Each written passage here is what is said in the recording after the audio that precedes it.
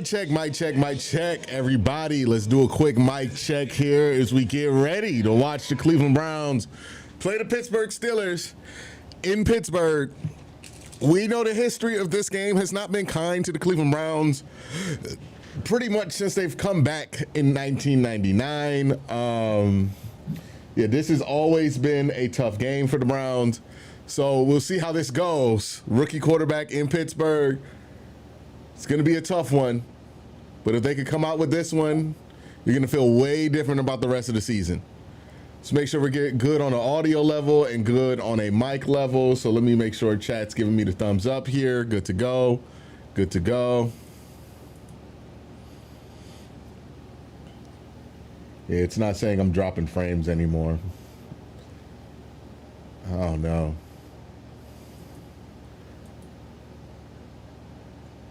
It's been so strange, bro. Like, OBS has been taking up so much system resources lately.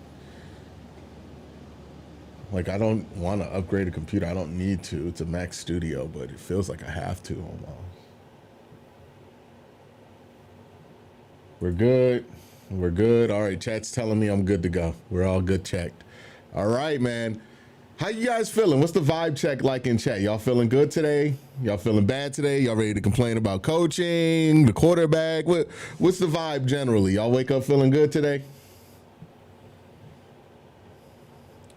Got a super chat from Zane who says Q is in a Browns hat. We winning. I hope that's the case. I hope that's the case.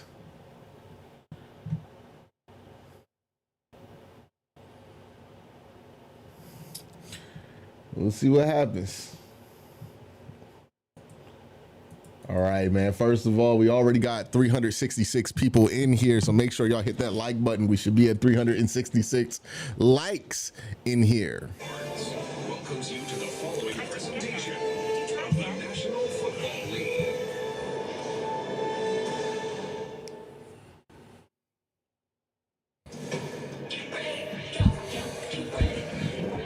This is Dylan Gabriel's first AFC North game, and you know you're not really the quarterback of the Browns until you play a game in the AFC North.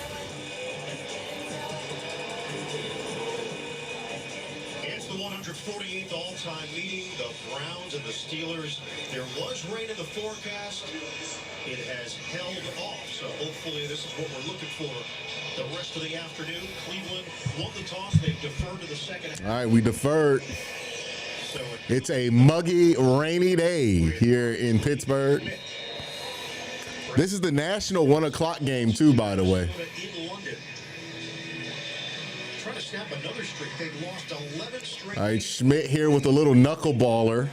Return man, Keyshawn Williams off the practice squad. And a good tackle by Joe Tryon-Shoyinka. 30-yard line. That's where the Steelers will open up with. All right, Browns defense coming off of one of the worst drives of the season, letting Carson Wentz come down the field 80 yards on him to win the game here. So very, very interested to see how they respond here. Look, Pittsburgh's going to try to get rid of this ball quickly. They lead the league in time to throw as far as being the short, well, not lead the league, but they're the quickest to throw team in the NFL. So they're not going to hold on to this long at all. And that's what they're going to have to do today. They're +7 in turnover margin, second in the league. And JJ, something we've seen quite. I expect to see a lot of screens to DK Metcalf today, a lot of Jaylen Warren in the run in the pass game. Jaylen Warren, but they're not going to test this Browns defensive line. 2 weeks ago in Ireland, Rodgers to throw. And a big play already to open the game. Oh, and he fumbled, but it's out of bounds. Tyson Campbell wearing number 7 for the Browns. What happened on that play? Darnell Washington. And just nobody picks him up. Nobody picked him up early on in that coverage. Washington, they're going to run the ball and try and set the tone. And then the Pittsburgh Steelers just slip Washington behind the defense, and nobody saw it coming. Rodgers finds him for a huge play. Yeah, of course. We're looking for a big play. Let's go to the 300-pounder run out of the game. Not a great start for the defense. Blown coverage there. Pat Freiermuth has not had a huge role at the tight end position compared to previous years, and Washington is finding a niche. 1st and 10 from the 36 on the ground. Warren dancing.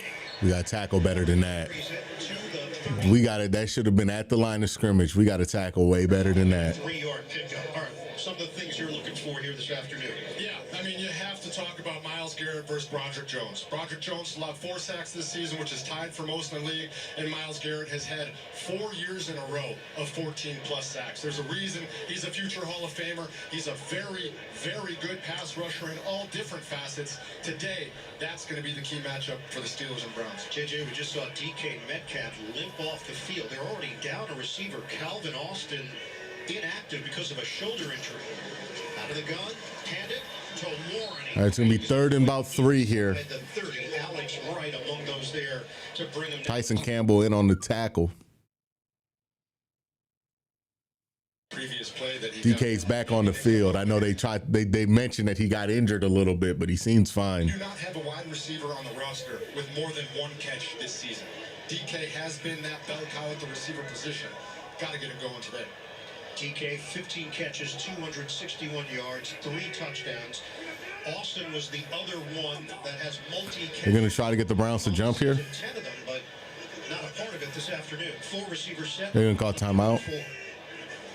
Single setback, Warren, Rodgers, pump, Rodgers delivers, and it's caught by Jonnu Smith, another tight end getting involved. It's good enough for a first down, and he took a pop from Grant Delpit. Really nice job in pass pro by the Steelers. I mean, they got us 2 ways here. Aaron kind of took the less damaging route there. He just took the curl there. What they really had was a rub route over the middle. DK Metcalf pops open. Good thing Aaron didn't see it because that would have been a bigger play there. So defense lucky to just give up 3 yards there, if I'm being honest with you. Multiple things went wrong on the back end. Talked to us in the production meetings about that hard count. They've harped on it, practiced it all week. They're going to have to use a timeout.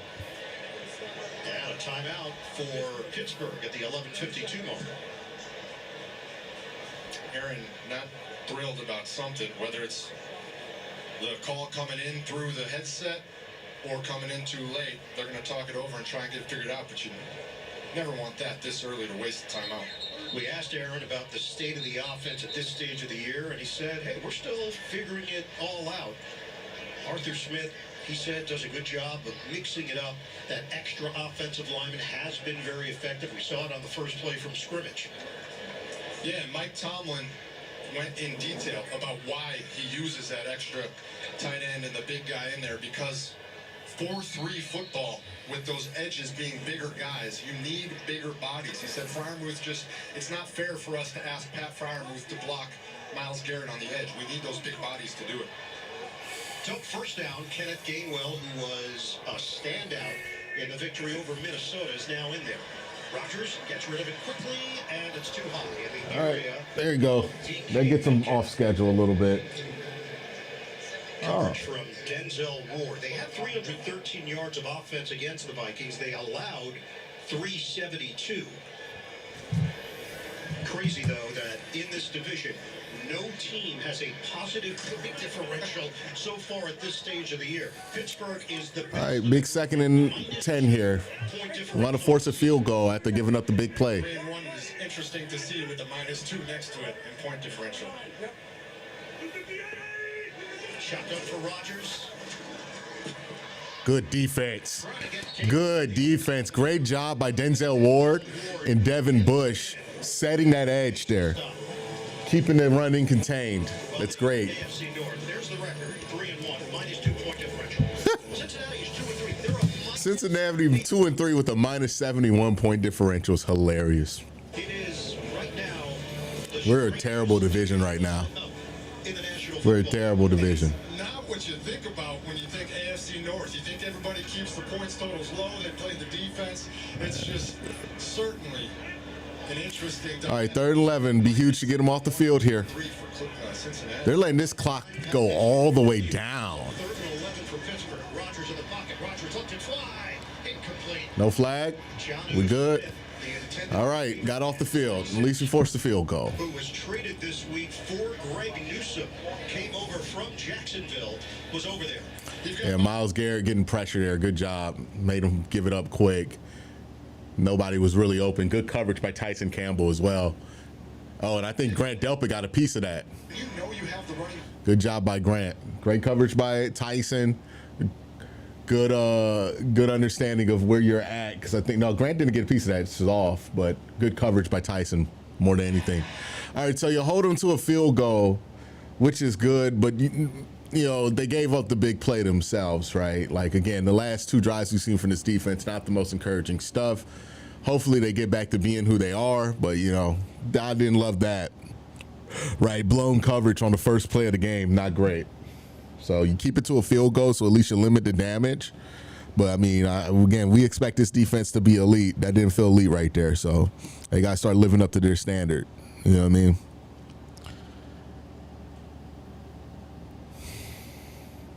See what the offense can do, if the offense can answer.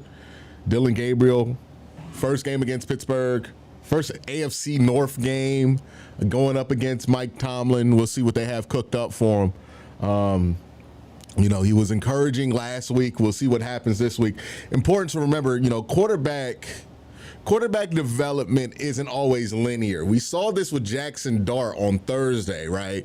Where Jackson Dart, first game, he's solid, right? The second game against the Saints, where you would think, you know, it's the easy game, he would dominate. No, he looked terrible against the Saints. The Giants actually lose that game because of Jackson Dart for a lot of that reason. And then you get to week 3 against Philadelphia, another team you think he struggled with. He had his best game. Right?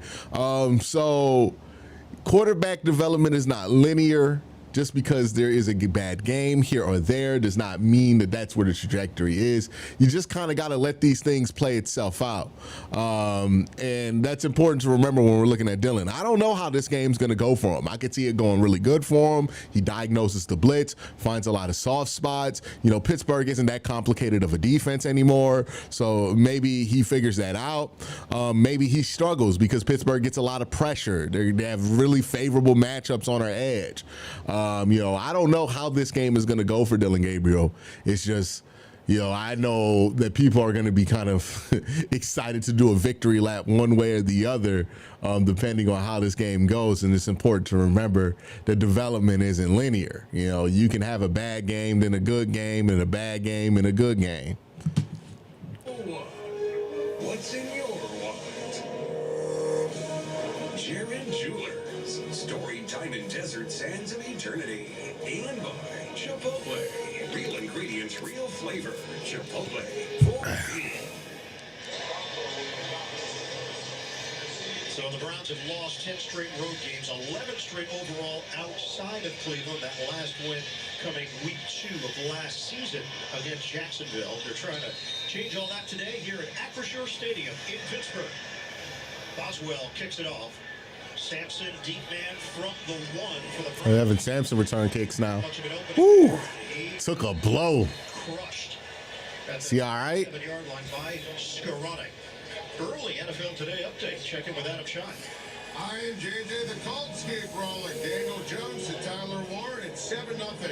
Warren 3 catches, 37 yards on the drive. I am JJ. Back to you. That's one of the interesting things about the NFL each season. Somebody emerges early where you just did not anticipate it. And at some point, you stop saying, oh, they're a surprise. No, they're legitimate. Colts have been that team early. 3 tight ends in this formation for Dillon Gabriel to open up, but they'll spread it out with an empty backfield on first. Getting a lot of off coverage indicators here. Judkins sets up Empty set. receiver. Gabriel, the lefty, gets rid of it, and nobody home. Steelers thought they had an opportunity at it. Gabriel looking in the direction of Jerry Jeudy, but he was dealing with pressure. A lot of pressure there. Inside pressure, middle pressure. They're all getting their hands up. Look, they're gonna try to clog up those passing lanes for Dillon Gabriel because he's short. Each and every year. KT Levinson is still the left tackle here. Games he started in college. Yeah, and extremely professional. We talked to.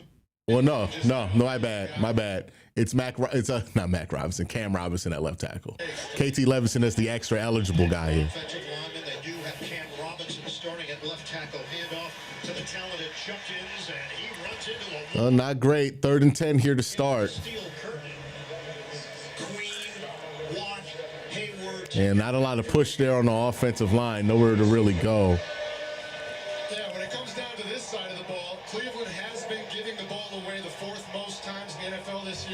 the Steelers have taken it away 10 times, but 7 of those have come in the last 2 games. They've really started to find their footing, and they're going to try and keep that rolling today against a rookie quarterback who didn't give the ball away against Minnesota in London last week. It was 6 interceptions from Joe Flacco in his start. There's a penalty here. Might be a free play. That was a wobbler. That's incomplete. Looked like the ball got tipped. You had Watt and Hayward in the vicinity penalty marker. Yeah. You're going to get 5 yards here. It's TJ Watt. Ron Torbert delivering the news. Year number 12 as a referee. Settle in here. 3rd and 5 now. So it's more convertible. Yeah, so as a pass rusher, what you do is you put your hand down where the ball is, and then you look over to the ref to see if you're okay. Clearly must have gotten the okay, and then once he put his hand and his head up in the air, probably crossed into that neutral zone territory. So it sets up a 3rd and 5 here for Cleveland. Dylan Sampson in. He releases out of the backfield. They'll stack it to one side for Gabriel. Go underneath. There you go. Nice. Nice throw. Good convert. It's Jerry Jeudy. Steelers came away with a football at the end of the play. They're saying he's down. But it's a complete catch and a 1st down for Cleveland. Yeah, they blew the whistle. Yeah, you're going to have TJ Watt out here on the edge. Good job by Dylan here, right? Staying in that pocket, just ripping it over the middle. Out for a nice incompletion. That 3rd down. Yeah, they whistled it dead. Meaning a drive extender for the Cleveland Browns. It's 12 yards through the air. All right, let's reset here. But he was already down. A little bit of space. Alex Highsmith cleans that up. He got a good. Alex Highsmith won that rep versus David and Joker. There's going to be a flag here. Might be a hold on one of the secondary members. Highsmith, high ankle sprain in. Oh, it looks like it might be on Joey Porter Jr., whatever he was doing with Jerry Jeudy. It's good against both the run and the pass. They're debating it. It might get picked up. Has been a phenomenal fill-in for him as he's been out. After the play was over, personal foul, unnecessary roughness, offense, number 3. I only saw the end of that. I have to see where it was unnecessary roughness on Jerry Jeudy. Hands to the face, hands to the face. He stiff-armed them back. 4th, but then once you get up into the face mask there, Yeah, Jerry took it further. He took it across the line. Joey was doing some bullshit, but Jerry took it across the line. Browns. Can't have that kind of shit, man. It's hard enough for us to get yards on offense, right? Like, can't have that kind of shit. Now we're talking about what? Is it 1st and 15 now? 3 of the Steelers. 1st and 20, 2nd and 20. That's a drive killer. What the fuck, man? So they play close games. Browns go with 2 tight ends, Njoku and Fannin, the rookie. Gabriel trying to get rid of it quickly, and he does. Out to the flat, making a man miss, Dylan Sampson. And he got hit down low by the Pro Bowler Jalen Ramsey on the play. It's a 4-yard gain. Yeah, it's a great tackle by Jalen Ramsey, who we weren't sure if he was going to be able to play today after getting a hamstring injury in Ireland, but the bye week certainly helping to get him back out there. Can't have that, man. You can't have that. You cannot have that, Jerry. Right here at 3rd and 19 is exactly the opposite of that. You don't want to put him in these situations where a great pass rush is Just throw a screen. and be able to get up there. Gabriel avoided big mistakes last week against Minnesota. It wasn't quite enough to get the win. Shotgun throw, and it's dropped. Boy, Jerry, you are not making life easy on yourself right now. I mean, bad penalty. Look, that wasn't going to convert, but you just got to catch it, you know? You just got to catch it. That's right there in front of your face. I don't know what you're jumping at. You got to catch that. Like, you're getting in your own fucking way now, man. Like, whatever you need to get right, you do it and get right, because this ain't it. This ain't it. I don't even know what chat's saying, but I bet they saying some vulgar shit about Jerry Jeudy right now. It's some unspeakable stuff. I don't even want to read it. And bad fucking punt coverage again. Ah, God. It's that Pittsburgh game. There's a penalty marker back. Please. 17. please. Mike Tomlin was looking forward to Keyshawn Williams getting an opportunity in the return game, elevated from the practice squad. You said it, Ian. They were really excited about the It's coming elevation back. of Keyshawn and his ability in the return game. You saw it there, but looks like it's possibly coming back. 47-yard return after the 52-yard punt.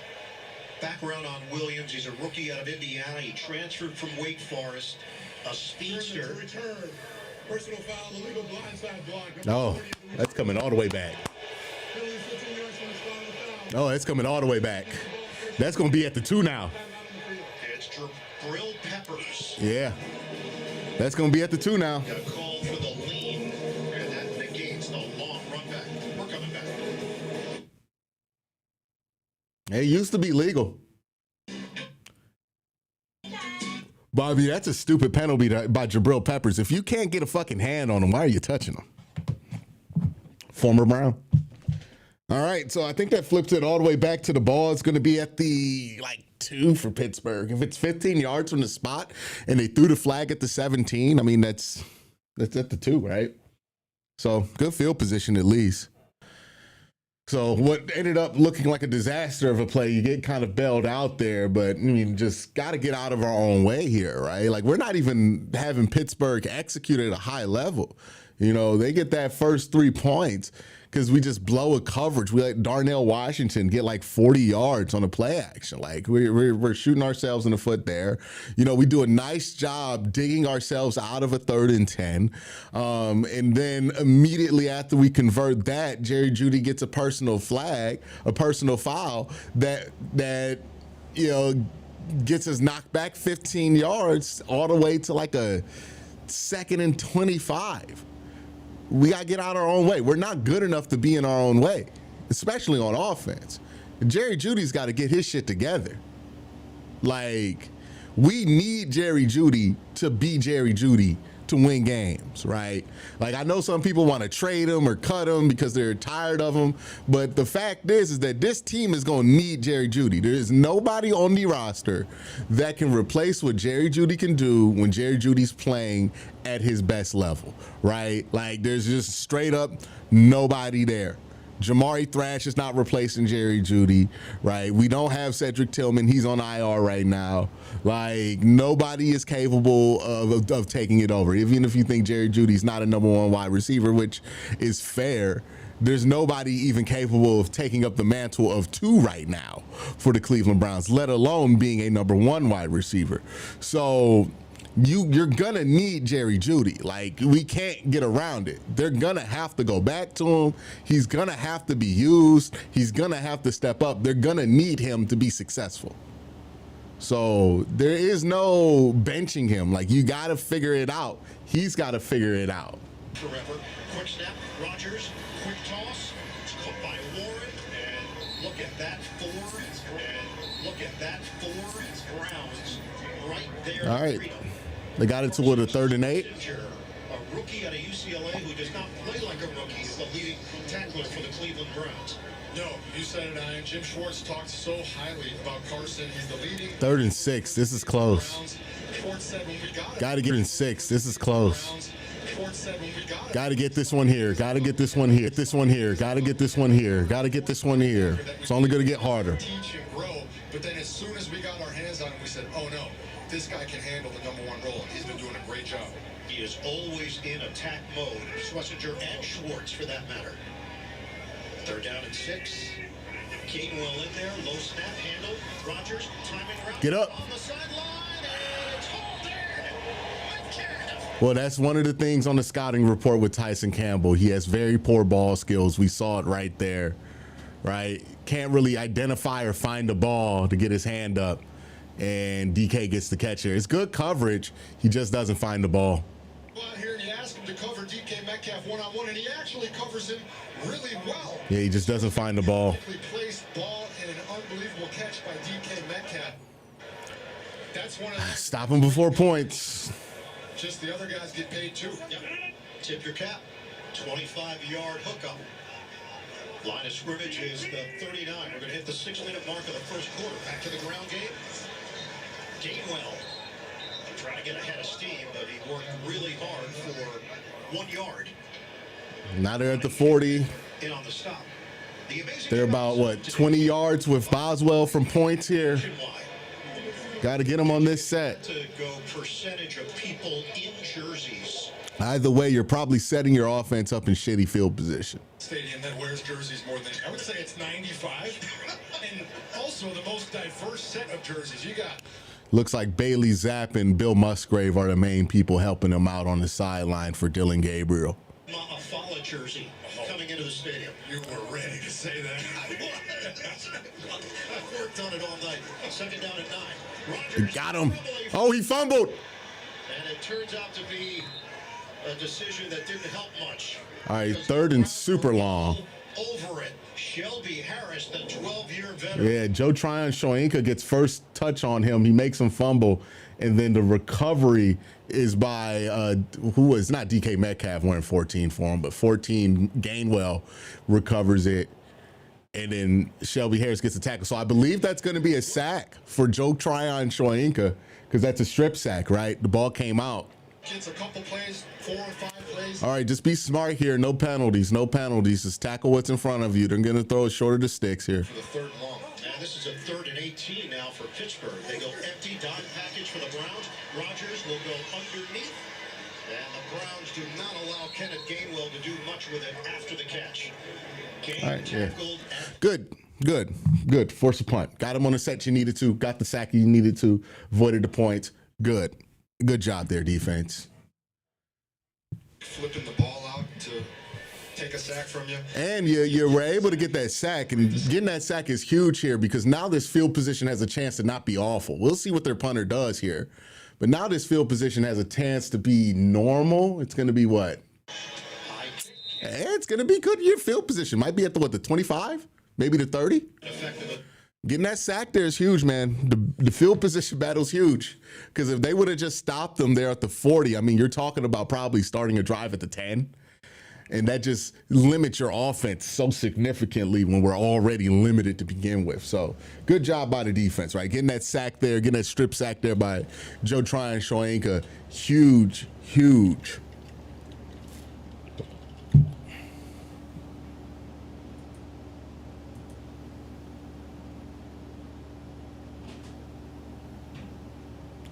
So I don't think so. Nick is asking, why am I still calling it a sack? It was a fumble. If the quarterback fumbles the ball in the pocket while they're being contacted by a defensive player, that's a strip sack. Like if he got stripped of the ball because of the defensive contact, a strip sack is when you fumble the ball in the pocket. They called it a pass? There's no way that was a pass. Either way, the result's the fucking same. Who cares? It's semantics. It was a shovel pass? Oh, I thought it hit the ground and got recovered.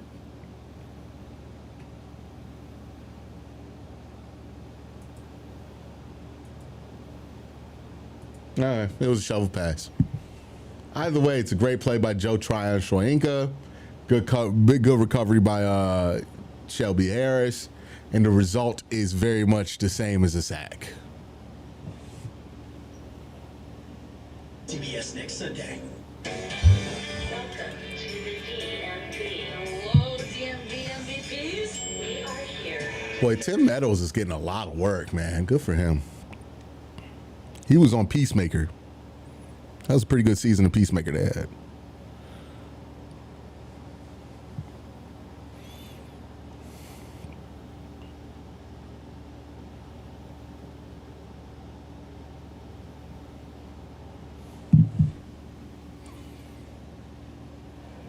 The NFL on CBS is sponsored by Wingstop. Bring the flavor.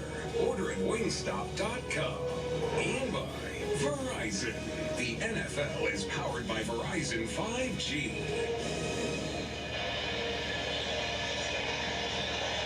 Rejoining you here in Pittsburgh, where the Steelers lead it 3-0.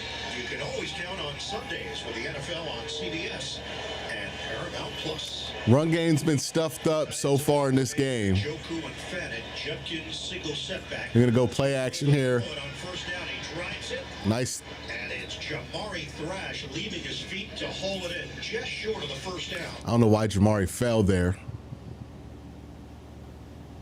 I want to get him on the move and create some throws that Oh, okay. That ball got low on him. lead him. Good catch. It's a clean catch for the second-year wide receiver out of Louisville. 6 offensive linemen here for Cleveland. That covers 9 yards and a second down and 1. Handoff. Good job, Quinn. Will have enough. All right, first down. Tackle made by Patrick Queen. Staying ahead of the sticks so far. Down with Quincy Judkins, we asked him, hey, is this what you visualize, getting off to a great start as a pro? He said, no, I visualized wins. I don't care about the individual accolades. I want team success. Ding, ding, ding. Right answer. That's exactly what you want to hear if you're a Cleveland Browns fan, if you're a coach. Hey, if you're their PR guy, that's what you want your star running back saying. But he's been doing all the right things on the field. He's a speed runner. He's a power runner. He can do it all. 2 running backs in there. Judkins is joined by Sampson. End around to Sampson, and I don't think that's going to do shit. All right. Angled out of bounds. Alex Highsmith helps secure that area. Well, they're trying to get Sampson more involved. I know a lot of people were wondering what happened to Dylan Sampson. How is he going to be utilized? Well, with the shortage of wide receiver, they're going to have to play him a lot more now, you know? Tomlin said, we have to stop number 10. We have to stop Judkins, put the ball into Dylan Gabriel's hands. So far today, the Browns haven't quite pounding it down inside with Judkins. They've been doing a little bit more on the edges and some throwing. 2nd and 8's probably not a place they're going to continue running it. Gabriel is going to throw it, and it's over the head of Judkins with a penalty marker down at the 44-yard line. Cole Holcomb supplying some heat. What's the penalty? Is it going to be a hold? It looks like a hold. 1 penalty so far on Cleveland, 2 against the Steelers. Illegal use of hands to the face. Defense. Okay, that's good. 5-yard penalty. I'm at a first down. We'll take it. And it's Jabril Peppers. Jabril Peppers with 2 big ones. And fellas, that game within the game that Mike Tomlin was talking about in terms of stopping the run also goes with how they're going to deal with Joel Bitonio, Ethan Pope. Yeah, we're probably not going to see much Jabril Peppers for the rest of this game. Starts together. It all starts with them. If there's one team in this league that probably is led by those 3 on an offensive line, it's this Browns squad. Yeah, and Browns head coach Kevin Stefanski said he always looks forward to those Cam Hayward, Joel Bitonio battles. That's one of those old school AFC North interior line. Bitonio is a 7-time Pro Bowler in his 12th year. So we'll get some time here. Yeah, the second drive of the game for the offense. I mean, first drive is hard to really have any takeaways on. The penalties really derailed it, right? It's more or less Jerry Jeudy's got to get out of his own way right now. Hopefully he does. We need him. And then this drive so far, I mean, it hasn't much happened, right? Like 3 plays, a penalty by Pittsburgh. You know, we really haven't seen much of the offense here in the first quarter. He said, I don't want our young guys to be surprised. You know, guys like Derek Harmon and Y.A. Black, they need to be ready for the fight.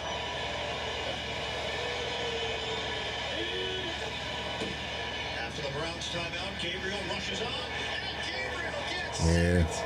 Jalen Free runner by Jalen. Oh, it looks like Jalen hurt himself.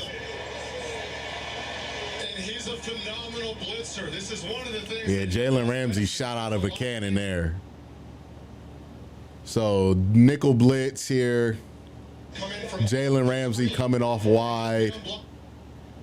We just had nothing there for it.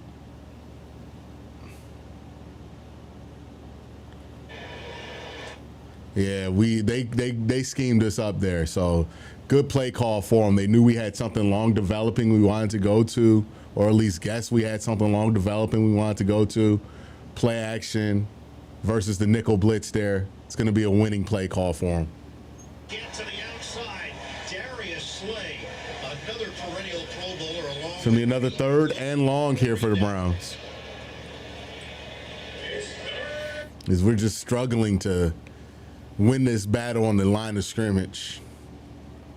So well out on those edges, being able to make guys miss.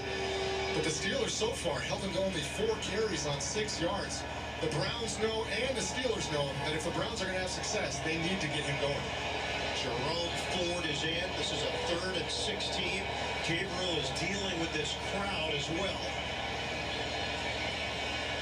Herbig, Highsmith, and Watt on the field. Gabriel, the pass underneath. It's caught by Larvidan, and he breaks away. But they whistle him down at midfield. Darius Slay got over there defensively, and that's where the drive will halt. I don't know why they ruled forward progress down right there, though. Yards. This is what the officials were looking at. He's ruled down there, and the whistle. Larvidan was open for bonus yards.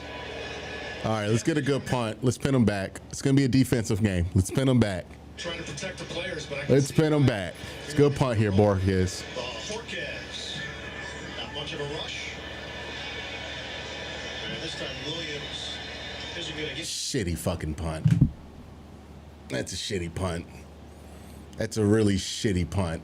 You're better off just punting it out. How did he? Come on, man. That's a really shitty punt, man. Are you kidding me? So the Steelers will have better field position than. Come on, special teams. Well, for Pittsburgh, it has been sheer dominance in this stadium. Yeah, one more week punting like this, and I'm ready to go look for a new fucking punter.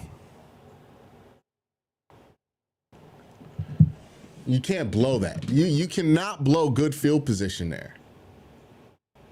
Regular season? It's been a long time. 2003, the last time Cleveland won in Pittsburgh. Caleb Johnson is in, the rookie out of Iowa. Only 5 seconds left in the first. Hole is there, and Johnson runs through it. Good block for. Can't blow good field position there, man. Can't blow good field position there. Defensive affair, the Steelers and the Browns. Especially we're trying to win a defensive battle. You can't blow good field position there. You got to at least get the positive field position out of that.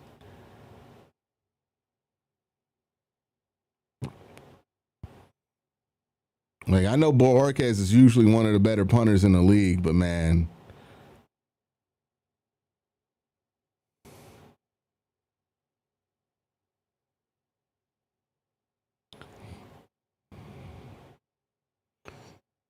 he's been bad this year. It's just not been good. Not been good enough.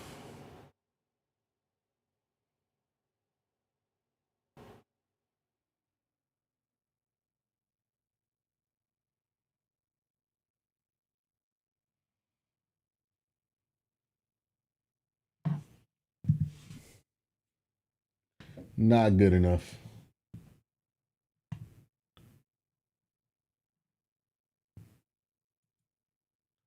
Y'all already looking for who to blame. It's the fucking first quarter. Wait till the game's over to blame somebody. Jesus.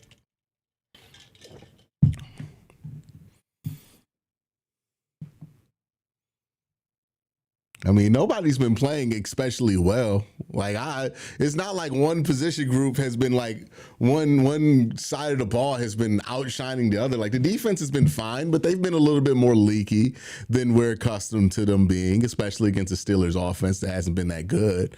And this is the second week in a row you could say that.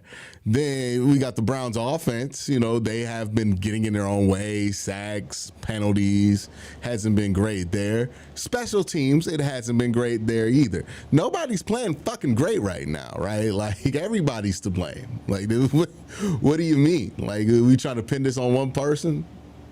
I guess. Everybody's not playing well. Everybody's not playing to their best right now, and this ain't good enough right now. So we need it to be better for these next 3 quarters so we can win this game. Like, enough of the fucking blame game. So tired of it. Just pointing fingers nonstop.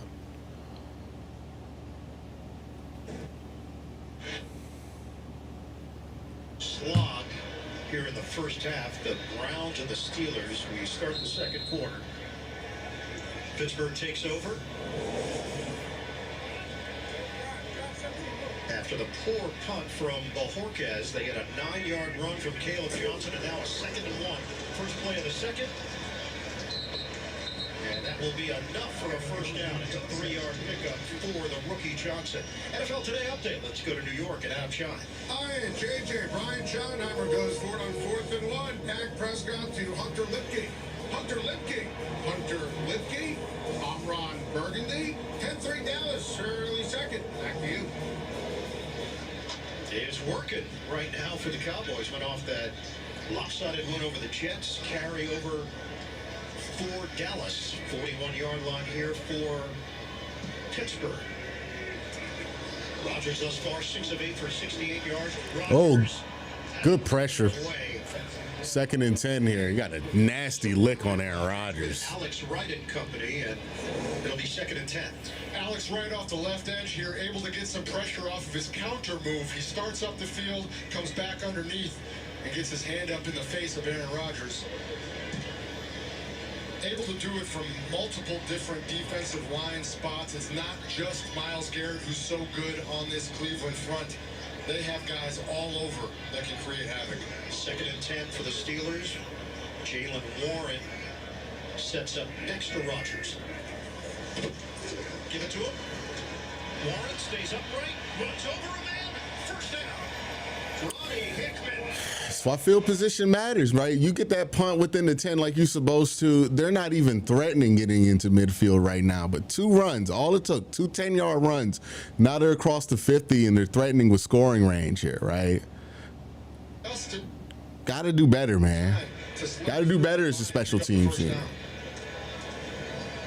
Like 20 yards of offense. For the Pittsburgh Steelers, starting to see the run game get it going. It was Gainwell in their last game with Warren inactive. Back-to-back Warren. Takes it right up the gut and carries to the 45. It's a 3-yard pickup. Got to get him at this set here. You want to stop him. Honestly, you can't let him get anything closer than like a 2nd and 3. I mean, a 3rd and 3 or 4th and 3. Defensive rankings could have some staying power. They're legit. Yes, absolutely. Their defense is great. Jim Schwartz knows what he's doing. And I asked him because I've been on some of those teams where your defense is rolling and their offense hasn't scored more than 17 points yet in the game. I said some of those teams can fracture and start to divide. And he said, no, this one is staying tight, staying together, and looking forward to improving in all categories. Number 2 in team defense, number 1 against the run, number 4 against the pass. Again, just a 5-week sample. Pitch it from Warren. Takes on another tackler. All right. So at the 40 now, if you stop him here, it's a 55-yarder, so they're going to get points here if you stop him. Well, they're going to have a chance at points. It's a work in progress. Yeah, and you look at that and you obviously see the stark difference. But Jim Schwartz and that defense also not afraid to put some accountability on themselves. They said last week against Minnesota, we had a chance to win the game with our defense on the field, and we're the ones who let them drive it down and score the winning touchdown. This is a 3rd and 3. Gainwell checks in. He'll shift to the other side. Fryer moves something quick here. Shotgun for Rodgers. It's a run, and it's Gainwell. Can't let him get that. For a first down. Another good block from. You can't let them get that. You cannot let them get that if you're the Browns defensive line. Got to make that tackle. Starting to find this run game successful, and they're doing it sometimes out of the shotgun, as you saw there, which can get great pass rushers to rush up the field just a little bit, thinking there's a possibility of pass and give you some lanes underneath to run the ball. And these 2 running backs for the Steelers, Jalen Warren and Kenneth Gainwell, taking advantage here on this drive. Rodgers said that Gainwell has the ability to be a lead back. He's smart, he's talented, he's great in the locker room, terrific attitude. They fake it twice. Rodgers, too high, and that's a big target. Washington is 6'7", and Rodgers couldn't hit on it. And you see it on his face. He knows he just missed him. And it's hard to miss a 6-7 target, but he's frustrated that he just missed him because they ran some really nice redirection in the backfield to keep the front guessing. And then they slip Darnell Washington open, and he's just not able to hit him.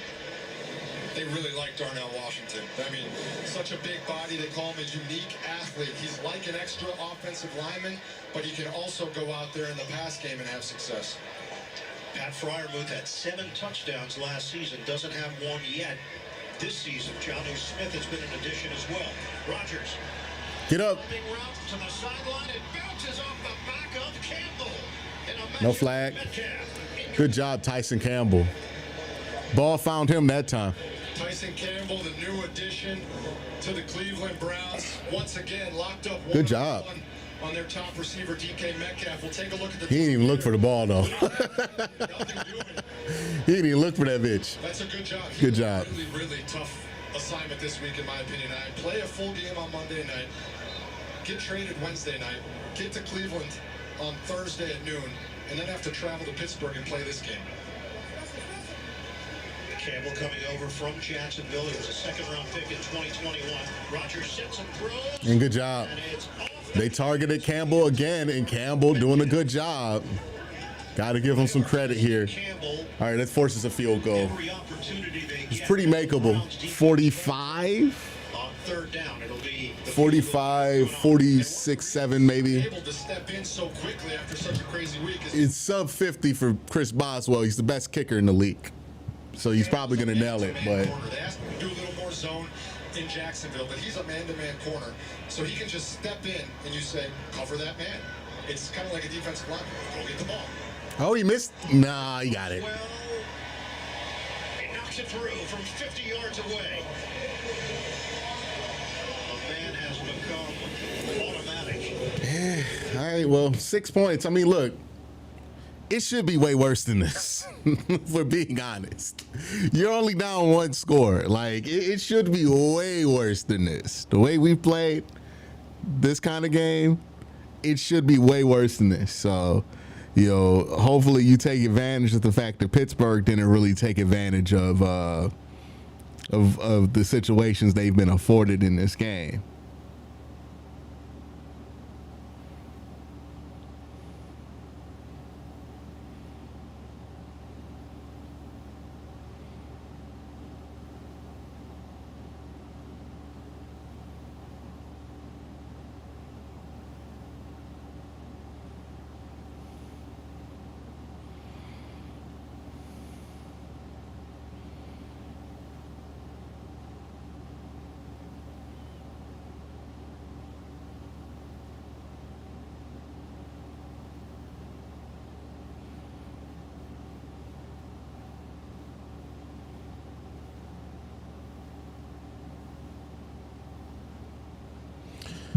So, I mean, look, it hasn't been a great start from the Browns here. I don't think on all 3 phases. The defense has done a good job of containing some of the damage, but I also think the defense has kind of put themselves in situations. Well, not put themselves in situations, but not executed in situations that could have kept points off the board entirely. So, you know, I'm not sitting here thinking that the defense is playing amazing either, right? The offense, obviously, you know, it's been nothing really there. I mean, you've gotten to the 52 times, but you haven't turned that into points because of penalties and sacks and just basically getting in your own way, right? Jerry Jeudy, big penalty, right? Like, you're getting some help from Pittsburgh with penalties as well. You're just not taking advantage of it. It's not good.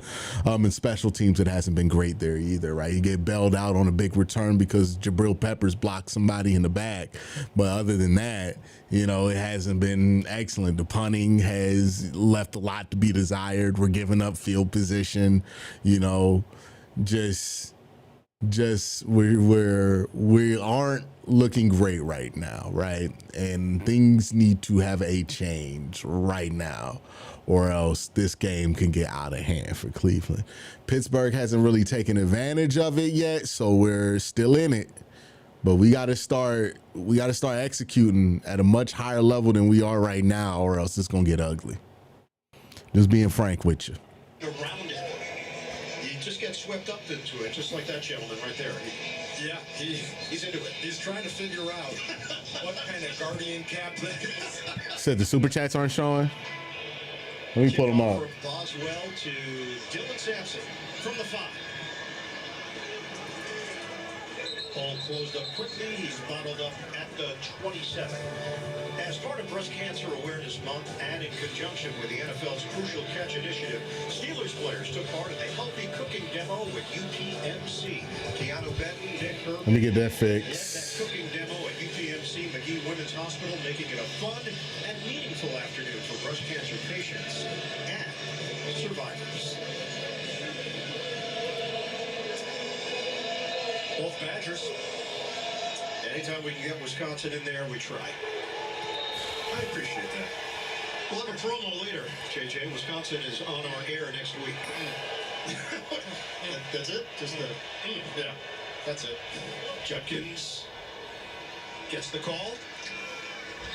A little bit of something there on first down. 31, hit by the rookie Derek Harmon. Rookie against rookie as we send it to Evan Washburn. Well, and you've touched on it. 2 big trades this week for the Browns, sending Joe Flacco to the Bengals, and then Greg Newsome II to Jacksonville for Tyson Campbell. The Newsome-Campbell deal was more of a scheme fit, also some contractual aspects to that, but the Flacco move, that was the surprising one to the locker room, to all of us on the outside, and it's had a ripple effect. Now Shedeur Sanders gets his first game as the true backup quarterback here in Cleveland. That is correct. Shedeur has the headset on in uniform. He is the backup quarterback for the first time in his young NFL career. The rookie out of Colorado. 2nd down and 7, extra offensive lineman. It's Sampson. All right, gonna be a 3rd and short here, so at least we're getting that. And Queen got a piece to limit him to a 3-yard pickup. Judkins gets a lot of attention. Sampson's a rookie as well. 4th-round pick out of Tennessee. TJ Watt going for the ball there, retrace and punch for it. Good job by Dylan Sampson holding on to it. The rookie class in general for this Cleveland Browns team has been so good. There's a lot of pride. You can sense that they believe they're the class to turn it around for this franchise. All right, I think super chat should be working now. The rookie Gabriel facing a... Looks like I don't know what the play is. 27 to go in the first half. In the pocket, Gabriel in trouble. Flags down, and Gabriel gets dumped. You had a number of Steelers that decided to meet at the quarterback. So if you're TJ Watt, just get out of there and celebrate and get the crowd pumped up. Yep. Yeah, this was just a... Offense number 68. All right, super chat should be working. That's a test one. That's a test one. car crash at the quarterback. Everybody coming in at once. First, you're going to see Patrick Queen. Yeah, I mean, Pat Queen does a good job lurking there. Dylan not throwing it, probably a good idea, because if he throws that, the underneath, the drag here where he's supposed to go with it, that's going to be a pick 6. So he does a good job not going with the mesh there, right? But doesn't get enough time to work on the other side. So offensive line's getting blown up. One of the things we talked about this week was this offensive line was just a bad matchup for the set of pass rushers. This is a good punt here by Bojorquez. Let's see if we can cover it. And we cover it well. All right, but one of the things we talked about was that these pass rushers were a bad matchup for the issues that the Cleveland Browns were having, specifically at the tackle position. And on 3rd down, we're really seeing that play out. I think we're also seeing it play out in the run game as well. You know, right now our offensive line just losing the battle at the line of scrimmage, and it's not really allowing us to get anything off offensively.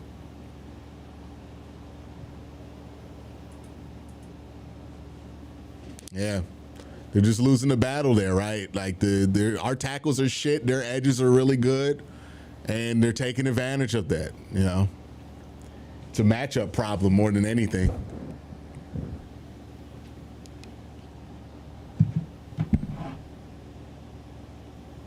Let me catch up on some supers because I know I missed some. Chris, appreciate the super chat, buddy.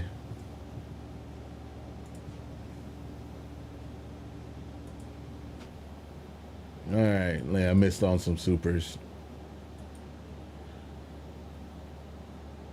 Okay, Zen Dot sent a super, said, just turned on my TV to Judy dropping the 3rd and 19. Should I stop watching now? Stephen Royer says, we like our receiver room, Andrew Berry. Yeah, I mean, he said he's liked rooms before and then completely wiped them out. I imagine this is going to be a similar situation here. The mentally, the vibe seems off with this team. Well, it's the first game after a London game. Usually the vibe's pretty off after that, but yeah, we'll see. We'll see if they can turn it around. Okay, Heat Slayer, 2 drives, 2 3rd and 15, 2 over 3rd and 15s to go. Yeah, it's a problem, right? BBB says they will keep Bojo all year to make sure he's bad. Well, I mean, with Bojo, that's more justified because he has been excellent before. He just had a good punt right there. So maybe you work it, you live with some down punts from him, but I don't know, man. We'll fucking see. The Guru says we need wide receivers. I don't think wide receivers are helping you as much in this game as much as better offensive line play at the tackles would help you, but wide receivers are still bad here. James Wallace says Gabriel missed high 3 times already.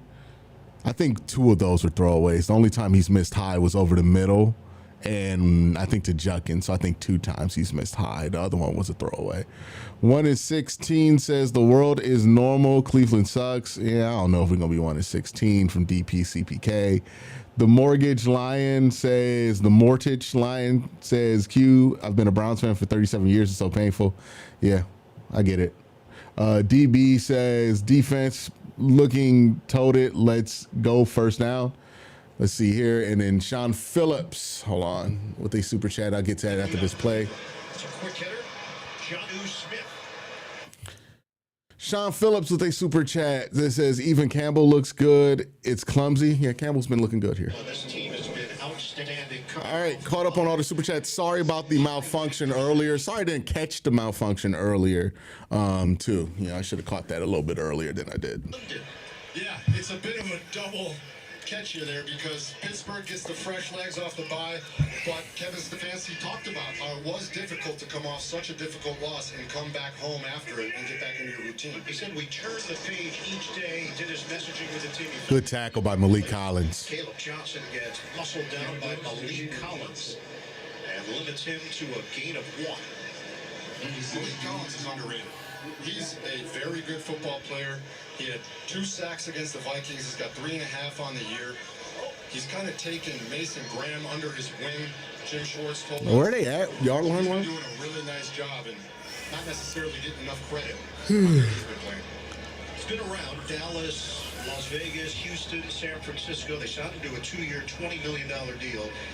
Brings a world of experience in the trenches. 3rd and 3. Rodgers goes the other way. Nah, he ain't making that. Some room, but he doesn't have the foot speed and the flick to Jalen Did he catch that? I want to see the replay. into the Rodgers. I want to see the replay. That looked like his predecessor in Green Bay, Brett Favre.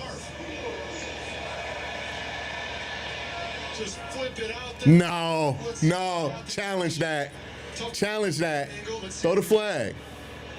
The question, did he trap it? I don't know if we got a good look at it. I thought that would be a better look at it. Continues. And of course, we give up a big fucking play. Thanks for making the Browns fun to watch, Q, from Quentin Spruggs. Thank you, man. Comes down to these oh-so-close moments because this easily could have gone the other way with Campbell. You said it, Ian. Easily could have gone the other way, but now you look at those 2 plays and the momentum, the energy, the juice that it's brought. Again, I talked about this earlier, right? Like, it's not as bad as it should be right now, but you're really teetering on the edge of making this worse here. So Is in Cleveland territory. Off the fake, Rodgers looking downfield. Nah. And Rodgers is going to trot out of bounds. The old okey doke as Tryon Shoyinka gets over there defensively. Let's go to New York and Adam Shine. I and JJ, how great is this combo? Look at Sam Darnold to Jackson Smith and Chigma. My goodness, just fooled Cobb. 61 yards for a touchdown. 10-6 Seattle. The second, Jacksonville back to you. And Smith and Jigba is emerging as a star in this league. And Sam Darnold's doing a great job out there. Another one of those guys who's in a new place, but still having great success. 2nd and 8.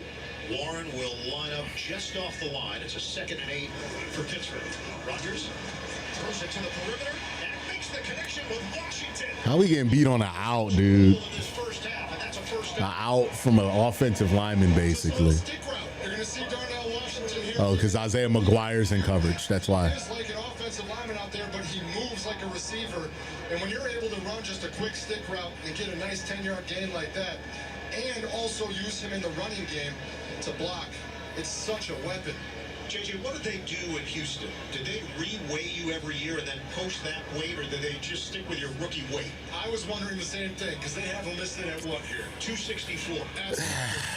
We need some plays to be made here on defense. Do you work at a carnival? There's Rodgers. And that time it bounces off of Washington, incomplete. Send it to Evan.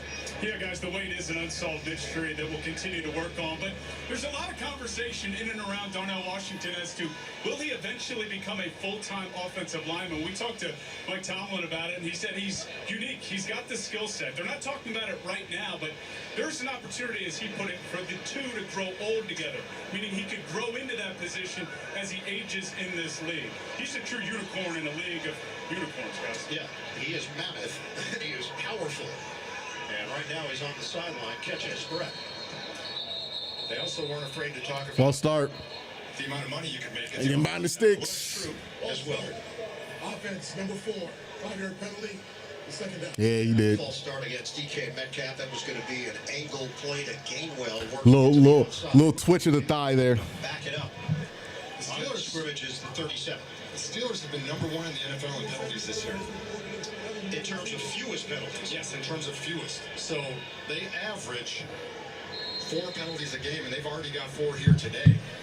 It's one of those keys. The reason they've been successful despite that negative 2-point differential is because they've been playing clean football in terms of penalties and turnovers. They're letting Rodgers roll out to tie our defense. No, they're just trying to misdirect us. Shotgun for Rodgers. Thank you for the super chat, Mighty. On a 2nd and 15, we're going to hit the 5-minute mark. Right, it's like judo.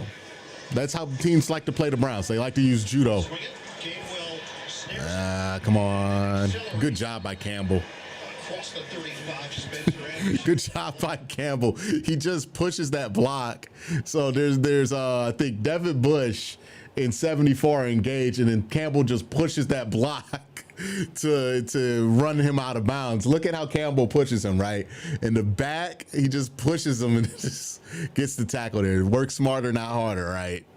Because if he had to readjust that angle, To Arthur Smith, the offensive coordinator, and that shows it's a that when problem, the block is right? out in front. They feel comfortable with him lining up. Got to get off the field here. Third-year offensive lineman out of Maryland, a 7th-round pick. Gainwell stays in there. This is a 3rd and 9. Rodgers. That's handled. Pass. And it's caught by Gainwell. All right, man. Again, this is not as bad as it could be. This really isn't. Being down 9, you could be down 21 here, right? So Pittsburgh's not really playing that well. They really aren't. There's an opportunity to take it, but we got to play much better, right? Like Pittsburgh, the way that they've been kind of like controlling both sides of the ball, they should not be in a situation where if the Browns get a touchdown before half, we got a chance to completely control this game because we have the ball after halftime too. So this middle 8 here, right? You know, I think if you're watching the Oregon-Indiana game last night, they talked about the middle 8, right? The last 4 minutes of the second quarter and the first 4 minutes of the second half, where a lot of things can change. The Browns are in a position here where if they can get right here in this middle 8, they could take control of this game.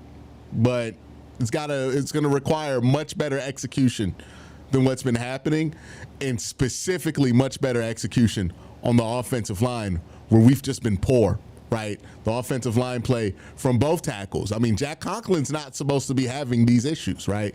Cam Robinson's supposed to be mitigating some of these issues. So, we're going to need better play from the offensive line if we want anything to happen here in these 8 minutes, the middle 8. But if we take advantage of the middle 8, we could take control of this game because Pittsburgh's leaving the door wide open for you. Wide open. They're going to have a 9-point lead. They should be up at least, double-digit points right now. So don't confuse this, right? The Browns aren't having a great game right now. Pittsburgh's not either.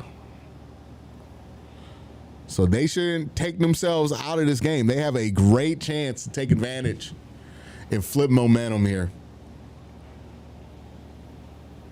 They have a great opportunity. I don't want to say great chance. It's not a great offense, so I don't think they have a great chance. But a great opportunity here at least.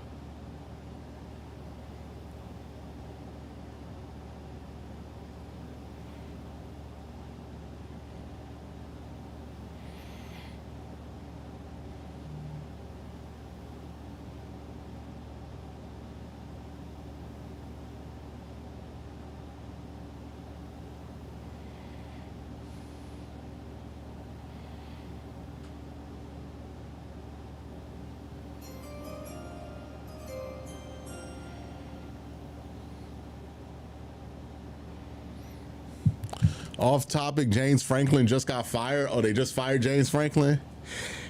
Yeah, losing to UCLA and Northwestern in a year where you had championship hopes. That'd do it. I say it all the time. Win-loss record doesn't get you fired as much as your expectations do. You have high expectations, low output, that gets you fired in the NFL. You have low expectations, low wins, that doesn't get you fired in any league. You know what I mean?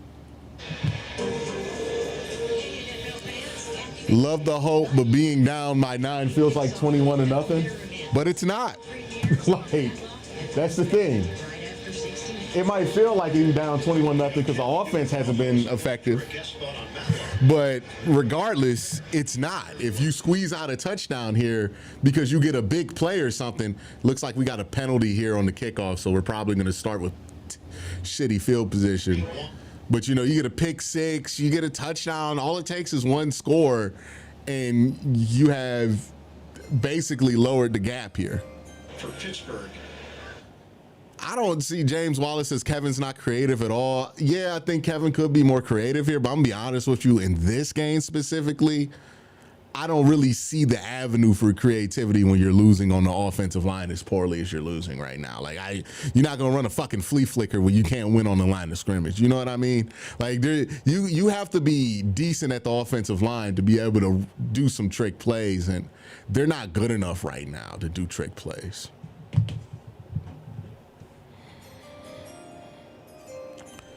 Q, our running game away. Well, I think we're just going up against a challenge that the offensive line, again, a lot of the offense stuff this week comes down to offensive line play. They're just beating us on the line of scrimmage right now. They're a better defensive line than we are our offensive line, and it's really obvious in this game. I think that's just what's happening. You know what I mean? Is our running game shitty? I don't know. But is our offensive line good enough to dominate the line of scrimmage against teams that can match them with talent? Probably not, right? So they're going to have to find another way to get offense here, or find another way to try to crease that defense, because right now just going straight at them, it's not working.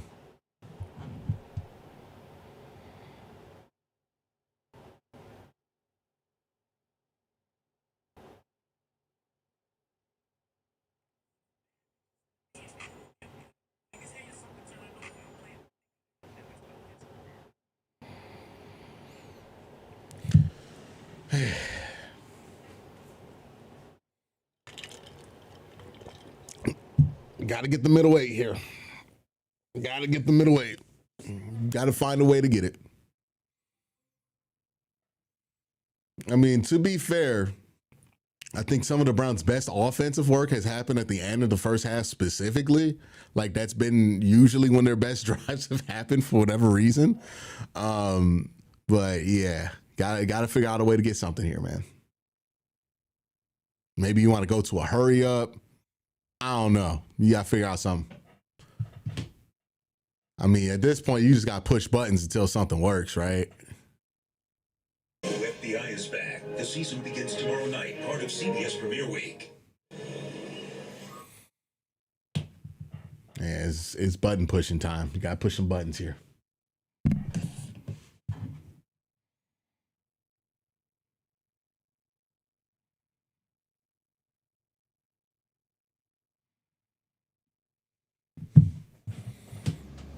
walked off the field. The knee just gave out right Ooh. there. Ooh, it's non-contact. And after the penalty, the Browns have it at the 15-yard line. Gabriel gets rid of it quickly to Judy, trying to create after the catch. Without our threat of our offense getting downfield, our run game will never work. We're playing in a phone booth. I mean, it worked fine last week without a real threat downfield, right? I think the bigger issue isn't that, right? Some weeks that's the problem, but this week right now, I'm just being honest with you, the issue is we're just not winning up front. And allow him to settle in. Like, it doesn't matter if they have 7 or 6. You know, sometimes you're running into a 6-man box against Pittsburgh this week. You're just not winning against their defensive line right now. In this second quarter, Gabriel. Good throw. Franklin out at PSU, coach, maybe Kev replacement. Y'all want fucking James Franklin? Nah, I'm not going for James Franklin, dog. The guy who's underperformed significantly at Penn State every year of his coaching career. Stepping up for his quarterback. I'm good. He makes a tough catch across the middle, contested. Let him go to like some American conference school. Hawaii. Dylan told us he looked up to him growing up. Football was something that they shared. He helped him in the front yard with his drops. He's been there with him, his entire family, over the course of his journey. And Gabriel. See what I mean? We're taking too many sacks. It's like our 4th or 5th sack in this game. That's been the issue. It's not even like Dylan's holding that ball long. You know what I mean? Like, we're just getting beat here. It's KT Leviston just lets a man through.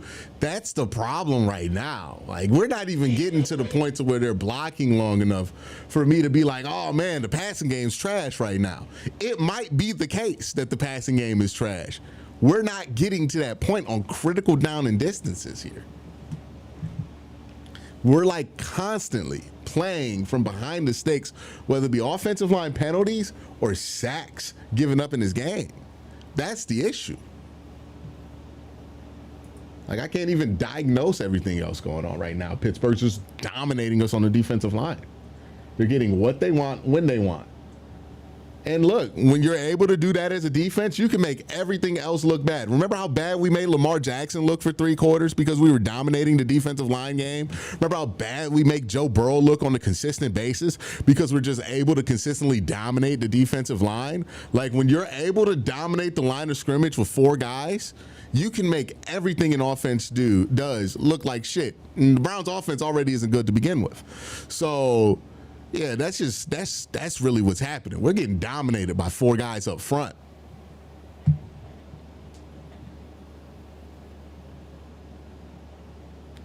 Maybe James Franklin goes back to Vanderbilt. And we look at let me look at this, see how many sacks we've given up. I don't know if they've counted the one that just happened here.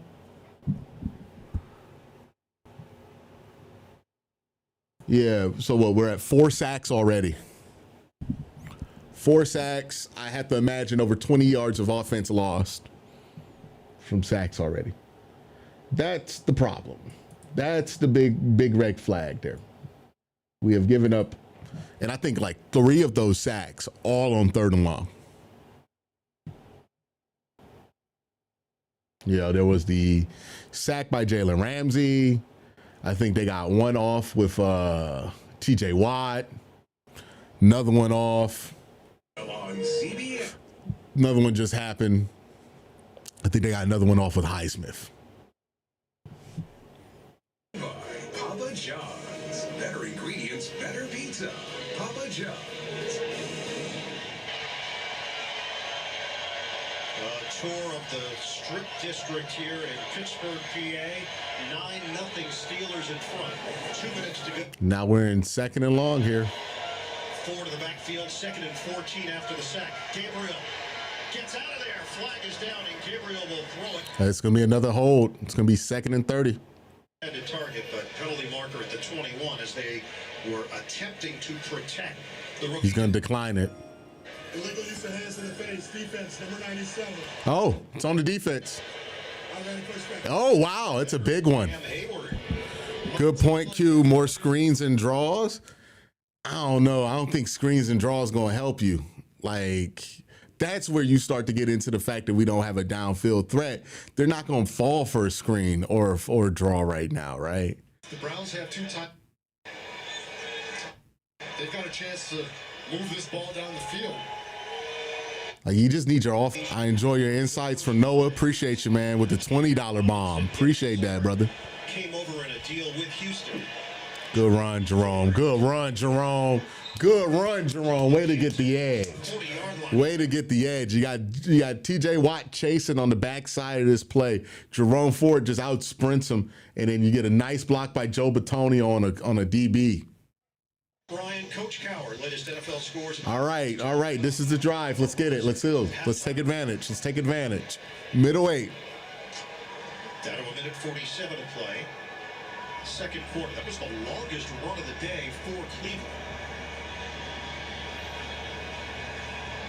Gabriel is 6 of 8 for just 47 yards through the air. Flag down initially. Free play. Will throw it, and he Good catch. Jerry Jeudy. There we go. That's what we need from you. to the 36.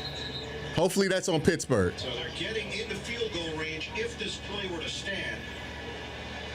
Early indicator is in line. Offense number 68 is going up in the backfield. Oh, just a killer. If you're a Browns fan, Cam Robinson, new to the team. Huh? It's right here. You can see. I'm just going to show you this belt line right here. Back of the center's foot. So he's not clearing that belt line. That's such a petty call.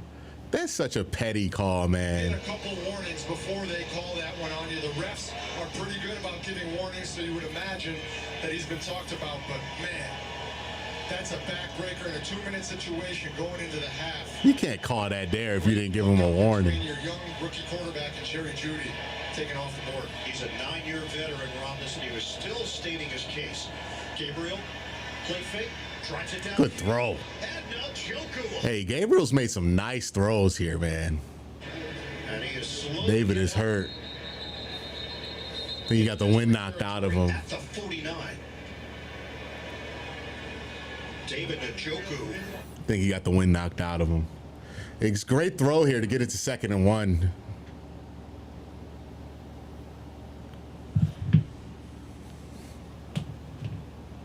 This is how you help out your rookie quarterback. That's a great throw. A couple plays ago, catching a contested ball across the middle. Here, David Njoku goes across the middle, knows he's going to get hit, but holds on to that football. And then for Dylan Gabriel, I know people have wanted to talk about his height in the past and getting balls batted, maybe not being able to throw over the middle. He's answering those questions right now. He's standing in that pocket, and he's delivering the ball across the middle of the field to his playmakers really nicely for that Cleveland offense. It was the former Brown, Juan Thornhill, that put the hit on Njoku. He goes directly to the blue 10. Interesting, the height question, it actually came up when we spoke with Quincy Junkins, and we asked him the difference between Flacco and Gabriel, and really the question had more to do with, is it a different type of pass or a different type of... He said, no. Where you get the ball as a running back, the handoff location. It was like a eureka moment for you. Good run. All right, we got plenty of time. One timeout, we got plenty of time. Really interesting. I never thought about the height of the handoff for a running back, and Junkins talked about that. Flacco versus Gabriel. Flacco is 6'6". Gabriel is listed at 5'11". Gabriel, sideline toss. Incomplete. Gonna get roughing the passer here on Patrick Queen. Came in real high. He kept his hands out of it and tried to do the not me thing. But when you come in face to face and you hit up that high, the ref's going to throw it every time. But there's also a flag in the defense. I think it might be offsetting. Full flags in the pocket. A third flag at the 31 on the sideline. There were fouls by both teams during the play. Pass interference. Offense number 3. Personal foul, roughing the passer. Defense number 6. Those penalties offset. Repeat first down. So Jeudy called for offensive PI, And Queen roughing the passer here at the... It's definitely a roughing the passer. On Gabriel. Yeah, just a launch. I mean, he goes up there face to face. That's for... Dylan really does throw a pretty ball. Yeah, when he gets the time to get one off. You can see he grabs on. Yeah, I don't know what Jerry's doing there. Trying to not give up an interception. David's back on the field. 1st and 10, a minute 3 to play. First half, Gabriel soft toss, broke it up. Larvadan, the intended target at Joey Porter Jr. It's a good play by Joey Porter. Crowd pumped up after the play. Joey Porter Jr. back. Got away with a little bit of a hold there, though. Man-to-man coverage, which he excels at, and is able to get to PBU. Setting up 2nd and 10, 1 minute left. Browns with 1 timeout. Going to try and get themselves at least into field goal range here. They have just 74 total yards in the first half. Still need a solid 8 yards for a legitimate attempt for Schmidt. Gabriel. Good throw. Good throw. It's a first down. Give him the first down. Right at the marker for good throw. Down, working against Porter. The Browns are top 10s in penalties again. I mean, that makes sense. All the shifting personnel they've had on that offensive line, that's going to create a lot of penalties. You got guys in and out. That's going to create a lot of pre-snap penalties for you. Well so far for the young quarterback. 55 seconds left on the clock. 6 targets, 4 catches. You got time. You got 55 and a timeout left to go, what, 35? Yards on this drive. They had just 34 total on the previous 3 drives. Ford remains in there. They blitz all out. Oh. Trying to feed it to Judy. Through 2 defenders on the play. Judy runs a little post route. You're going to see him coming to your... Oh, he got greedy. He got greedy. He got greedy. He wanted the touchdown there. He wanted the touchdown there, right? Because maybe you get that to Judy. He scores. Underneath, though, Isaiah Bond, you had a good chance to just beat the blitz, move down, get like 15 yards there. To throw off the timing. 51 seconds on the clock. 10th play of the drive. Ford out of the backfield. Gabriel from the gun. Protection holds. He swings it. Good catch. All right. Yeah, you're Dylan. Just don't take a sack here. You just can't take a sack here, right? Good job. Pick up a couple of yards on the play. Pittsburgh's going to call timeout. Timeout as 3rd and 10 comes up here. There's 45 seconds left. Oh, man, Mike Tomlin using the same clock management Kevin Stefanski used last week. Pittsburgh should fire him. Okay, Nate, it's just one smile, okay? One smile, and then we can... Mighty says the kid might have turned the corner. Let's let him finish the drive first. We still got nothing on the scoreboard, right? We can't just be impressed because of a couple of throws, right? You know, let him finish a drive, and more importantly, let him finish a game first before we start crowning him anything, you know? But it's been a nice drive from him. He's made some nice throws. I think he stayed poised. He's finding some answers versus blitz. Let's let him finish this drive out. Let's let him finish this game out before we start to give him too much sugar, though, you know? So off the Steelers timeout, it's a 3rd and long for Cleveland.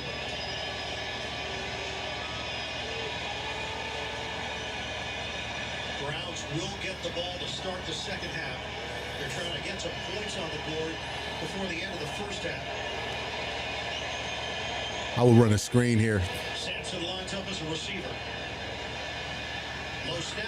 Gabriel throws it. They got it. Catch made. Move made by Sampson, and he spun. Oh, Sampson. First down initially, and it looks like they're going to give him that forward progress. They gave him the forward. Queen got over there. He almost fucked himself. I ain't gonna lie. It did look like that spin around might have taken him back behind the line, but the forward progress gets... Final timeout has been taken. So it looks like he has it there. That's tight. Oh, they're saying that the spin wasn't him, though. Favorable spot. The spot's on the review. Sampson sensed that. Great look at it there. He had maybe some room on a spin, but it actually worked against him. That is a first down for Cleveland. All right. That last look was a really nice look by our crew. It looked like he did break that plane to get the first down. Here it is. Hey, I think Shador might come in on a QB sneak. It's like he has that ball in that left hand and crosses it. He had his helmet on. So the ball is spotted just inside the 25. Judkins is back in there. 38 seconds on the clock. Gabriel steps and throws. Catch is made by Fennec. Get back on the ball. Another rookie contributor. Get back on the ball. Get back on the ball. Get back on the ball. Get back on the ball. Get back on the ball. Get back on the ball. A 5-yard pickup. And that clock's rolling because they have no timeouts left here. So Get the first down, spike it, throw it out of bounds, and you can't get the first. line. See if you get 7 instead of 3. Clock ticking down to 15 seconds left. All right, best of both worlds. He's out of bounds. Stop the clock. Just trying to get out of bounds. All right. 11 seconds remaining. All right, one play here. 8 yards. One play, no sacks. Halftime report. End zone or nothing. One play, no sacks. End zone or nothing. Halftime report. End zone or nothing. The offense hasn't been doing much all day long, but this 2-minute drive is I'm telling you, our 2-minute offense is the only thing that's good about our offense. calm and composed, delivering the ball to his guys, and his guys making big plays. Hey, 13 plays, 74 yards. on one. Shots at the end zone here if you want to. Mike T is going to call a time. All right, they gave us some time here to think. Third and final. Charge timeout. All right. I don't know why Pittsburgh took that timeout now. They're not going to get the ball back.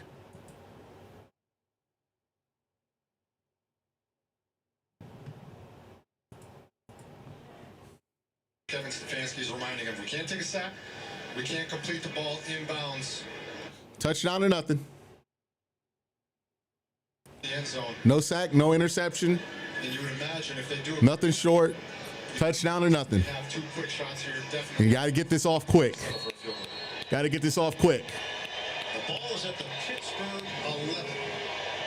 Basically, pick a one-on-one you like, give him a corner, throw it to that corner. Shotgun. Gabriel Can't throw that. underneath, and Ford gets out of All right, kick the fucking field goal. And that's dangerous because if he goes out of bounds sideways or backwards, that clock keeps rolling. You have to go out of bounds moving forward for the clock to stop. And Yeah, that kick was the field close goal. to it there, but the offense on the field, 7 seconds left. This is going to have to be a real quick shot at the end zone if you want to take one.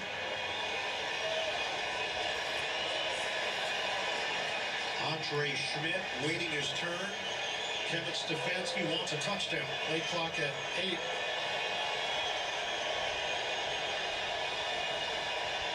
Seven seconds left. Gabriel fires. Incomplete. Okay, Looking for Njoku. I don't mind it. It's a middle seam shot. It's a fine enough ball. It's fine. All right, kick the field goal. Other situation. Right, take a chance at it. You get a one-on-one there with Pat Queen.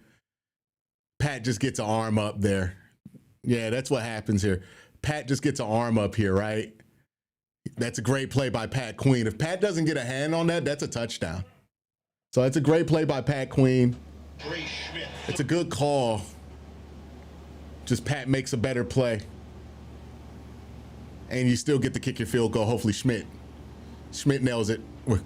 We're good. We needed the points. Now let's try to get the ball back at the half and win this middle 8. 9-3. Steelers. Set a 12-minute timer. Browns with a long drive to end the second quarter.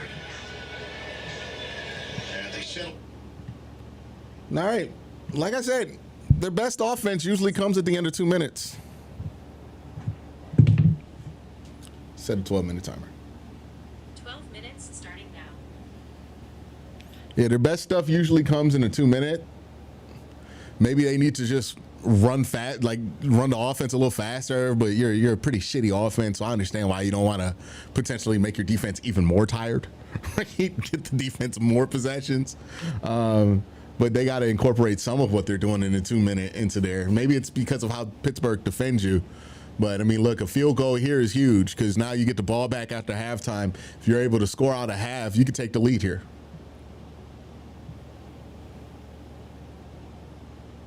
Yeah, I thought Dillon was pretty impressive on that drive. Even the throw at the end there, you know, the quick throw to David Njoku. I thought that was a good throw. It's about as good as he could have done there.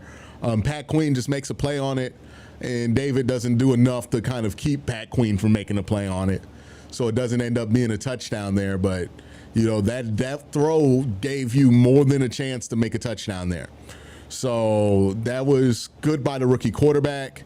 You know, getting points here. Look, the run game has not been productive for you. That's usually where we've been leaning on. We got 14 yards rushing. So we're not cooking. We're not cooking in the run game here, right? We're struggling in the run game. This score could be so much worse than what it is right now, man. Like, they are fortunate to be only down 6. They are fortunate to be in a position where they can get the ball back after halftime and potentially take the lead here. The Browns should be thanking their lucky stars that this isn't an ass whooping right now. But Pittsburgh hasn't played their best game either. If Cleveland can get this offense to turn around just a little bit here in the second half, put up some points, then they're going to put Pittsburgh in a really tough spot. This game's gettable. This game is very gettable. You know, this is a very grabbable game for the Cleveland Browns if they want it.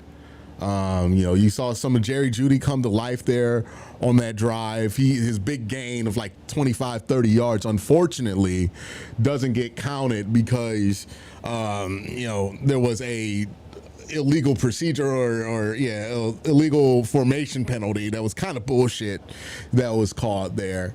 But so far, I think defensively they've been fine. I haven't thought that this was the best effort. I think Pittsburgh's holding himself back more than the Browns defense is forcing Pittsburgh to be bad.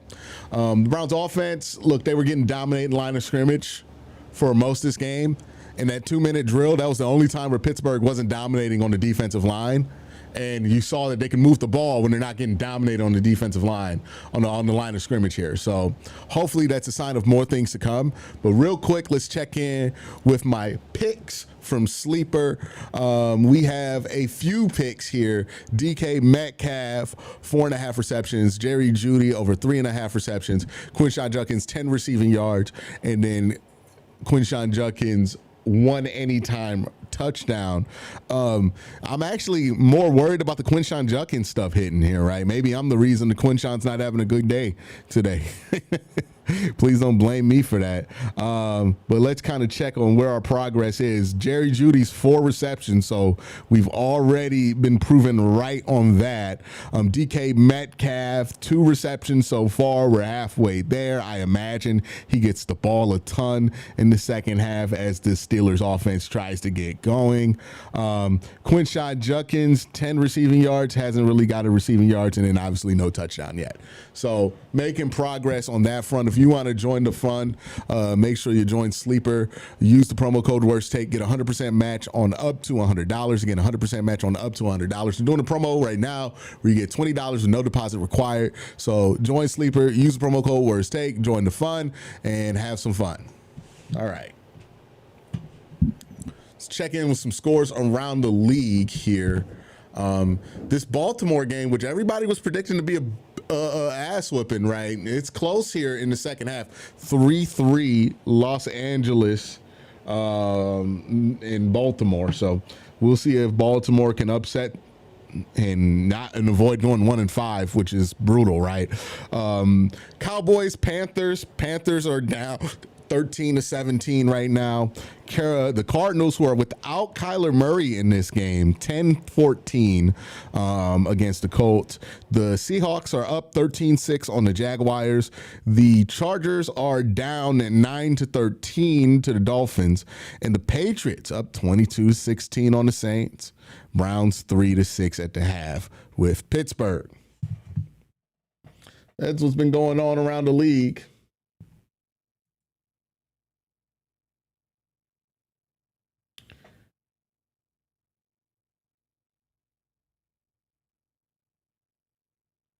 I don't know how people are saying that Dylan Gabriel looks like trash. Are we really saying like? I'm looking at chat. I'm seeing some people who usually are reasonable say Dylan Gabriel's looking like trash. I need you to explain that position because I don't think he's looked like trash. Like, you know, I wouldn't say that he's cooking or like looking amazing, but trash? I don't think he's been trash. Trash is crazy.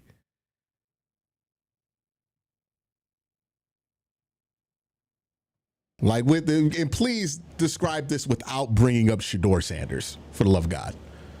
Did Greg Newsome get burnt? Was that Greg Newsome that got burnt?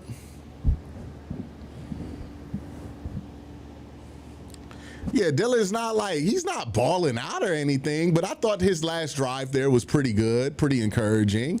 And it really, like the other drives before that final drive, we really didn't get to see what he could do because the Browns were getting, like, he got sacked like 5 times.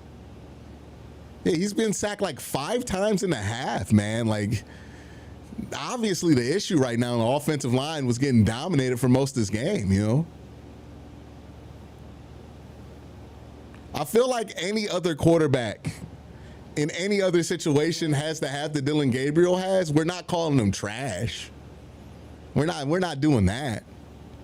You know what I mean? Like, I feel like if Shedeur did what Dylan did in that drive, y'all be talking about the fact that that was a good throw, but, you know, Pat Queen made a play on it. Like, what? Why are we extending the benefit of the doubt only to one person here when they're all rookies? It makes no sense to me, you know? Like when Shedeur is in there, by the way, he's going to get the benefit of the doubt from me, right? Like the same way with Dylan. Like, hey, look, offensive line's not playing well. He's doing the best he can. If Shedeur were in there right now, I'd be saying that he's doing fine with the challenge ahead of him. Dylan's in there right now. I'm saying he's doing fine. Like, I don't get what the fucking problem is with saying that. And so it's like, it's the play calling. The play calling is not the problem, man. Like, I hate to break it to you. We love to blame everything on the play calling. They've given up 5 sacks. That's the play calling. That's not the play calling, right? That's the offensive line getting their ass beat. You know? That's really what it was. Offensive line was getting their ass beat. Some weeks it's not the case. Some weeks you do look at the play calling a little sideways, right? This week, I can't look at this and say objectively that I'm like, oh, the problem here is the play calling. Yeah, he's short, but like someone's like, he's 5'6", he's short, he's too short. Has his height mattered in this game, though? Like, legitimately, like, stop quoting me what is on his Wikipedia page and tell me, has his height been a factor in this game? I've been on the fact that he's short too. I've made all the Hawaii 5'9" jokes, all the little man jokes, but I watch him play and I'm like, hey, look, height's not really a factor in whether he's successful or not right now. Like, is height the problem for him right now? Like, are you watching him and you're like, oh, he can't execute because he's too short? That's not been the problem. He's not gotten the ball batted a ton. He's able to see over the middle of the field. Some of his best throws have been over the middle of the field. So, like, yeah, he's short, but is it a problem right now? You know what I mean? Like, seriously. Stop bringing up things that you assume will be a problem. Watch the fucking game and then tell me if it's a problem. If it's a problem, we can talk about it. He's too short. He can't find passing lanes. That's a problem, right? But if he's not struggling with it, then you can't sit here and be like, well, he's short. Is it a problem? Because Shedeur could go out there, struggle with passing lanes despite the fact that he's 6'1", and his height would be a problem, or his inability to find passing lanes more accurately would be the problem. Like, you can point out what you do and don't like in Dylan's game, but throughout his short 2 weeks here as a starter, I would say his ability to find passing windows, despite his size, has been a high point in his game. Like, I have been surprised by the fact that his height and his size have not come up as a factor as much as I anticipated it to. And that's something you got to give him credit for. Ray Rag said, did the play calling make Jerry Jeudy get a personal foul or drop? We need the O-line to step up for DG. I think that's the biggest point of emphasis here, right? We're not even at the points where I can legitimately sit here and blame the play calling, whether it's shitty or not, because we're not even protecting to the point of getting to the play, right? So that's the issue. They need to block better. They need to find ways to get better protections in, better protection set. Kevin and the offensive line coach need to figure out how they can band-aid this thing to get to a reasonable place for the second half, because the way that they're losing the line of scrimmage battle is just too damaging, right? So just because I'm saying it's not the play calling, by the way, people, does not mean Kevin Stefanski gets to put his hands up and go, oh man, not my fault, right? Kevin has to be part of the solution here. He has to figure out what protections do we need to put in to get us to be better on the offensive line here. That's Kevin's job. When not getting sacked, Dylan's been passing the ball downfield, not consistently taking checkdowns only. Let me get the rest of that super chat here because it got cut off.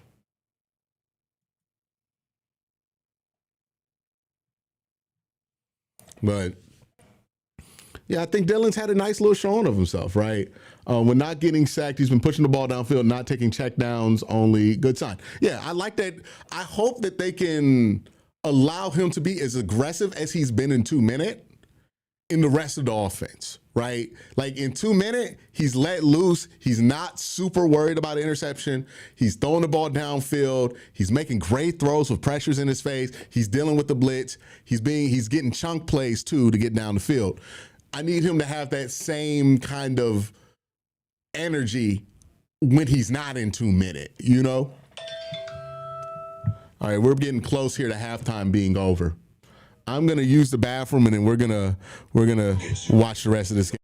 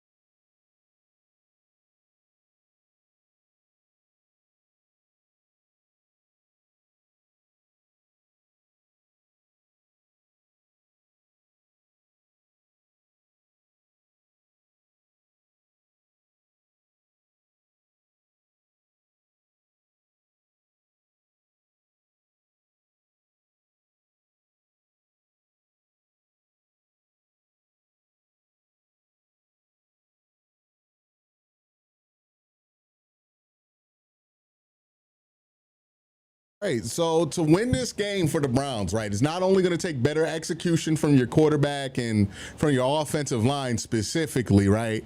It's also going to take, you know, making some plays here on defense, right? It's one thing to hold the Steelers to low points. Everybody does that. Best defense in the world here. You find a way to get some turnovers. You find a way to get some plays made and generated from defense. So Browns will have the football to start this second half.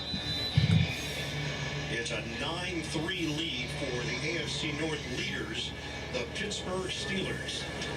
Sampson, the return man. Sampson could not get through that first wave of special teamers. And he's down at the 23-yard line.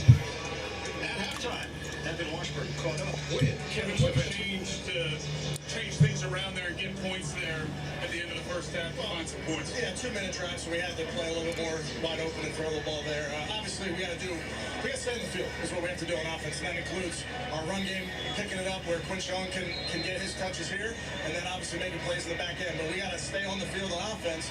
I think our defense, you're seeing, we're going to fight, scratch, and claw this final 30 minutes. Off topic, but I don't know if you saw Penn State fire James Franklin. Hand off to Judkins. Good run. The jump cut. Hold on, I'm gonna get to that super chat in just a minute, Ray Rags. Sean Elliott, first man there. It's a 4-yard pickup for Quincy Judkins, the rookie out of Ohio State. Yeah, and I agree. That Penn State fired James Franklin. Drew Aller dropped down on draft boards, and coaches got fired. So that it's easier for Dylan Gabriel to then go over the top. Here's the thing, though. Like, I think Drew Aller's ultimately going to get drafted, where Drew Aller was always going to get drafted, which is like the 3rd or 4th round. Explosive. Judkins had the huge. Like, his first round candidacy was always going to be dependent on him having an amazing postseason. 18. Gabriel hit as he throws. Incomplete. There's a flag here. Is that on us? You have to get on the ball in those situations. If you're the Pittsburgh Steelers, you don't know if that's an incomplete pass or a fumble. They threw the blue beanie. That's a fumble. They are giving the football to Pittsburgh. Penalty marker down on the play. That's at the 27-yard line. Ruling on the field is that the quarterback's hand came forward without control of the ball. Fumble recovered by the defense. However, offside. Offsides. It doesn't matter. It's a 5-yard penalty. It's first down. Repeat second down. I think Ron Torbert may have buried the lead. Nah, that was in the stadium. yeah. That was definitely a forward pass though. The penalty against the Steelers. That was definitely a forward The pass. hand might have been coming forward with the ball anyway. Be interested to see this neutral zone infraction because it's something that we've been seeing on the sideline all day long with both TJ Watt and Mike Tomlin talking to the referees about it very vehemently, arguing their case, and some more frustration brewing there, I'm sure. I don't know why people are so attached to Shador. I like him too. We don't actually know if he's good or not. I mean, there's a reason for the attachment. It's mainly because of how the fucking false start. Guys, come on. Offensive 5-yard penalty. Second down. This is what happens when you're putting in a lot of new guys on the offensive line. You just get shit like this happening, right? Like. So this was the previous call with Watt lining up there. Don't really have a... Are they not giving warnings out? Certainly doesn't leave early. You just have to imagine that the ref saw a helmet or something lined up in the neutral zone. But like we've said, they've been having that conversation all day long with the referees. Second down and 6 after the penalty. Gabriel gets rid of it and pummeled. Incomplete. Slay first man there. Then What was Fannin doing there? For the INT.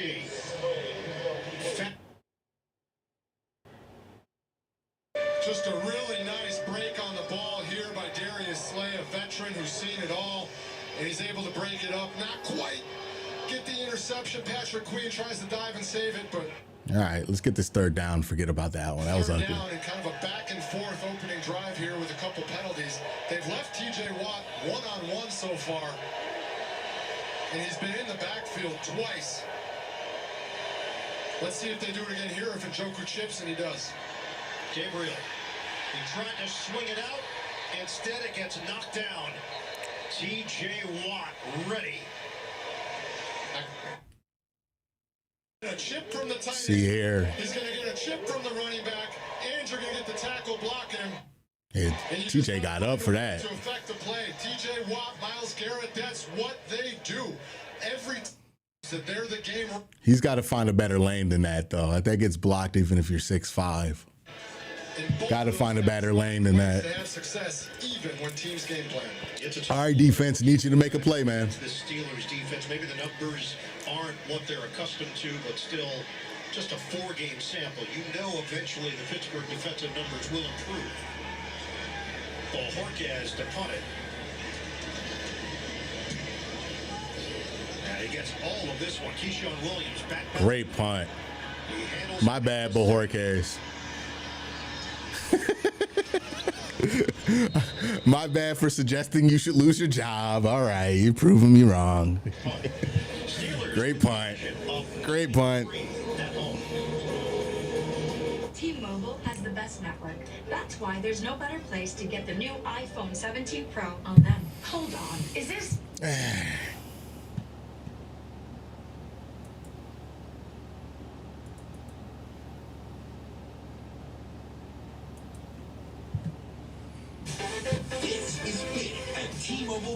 Let's get some plays. Let's make a play, defense. Let's start looking like the Browns defense. Yo, don't love that they've given up 3 scoring drives in the first half here, right? Like, you know, 3 long scoring drives too. Correct me if I'm wrong.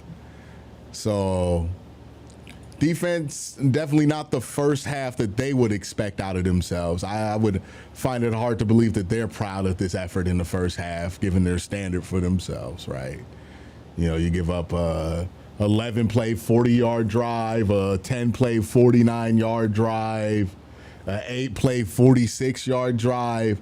I mean, not really what the Pittsburgh defense, not the Pittsburgh defense, the Cleveland defense is accustomed to doing. But they've at least kept them to field goals, which has kept this game close and then within striking distance to see defense make a play to help the offense out here. Right, because the offense is just going to struggle today, right? The offensive line's getting their butt kicked. TJ Watt's all over the back of our, just dominating Jack Conklin. Tough situation here, right? So really no fix for that. So you're going to need the defense to step up here.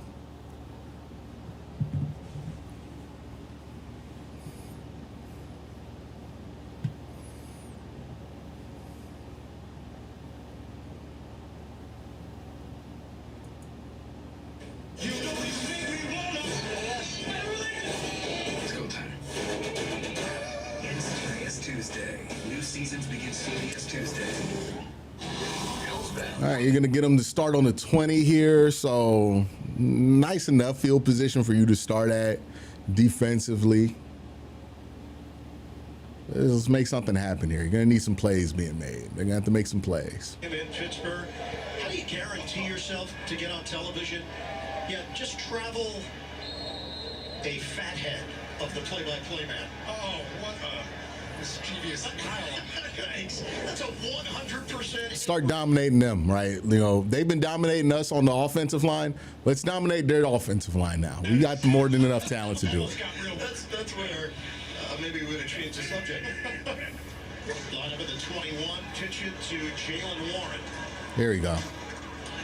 And he stacked up. What's the flag? Carson Schlesinger leading that charge. Penalty marker on the play. It's on The offense here. There we go. There we go. Let's take it. Offense number 74. Let's take it. 1st and 20. Back them to 10. The penalty kiss of death, mentioning the Steelers' impressive numbers. That's their 7th. All right, top of the class. NFL ranked since 2017. Yeah, you've got some really impressive people in the classroom. But 1 and 2 have been Watt and Garrett. And as a defensive guy, an edge rusher, somebody who loves to watch great football players, these two are truly just a joy to watch. Myles Garrett does so Gee, I wonder if J.J. Watt being on the broadcast has anything to do with the bias in that graphic. to do it, sacking the quarterback, batting down the ball. Surely it doesn't. These two are fun to watch for anybody. Got to make that tackle. Got to make that tackle. Catch and curl by Gainwell. There you go. And he took a shot there for 2nd and 17. The goal here for the defense, right, is either get a turnover, force a turnover, or force a really shitty punt, right? That's your goal here. And the way you do that is that you get them the 4th and 10 here. You want them to be punting on 4th and 10. total offense. They're 17th in scoring. Running This is how you help your offense out. 2 weeks ago, their last game against Minnesota, but they're 31st in rushing yards, 80 per game. So if you're the Browns defense, Today, Rodgers throws it. Open don't want to give that up. move. The fans get to chant move. Don't want to give that up here. Today, Devin Bush, the former Steeler, nudged him out of bounds. That's good for 11 yards. Yeah, it's a chant we haven't heard. Yeah, it's not something you want to give up there, right? You're trying to hold them back, trying to keep them in a 3rd and long. Not only do they get a 3rd and 4, very manageable situation, whole playbook's open to it, but now also, you know, they're back into a situation where they can get a favorable punt off. Get back to make this more of a 3rd and manageable. Steelers play in a lot of close games. That's exactly the situation they're in today with the Cleveland Browns, 3rd and 4. Rodgers pats the ball, he throws it, and it bounces off of Metcalf. Coverage from Denzel Ward. Rodgers wants a penalty, not going to get it. The Steelers will punt. All right, they got off the field, though. Do you think moving Cam to right tackle and Jack to left would help protect Dylan better, especially since Cam has been a blindside protector? I think that would be like, no disrespect, Sean. I get the spirit in asking that question. So don't take my answer as an insult. I think that would be a horrendous idea. The reason I think it would be a horrendous idea is you're taking Jack Conklin, who's only played right tackle in his career, and switching him to left. And then you're switching what was that, a penalty? Flag is dropped. It's handled on the punt return. But you're taking 2 tackles who've never switched fields before and switching fields on them. I just don't think that's a good idea. 4th and 4th and 4. Yeah. Penalty marker thrown down at the 17-yard line.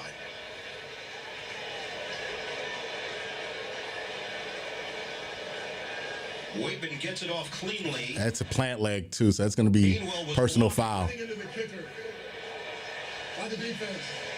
That's on Schlesinger, or is Cam Thomas? And it's Cameron Thomas that will give the Steelers a first down. In these AFC North games, the score is 9-3. You just can't be giving up extra position to your opponent. And that is a huge play right there. Getting Aaron Rodgers and the offense back on the field. And the Browns defense had a couple of opportunities here to secure some really good field position for the Browns offense, and they're just not doing it right now. Right? You need them to get it. You need them either to secure a really good field position for your offense, or you need them to get a turnover here, right? Force a turnover. Dragon says pass breakup celebration doesn't hit the same without G Newton. Yeah, without a million people in the chat being furious that we celebrated a pass breakup. And was attached with Thomas. So that penalty works in favor of the Steelers. And this Pittsburgh drive remains alive at the 11:47 mark of the third. They go with the extra offensive lineman, Spencer Anderson, 2 tight ends, Smith and Washington. Warren by himself in the backfield. Jet sweep. John Smith.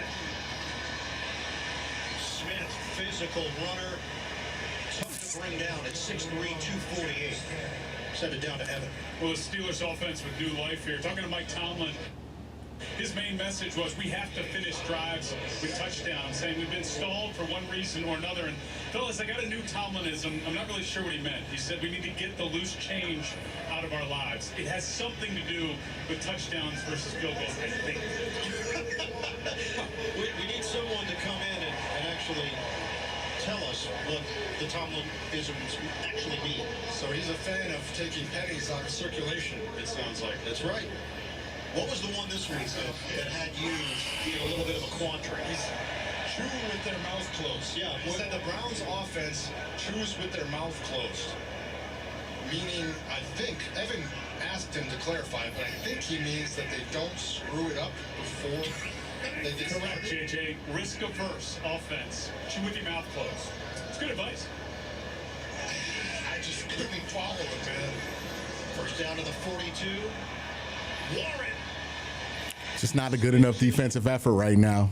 We're not playing good enough on defense. We are not playing good enough on defense. Don't let the low score fool you. This is not a good defensive game from the Browns. And he just blocks him down, creating a big hole on the outside. This ain't good. Warren to make his one cut and burst through. And now the Steelers picking up some steam here. Warren couldn't participate in the victory over Minnesota in Ireland because of a knee injury. And he just said it was great seeing the guys go. And come on, let's get a play here. Let somebody make a play. He hated watching and not playing. Fake it. Rodgers. Nah.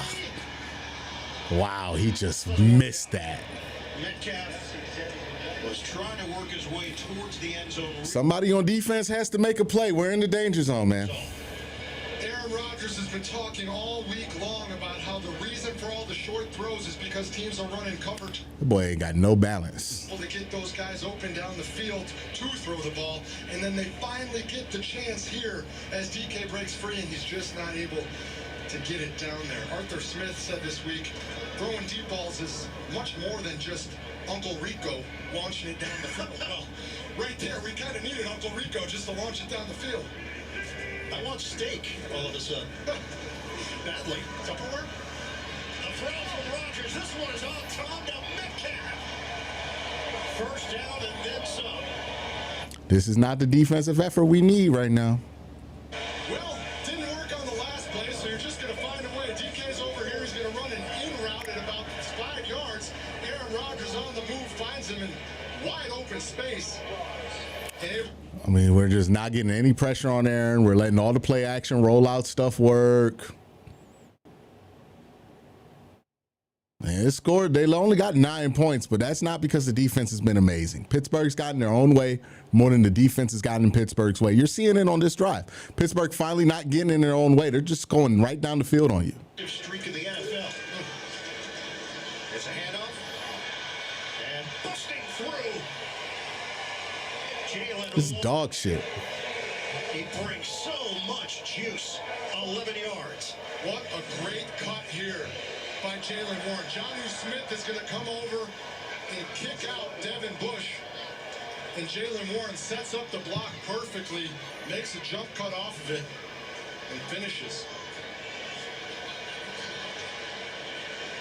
Somebody just gonna have to make a play now. 8:47 to go in the third. Rushing yards now for Pittsburgh, starting to pile up. 78 on the ground, just 35 for Cleveland. It's another run. Now Warren. Reminder that special teams didn't suck. We wouldn't have the ball right now. Well, I mean, that's also like Cam Thomas plays defense too, right? Like he's the reason why we got that penalty. So yeah, it's special teams, but it's also just we should be able to stop Pittsburgh at the fucking 30. You know what I mean? Like that's still 60 yards of offense that we're not accounting for. You know, yeah, they got that penalty, staying on the field, and that's on special teams. But also, what about the other 60 yards that we've given up? Line of scrimmage just shy of the 11. 10th play of the drive. Rodgers. Look at this. All this time, Directing traffic. Throws. nobody making plays. Pittsburgh's making plays. We're not making plays. We've been thinking, you know, they fooled this low score can fool you and thinking you're playing good defense, but it's now 4 scoring drives on this defense. How many possessions have the Pittsburgh Steelers had in this game? 4 scoring drives. And they've had what? How many drives? 5. They've had 5 drives. They scored 4 times. This is a shitty effort from the defense all around. Bad game. Bad game from the defense.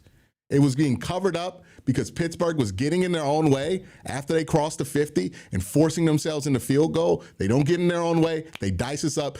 Cam Hayward's brother scores a touchdown there. I mean, come on.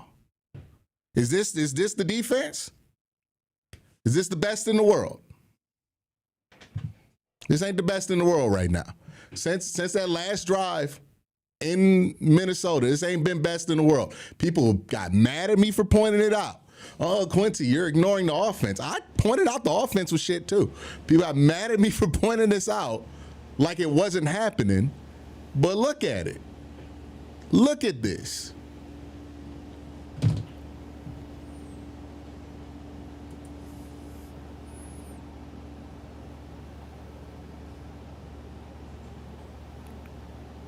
Five drives by Pittsburgh, 4 scoring drives in 5. They are 80% scoring percentage right now on us. 80%. Our offense is like at what, 20? So we're shitty there too. But boy, we playing equally a shitty game on defense. We're playing a shitty game on defense. This is fucking embarrassing. At least the offense has the excuse of being not better than what they are. Right? Like they suck. Whatever. We know that. We expected a low scoring game today. We didn't expect the defense to give up 4 scoring drives in 5 possessions. That's not what we expected. The defense is supposed to be better than that. That's not good enough. Don't be, oh, it's only 16 points, Quincy. It's 4 scoring drives. 4 of them. No turnovers, by the way. No short fields because of turnovers. Everything started in our own in their territory. So what's the excuse here for the defense right now? 4 scoring drives. Unacceptable. Unacceptable. This defense has the talent to be the best in the world. We've seen them play at that level. They're not at that level right now.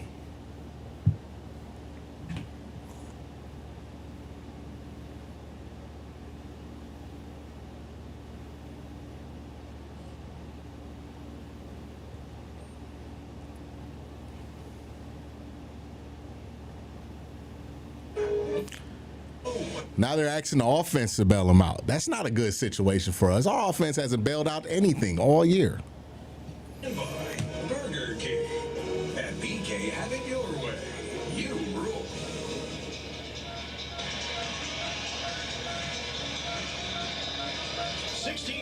The Steelers on top of the Browns with 7:56.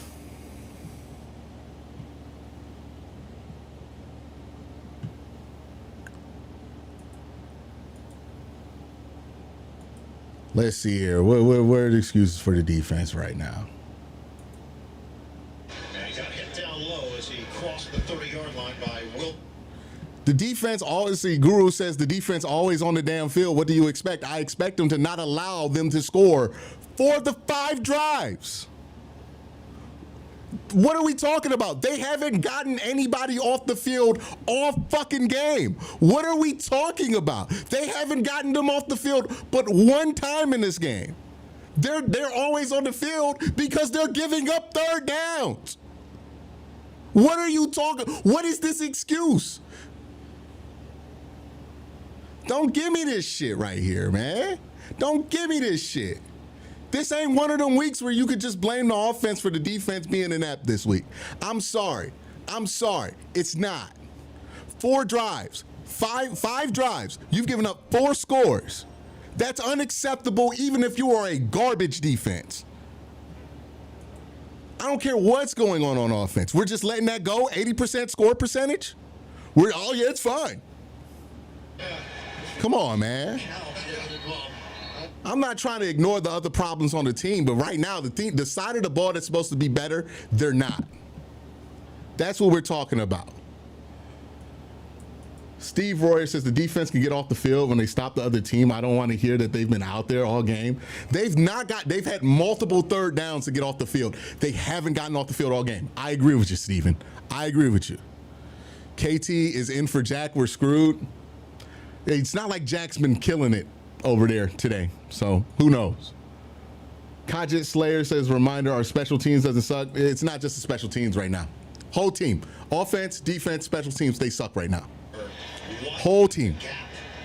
Kevin doesn't look good right now. Jim Schwartz doesn't look good right now. And it's the same is true of Bubba Ventrone. None of them look good. On a snap, a 21-game losing streak here in Pittsburgh. This is just bad. For Sampson. Gabriel will throw it. This is just bad. We're trying to shield different units from criticism on this team. They're all shitty right now. They all suck. Every single one of them. We're not good on any side of the ball right now.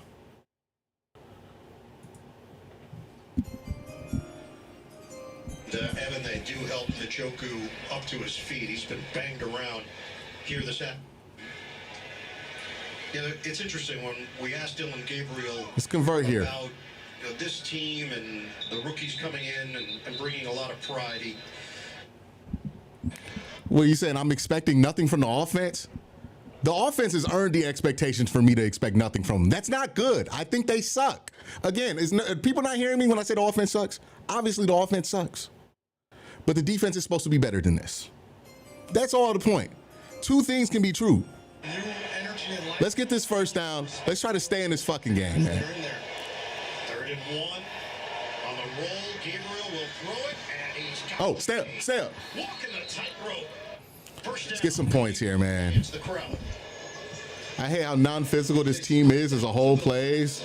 Absolutely no violence with this team. The mindset is too passive for me. Because he's just throwing in the direction of his arm, and then Junior does a fantastic job. Man, we're not physical. Walking that tightrope. Really had a nice day out of him since that first drop. 2 playoffs since '96, 6 years with Kevin and the staff. Time to go. Well, I mean, 2 times. You said 2 times in the playoffs since '96, and like both those times are Kevin Stefanski in the last 6 years. So that's not really a great argument. First down. But I mean, Kevin's not making a great argument for himself on the field right now. Oh my God, that was very interceptable. He was looking for Judkins. I don't think he saw 51 there. I don't think he saw Herbig. Gabriel, and he's lucky he's not punished for it here, but he just doesn't see 40, Nick. Hitting out there. Hey, they're past the 40. They got time to score here. Like, they gotta score here. Dylan's got to take a beat here. Dylan's got to take a beat. When he watched growing up, he said, no, I watch wide receivers. Beckham, Antonio Brown, Jarvis, Landry, just like watching their movements. Obviously, Judkins has emerged as a top-flight rookie running back. Good throw. Sling it over the middle, catches made by Fennett. Good throw. He's not going down on first contact. Good recovery from almost pick six. Good recovery there, Dylan. Dylan Gabriel has history with Dick Herbig way back in high school. 2018 Open State Championship in Hawaii, and it was Herbig who owned the night. Yeah, and he's going to be more frustrated about that missed interception because, as Dylan Gabriel told us yesterday, he said, please don't show the highlights. Yeah, Herbig was ruining it for us, and Herbig wanted another one down there to have some bragging rights. But that some phenomenal high school football going on out there in Hawaii. And what did we do? We showed the highlights. We did. Yep. Darius Slay. Get some points, stay in the game. He's up on his feet and walking off, being accompanied by the athletic training staff. Speaking of injuries, that Browns O-line, with Conklin being in the locker room being checked for a concussion, they now have Cam Robinson at left tackle, who just arrived a couple weeks ago. They have Conklin out, and they put KT Levison in there. Those tackle positions have been rotating all year long. The interior has been extremely solid between Bitonio, Posick, and Teller. But those tackle spots are tough, and you would expect to see a little more help for those guys as they try and contain these edge rushers. And that would be officially the 12th different combination that they've had on the offensive line. This is game number 6 for the Cleveland Browns. Ramsey can line up at that other corner spot along with Porter with Sway on the sideline. The toss by Gabriel. Good tackle. Whitehart. You can feel it. Cole Holcomb holds him to no gain. Hold both same way. Y'all enable. No, man. I feel like people are legitimately stupid, or they're like trying to be stupid sometimes. The Browns defense has higher expectations than the Browns offense.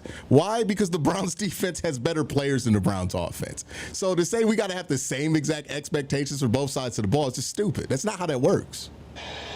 145 yards of offense for the Cleveland Browns. Gabriel out of the pocket, throws on the move, and oh, goddamn! It was well placed. Gabriel took a shot from Highsmith just as he released it. Harold Phantom is leading the Browns. Hey, I mean, he makes the play there. You got to catch it. That's the third time, Harold. God damn it. Sideline between two guys while taking a hit, and you could argue that one was up high. But man, that's a play. Oh, you got to make that play. His young career. See if Dylan Gabriel gives him a chance to make up for it. It's a shoulder injury for Slay. His return is questionable. This is a 3rd and 10 for Cleveland. Gabriel over the middle. That one's dropped.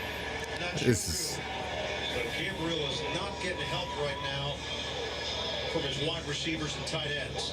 No doubt. That ball just a touch behind the Joker. You're going to see it here. It kind of hits him in the back hip.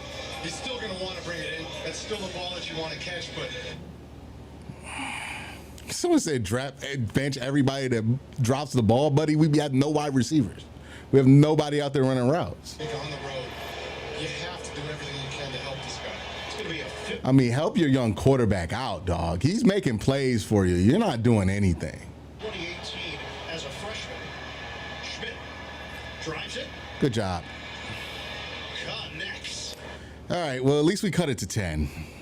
Still a big deficit for the Browns offense, at least. They're not good. Really need the Browns defense to make some plays here, man. Like, I really need them to make plays. This has been the issue with the team entirely, right? We talked about this in Minnesota. We're going to talk about this again this week. There were opportunities for plays to be made on both sides of the ball this week. That play right there, Dylan Gabriel escapes, off schedule, really nice throw to Harold Fainin. We can't catch it. We don't make that play.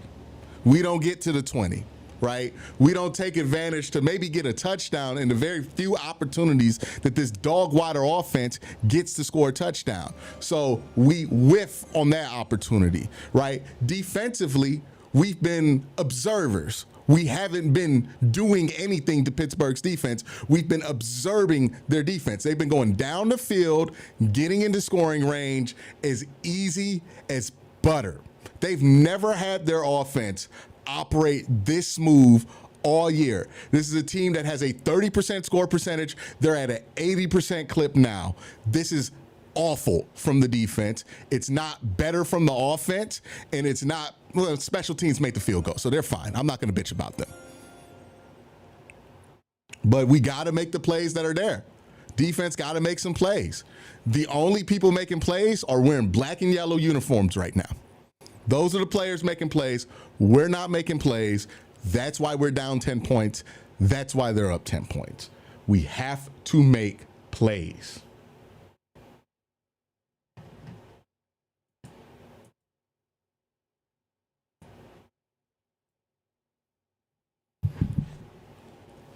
Like, I thought Dylan did a great job on that drive. Does it come high? Like, Dylan did a great job on that drive. He got you down the field. He put his playmakers in a position to be successful. Made a couple of mistakes. Fortunately, they weren't capitalized on by Pittsburgh's defense. And then came back, made a really nice throw after that, right? So you got the opportunity to make some plays here. You got to capitalize on them. You got to capitalize on them.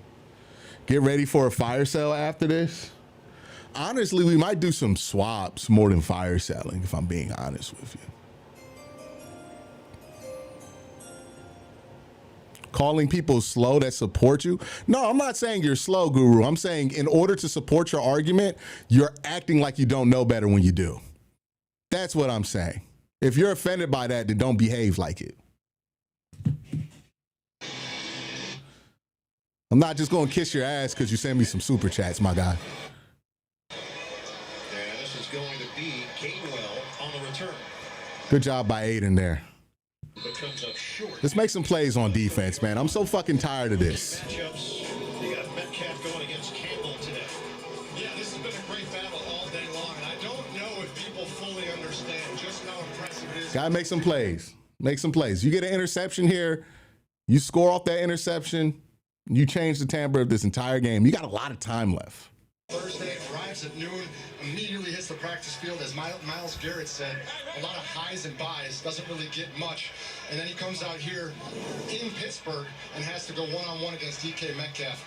He's done a nice job. DK had the one long one that he got behind him, but Aaron Rodgers wasn't able to connect. On the ground, Gainwell. That's their like fifth 10-plus yard run in this game, man. What are we doing? What are we doing defensively?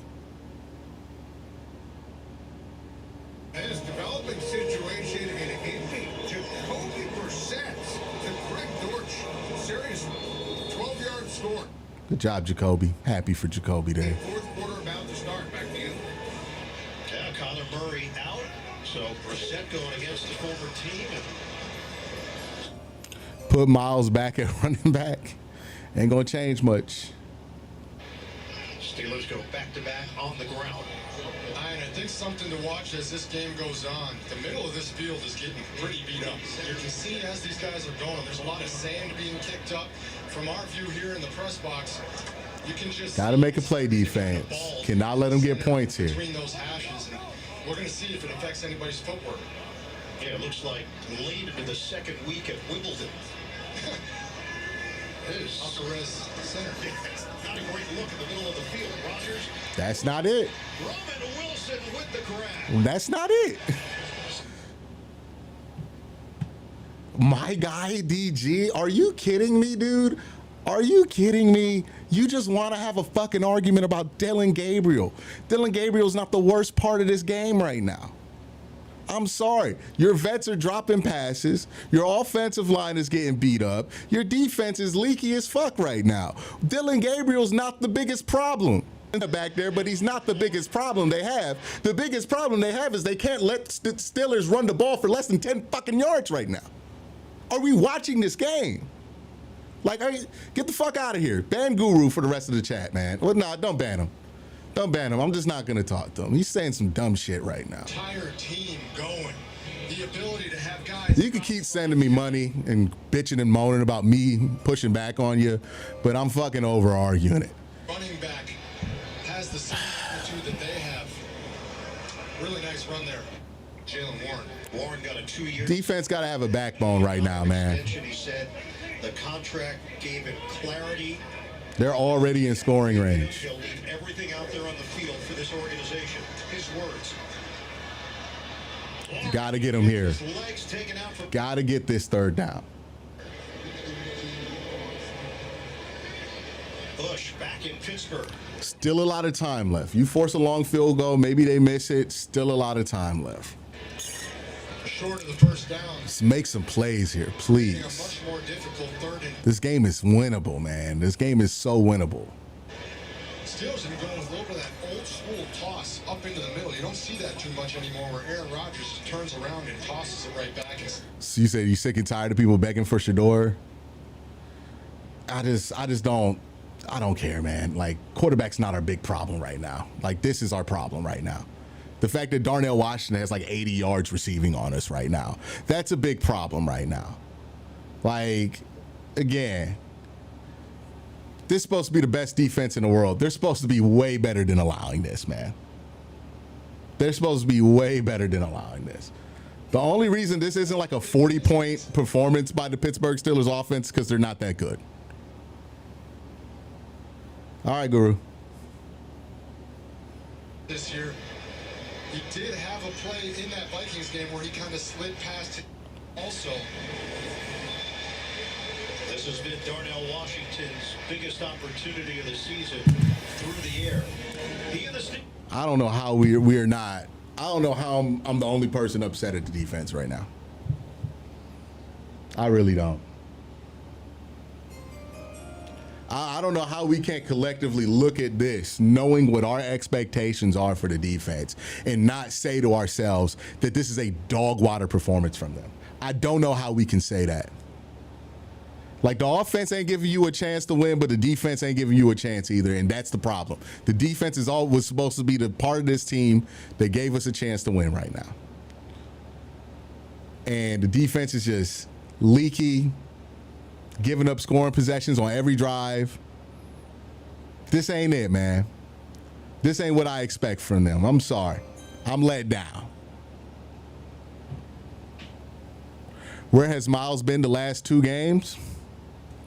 Not in the backfield. That's where he's not been. This ain't what we expect, man. This ain't what we expect from them. We expect much better from this defense. Especially coming off a performance where you were embarrassed last week because the Vikings drove right down the field on you to win that game. This is how we respond. This is what we made out of. This is why this defense isn't beating the fraud allegations every time it comes up. This shit right here. I know people don't want to hear it, but that's the truth. That's the truth. This is why. It's always something why we can't perform at a high level. It's never just overcoming a bunch of shit. Well, it's not never. Sometimes it is. But consistently, we're not overcoming this kind of shit. We're not saying, fuck it, we're going to do our best to shut it down. No, it's always, oh, well, you know, the defense, you know, the offense really didn't help them out. It's never like, let's make some plays on defense. Let's see if something changes here. Team is unbearable. Same defense from 2023, home versus away. They're 2 different groups. Miles has recorded a stat.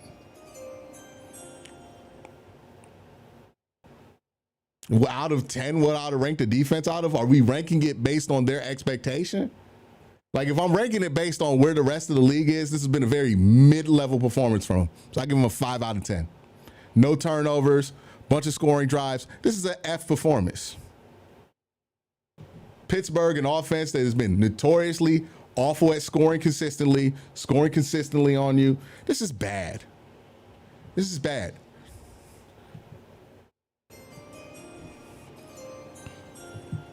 On the season, Browns Browns just hoping to win in Pittsburgh, something they have not done in the regular season since 2003. Pittsburgh has got the 16-6 advantage, and they're driving to start this fourth quarter.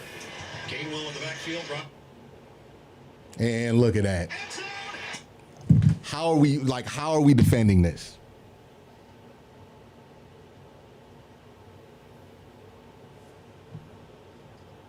Is it okay for me to say that the defense is not playing good now? Is that okay, chat? Am I clear to say it? Am I clear to say it? Is it okay now?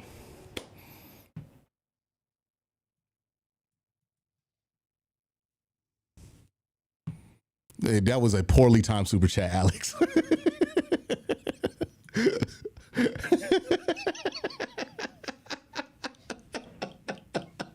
That was a poorly timed super chat. You said that before that play happened. Oh, that's unfortunate. That's unfortunate that it chose that to pop up. How many drop passes today? Yeah, I agree with you. Way too many drop passes today. I've brought that up. The drop passes are not good.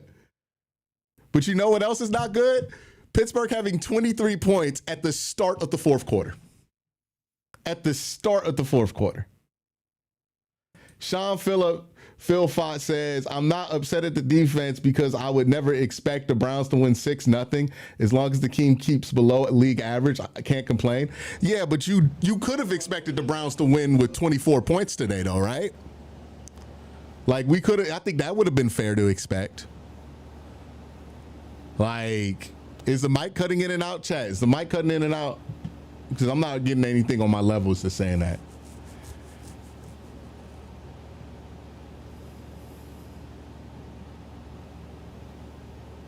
Okay, so it's cutting in and out. Let me see if I can fix that real quick.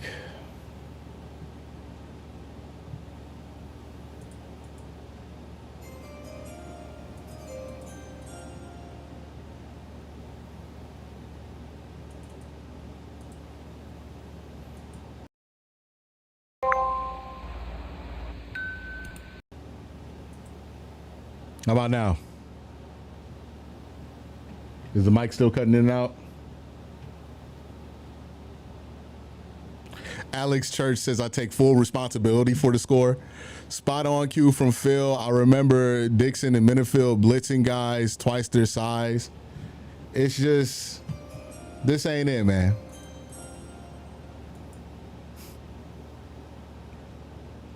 This ain't it. Arguing about a defense that's letting Pittsburgh score 90% of the time. Arguing about an offense that's scoring 6 fucking points. This ain't it. Like, I don't know what to tell you. This ain't it. Nobody in charge right now feels like the answer. That's what it feels like. Nobody in charge of the defense right now feels like the answer. Nobody in charge of the offense right now feels like the answer. This ain't it, man. This ain't it. I'm tired of arguing about what's worse, an offense that gives up 6 points or a defense that looks like dog water when they're way more talented to do that. I don't care. The answer don't look like it's here right now.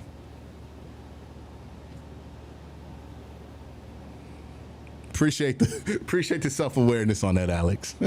There's no way you could have saw that coming. Right? Jerome Ford, the return man. And he got great CB trade. Game over. See you next week. Rodgers. Hey, look, Greg Newsome gave up a touchdown too. So, like, I don't know what people thought Greg Newsome was, but people trying to turn him into Sauce Gardner after we traded him. It's like, nah, Greg Newsome gives up big plays too. Like, you think Greg Newsome gonna change this? You think having Greg Newsome here instead of Tyson Campbell gonna change it? It ain't. Greg Newsome would have had this same shit performance that we saw from everybody on defense today. Letting Aaron Rodgers turn back the clock on you. It's fucking embarrassing. It's absurd. Aaron Rodgers is at 38 touchdowns at the age of 41. Dylan Gabriel is 24 years old, and he throws it to Fennett. First down. Out near midfield. And the Browns are now getting into territory that they don't want to be in, where it starts to become a more drop-back, pass-heavy game, trying to get to it. And that Steelers defense able to tee off with their pass rush up front. Gabriel has worked the middle of the field against this Terrell Austin defense quite a bit. He's now 18. I would argue Gabriel might be one of the only good performances from today. He has done enough to keep us in the game. No turnovers, taking care of the ball. I feel like he's gotten some chunk plays here and there. Rough 2 assignments for him. I wouldn't say he's necessarily a bright spot, but I wouldn't identify him as one of the problems this week, if I'm being honest with you. Oh, well, he's about to become a problem. Now, to be fair, he has like 2 dropped interceptions in this game. So, I don't know. I take back the taking care of the ball part. He is not. That's actually a David Njoku thing. He drops that and then gets injured right after it. So that's 3 near INTs for the Pittsburgh defense. The ledger is clear right now for Gabriel.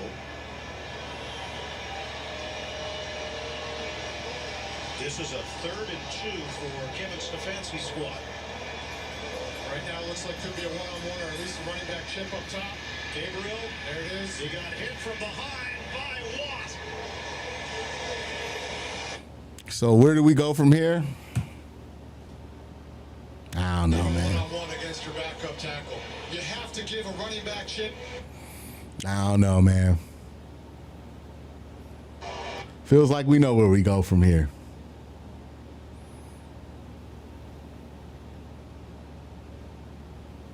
Who actually turned 31 yesterday. 4th and 2. Browns will go for it. Buckeye says 5 or 6 drives with the score. Love you, Q, but watch this for years. It's hard to watch. I agree. Fan is sitting there now. There's the help. Just throw it over the middle. And a nice soft toss to Bond is more than enough for a first down. Tackle. Look, there's enough here to think that Dillon Gabriel can play in the NFL. I'm not seeing anything that's stopping me from drafting a first-round pick, obviously, and I don't even think them drafting a first-round pick quarterback would have been up to what Dillon Gabriel looked like, right? So where do we go from here? Well, we know we need a quarterback, a long-term answer at quarterback. Until one emerges, you have to look at the draft as your best possible place to get one. Maybe somebody on the roster emerges. Maybe Dillon starts balling out. Who knows? But until one is there, I have to assume we have none. So you got to look at the draft to find your quarterback. You got to ask yourself some questions about Kevin Stefanski and if he's the guy that you want to develop that quarterback and pick that quarterback, you know? There's some positive signs that we're seeing from Dillon Gabriel that would make you feel good about that. There's also some things overall about Kevin's resume that don't make you feel good about that. They got to make that decision up. Is Kevin the guy they want leading with this next quarterback that they go with? Or do they want to go in a different direction with the offense? Because I can see justifications for doing both. Kevin's a 2-time coach of the year. Kevin's done some amazing coaching down the stretch with the both times that he went to the playoffs. I thought he did an amazing job coaching and earned the coach of the year. But also in between those 2 coach of the year awards, there's been a lot of ugly.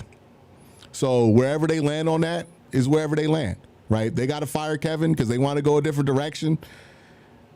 You know, it's going to be scary because we're going to be playing with instability there, but they got to make the right decision. They got to have that conversation. They got to figure out what they want to do. You know, do they feel like the problems on the offense are purely personnel based, or do they feel like we're not getting the most out the personnel from the interior? These are all questions they're going to have to answer, man. You know, Dillon's cool. He's an NFL quarterback, but more than likely Dillon's not going to be a franchise guy, right? Maybe good enough to play while you get the next guy ready. But, you know, that's about what you can expect from him. He'd be a really solid backup. But with everything else, you know, offensively, I don't blame people when they want to do a full reset on offense. I mean, defensively, I don't feel like we're getting the most out of the guys on the defense. You know? And most of the time with Jim Schwartz, I haven't felt this way, but I feel this way right now. I don't feel like we're getting the most out of him. I wonder sometimes, what would Brian Flores do with this defense?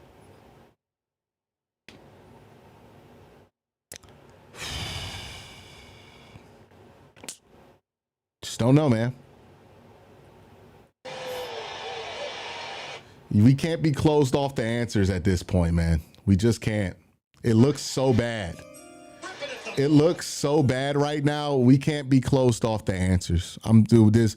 Everything is a question, and every possible solution to that question is on the table. Kevin Stefanski, it's on the table, right? Him getting fired, it's on the table. Like, this, you can't watch this and think that, like, oh yeah, we just need to keep it the same and then run it back next year. You know, hell, even something like Jim Schwartz, like, you got to ask, is he getting the most out this defense? Has the league figured out his simplicity? Is he too slow to catch up to trends? Don't know, man.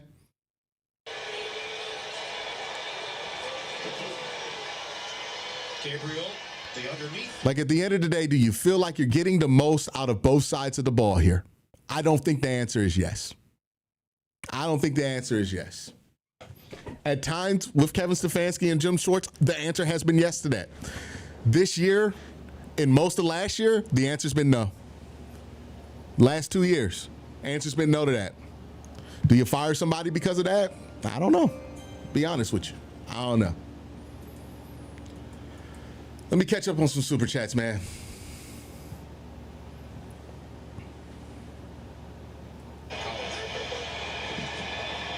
Fourth down and 2. And they will. And I'm gonna be real with you right now. What's really bothering me about the defense, is that I'm watching the offense put up more of a fight to try to stay in this game right now than I'm watching the defense. The defense is giving up on the idea of winning.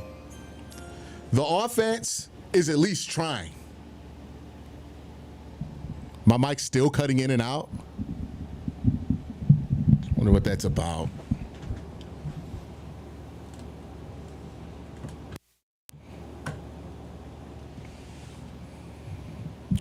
All right, let's see.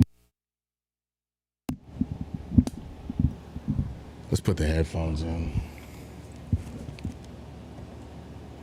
Mic check, mic check, mic check, mic check. Is it still cutting in and out? You think AB and Kevin Stefanski are a package deal? I don't think AB is going to tie himself to Kevin like that in this situation. Because AB has a free pass here, right? He did his job this offseason. It don't look like Kevin's doing his. Tech gets out of the pocket, looks downfield, looking end zone. Oh. And an open man could not hit Judy in stride. Incomplete. And this is one.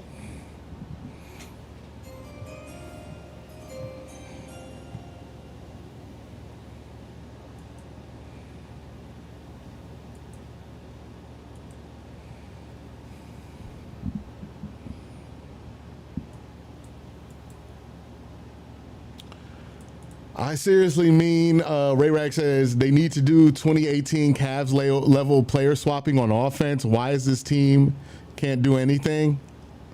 Like, being bad on offense is one thing. Being as bad as the Browns have been on offense is another. Like, again, do I think they're... Okay, people just need to refresh.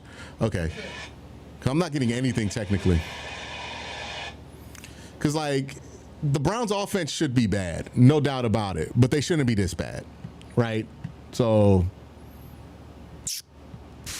don't know, man. Don't know. We got too many questions, not enough answers. Sly says Aaron Rodgers turned back the clock game. The sick part is Aaron hasn't even been that good. 3rd and 15. Gabriel lets it fly. Oh, wow. We're going to convert that. Was down. Another one comes flying in. Yeah, it's going to be It's going to be a personal foul, and that's Gage Larviden's going to go to the medical tent after that. Alex Church says bad season usually followed by a good season is dead now. Yeah, man, it's all falling apart for Kevin. Not saying why we should have traded Newsome, but maybe for somebody who could catch the ball would be nice. Could get a cornerback and give it up. I don't know. I think you still need another corner. Like, we forgetting how weak this team is at corner, Mike. By the way, Michael Horser with the super chat. Appreciate you. The Guru says, love you, Q. Love the show. All right, man. Appreciate you. Glad we're arguing. We're not arguing anymore. That's awesome. Chris Hoyne says Conklin is a fine china, dreading the Stefanski presser.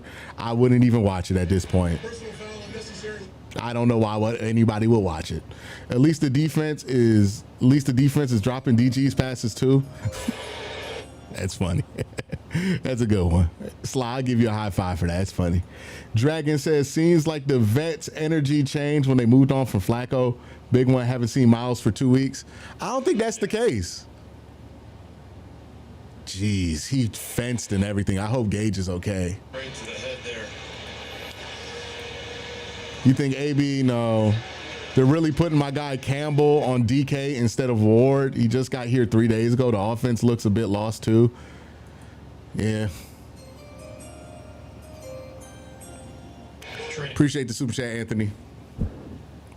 The protocols, and now they're going to do some further evaluation in the back.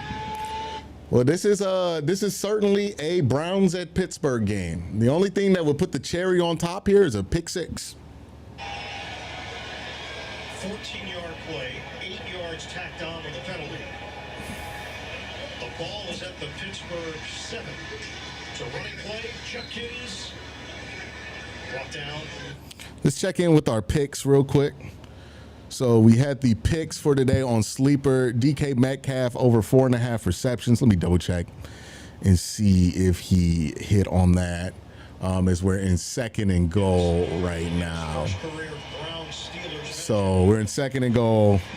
Gabriel throws off the helmet of Isaiah Bond. Unbelievable. It's just so bad right now. All right, DK Metcalf, 4 receptions, so 1 more reception for him, and we're over it. Quinshon Judkins, 10 receiving yards and a touchdown, right? The anytime touchdown, haven't gotten that yet. Make sure you join the fun. Use Worst Take to join Sleeper. 100% match on $100. $20 promo for all new users, new signups. Make sure you check that out. No deposit required.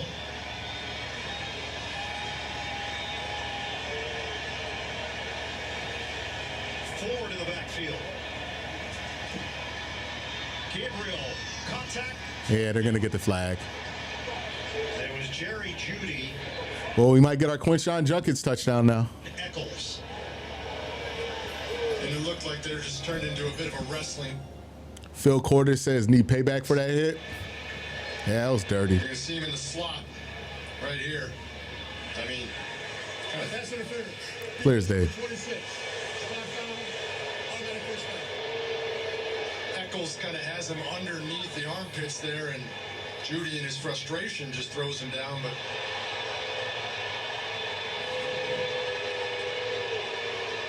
So the Pittsburgh Steelers came in least penalized team, fewest penalty UK fan that loves this team, just don't know why. today. Because one day they're going to be good and it's going to feel awesome, right? You just want to get to that day. Browns are set up. 1st and goal at the Pittsburgh 3. Gabriel in trouble. that's intentional ground. Got to toss it into the stands. He had nowhere to go. Nick Herbig helped make sure of it. I mean, you got to look inside the tackle box, see if he stays within the tackle box, which he clearly does, and then just... It's going to be sad seeing Kevin likely gone. I thought he was the answer. This game is making me question that. This season has been an experience, man. These last 2 years, it's been tough. Browns looking for the touchdown. Gabriel, not going to happen. Yeah, after 2023, we just thought we were so close, and now we're just so far away again. You know? That's the heartbreaking part of this. The cost of the Deshaun Watson trade, no skill players, elite skill players outside Judkins, try reconnecting the mic. I don't know. I'm hearing to some people that they're not having problems with the mic. Like, I don't know, man. Third and goal from the 14. That is the 14th sack of the day for the Steelers. Herbig has been a difference maker this season for Pittsburgh. Third and goal from the 14. Gabriel laces it. Bobbled, and it... Do you think this season is a test to see if we could really develop a QB if he does turn DG or Shador into something? Yes, they're saying my mic's fine.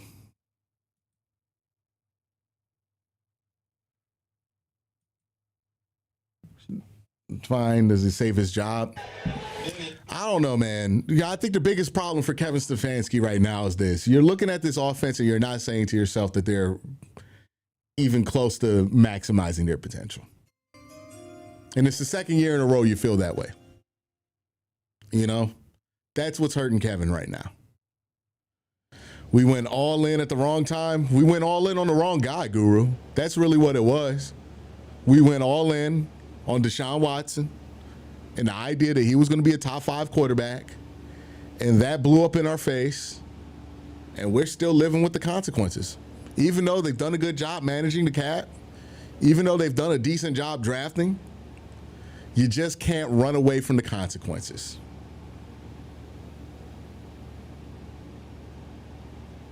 You just can't run away from them. You can only avoid that for so long, man. Is there like a mathematical reason we're kicking a field goal here?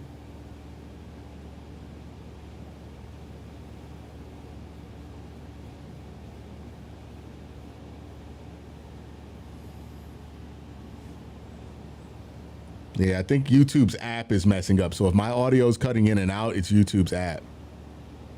Like,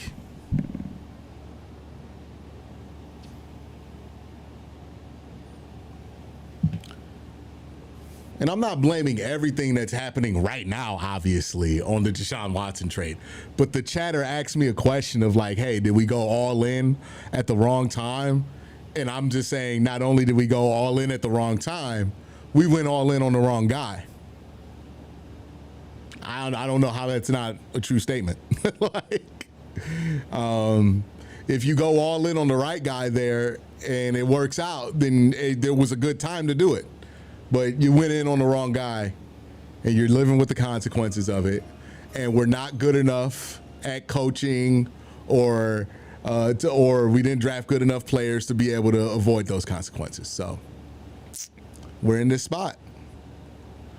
They knew this O-line was shot in the offseason. They just believe in this O-line too much, man. I've been begging about this for like 3 years, and they just still like, no, we're fine at the O-line. We're good. I mean, it's tough.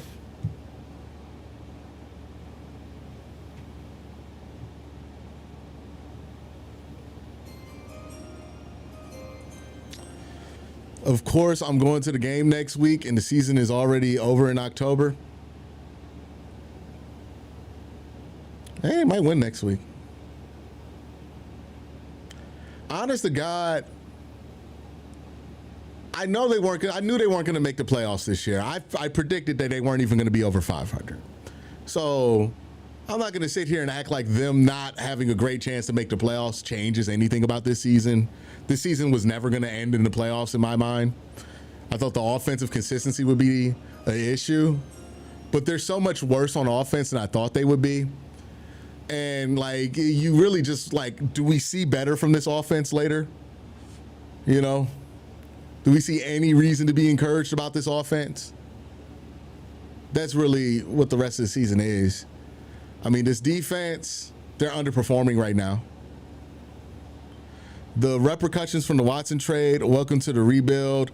I don't know what you want Kevin Stefanski to do when there is so little talent on offense. So, Ray Rags, here's what I'll say, because I get your point. The offense is not talented, But I don't think any NFL team is lacking so much talent that you can't score over 17 points. You know what I mean? Like, you should have enough talent to where you're able to put up more than 20 points in a game. At least once in every 5 games. Even the worst offenses in the NFL are able to achieve that. I think that's the problem. Are we so lacking in talent that we should be as pathetic as we are in offense? I don't think the answer to both those questions is yes right now.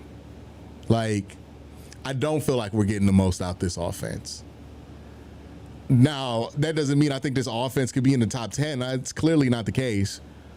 But, like, I think this offense should be, 22, 25, right? In that 22, 25, 22 ranking in the NFL out of 32 teams. We're dead last. I think that's the big problem. You know what I mean? That's the issue. Like, yeah, he's been dealt a rough hand. Yeah, it's been shit. I get it. I truly do get it. And I've been sympathetic for that for Kevin Stefanski for a very long time. But we do have to sit down and ask ourselves, even with all of that considered, do we feel like he's getting the most out this offense like he did in 2023 and like he did in 2020? Do we feel in 2021 too as well? Do we feel that same way? Because since the end of the 2023 season, I don't think I felt that way about Kevin Stefanski's ability to get the most out the offense. I thought it would change this season with being away from Deshaun Watson. It has not changed. I think you have to be open to the answer not being him, as much as that sucks. And maybe Kev gets it right somewhere else. But right now, with the questions that he has to answer right now, he's just not answering at a level to where you feel confident about going forward. We'll see what they do. We'll see what they do. Like, I don't think it's unreasonable, but yeah, man. We'll see. Because this just ain't it. And maybe because it's Pittsburgh, I'm more pissed than I normally would be. But, yeah. All right, we're going to catch up with some super chats here.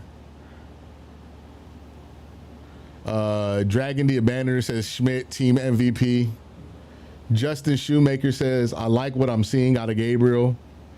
It's going to be a little bit, the stat line's going to look a little bit better for him than what was reality. But I think he looks functional out there. Fog Ross says giving Watson a guaranteed contract was not only terrible for the Browns, but it was terrible for any player in the NFL that deserves one. Yeah, I'd agree with that. First and goal, 3rd and 3, and 3 straight passes. Well, Igor, I get why you're upset, but Quinshon Judkins has 22 yards right now. You know what I mean? The run game has been shit. So I don't blame them for not going to it, especially when the pass game is the only thing getting you downfield right now. Love that Carson Swester showing some heart right now. Njoku, Fannin, Judy, Judkins. We had McVay, Shanahan, Kevin, Reed. Wouldn't be averaging 14 points even if we're playing four quarterbacks? I think there's an argument there. Now, obviously, those are like some of the best names in the NFL. But, yeah, I think there's an argument there. You know what I mean? I think there's an argument there. Ray Rag says, I'm not accusing anyone of anything here, but the defense is seemingly given so much less effort in the last games that DG has played. I don't know, man. I just think the defense started the season so hot that there was going to be a cool down, but like to this level is ridiculous. We outscored the Ravens today, something positive. My God, how bad is that game going for them?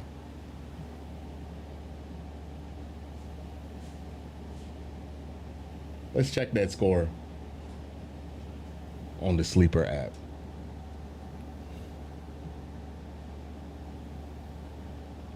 The Ravens, where's that score at? Is that game over already? There's no way the game's over. Oh, wow. That game's over already? All right. So the Ravens lost 17-3 to the Rams, so they will be 1-5. The Broncos won 13-11. And then obviously the Giants won on Thursday night. Cowboys and Panthers are tied going into the fourth quarter. Hey, look, man, every time the Cowboys fans like make fun of the Eagles for losing, they do some equally embarrassing shit. The Cardinals 27-31, so they got the ball right now, but they're down to the Colts. Seahawks 20-12 over the Jags. Chargers 26-27. Patriots 25-19. Yep. All right, real quick. Let me do a sleeper ad real quick. Checking on our picks so far. Nothing's really changed. We're still waiting on the Quinshawn stuff to hit. DK Metcalf. Let me see if he got a reception here. Maybe DK got a reception. No, DK's still at 4. Quinshawn still didn't get the 10 receiving yards. I think he'll probably get it in this drive, and then maybe we get the rushing touchdown if we're lucky. But make sure you join Sleeper. Get a 100% match on up to $100. Use promo code WORSTTAKE when you join Sleeper. Also, right now they're doing the $20 bonus. No deposit required. So make sure you do that if you're a new user. So sign up, use promo code WORSTTAKE. Getting rid of Stefanski with the bad offense gives me PTSD of getting rid of Baker. Yeah. I'm gonna be honest with you right now. I don't know what to do here, man. I can see this being awful in 5 years for the Browns to fire Kevin. But I can also see why, if we're looking at what we're looking at right now, it's impossible to ignore. Like, I just don't know what they should do. You know, I really don't. A lot of people are dead set, knowing what they want to do one way or the other. I can't say that I'm confident that one is the answer versus the other right now. I just can't say that. I truly don't know what they should do. They're playing that stupid Renegade song.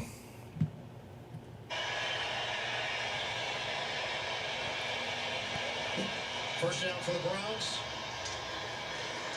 On the give to Judkins, they just keep sending waves of defensive players at Judkins, limit him to a 1-yard gain. Check in with Evan Washburn. A couple key injuries. Sean Phillips says, in the locker room with a thigh contusion. We saw Gage Larderdane take that head injury.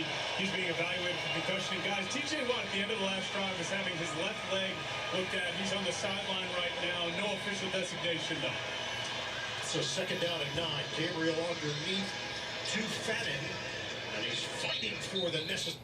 how did we get this bad? This from Sean Phillips. How did we get this bad? Ever since they changed the staff to suit Watson, firing Van Pelt for Dorsey, they've never recaptured the same energy. Yeah, and Part of week 7 in the NFL. They need a yard, they get it. And the problem can't be that you don't have Alex Van Pelt, man. Like, that just can't be the problem. You should do a show on whether it's Kev or Barry that gets the real blame. I think it's easy to just, I don't think it's Barry, if I'm being real with you. Like, I have actual reason right now to be like, no, Andrew Barry can do his job, right? I think you have a legitimate reason to look, like, you could look at this draft class, you could look at the play of some of the young players and say, hey, no, it looks like Andrew Barry can do his job. Kevin's the one where when we're watching this, it doesn't look like he knows what he's doing as much as we want him to. You know? Like, I think the faith in this offensive line, that's on Kevin. Like, maybe you can blame that on Andrew as well. And I think there's some blame to be put there. Like, we haven't really swung on tackle that much in the draft. But the bulk of this team's problems, you just look back and you ask yourself, man, we can't do better than this. It's just a recipe for the 5th sack of the day. No, I'm not. Look, oh my goodness, I'm not at all advocating that the Browns fire Kevin Stefanski right now. Absolutely not. Any conversation to fire him would be at the end of the season.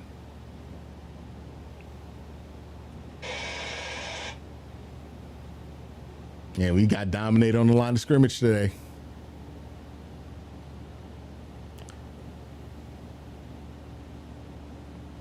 Gabriel tries to get away and now sets up a 4th down. Gotta have it situation.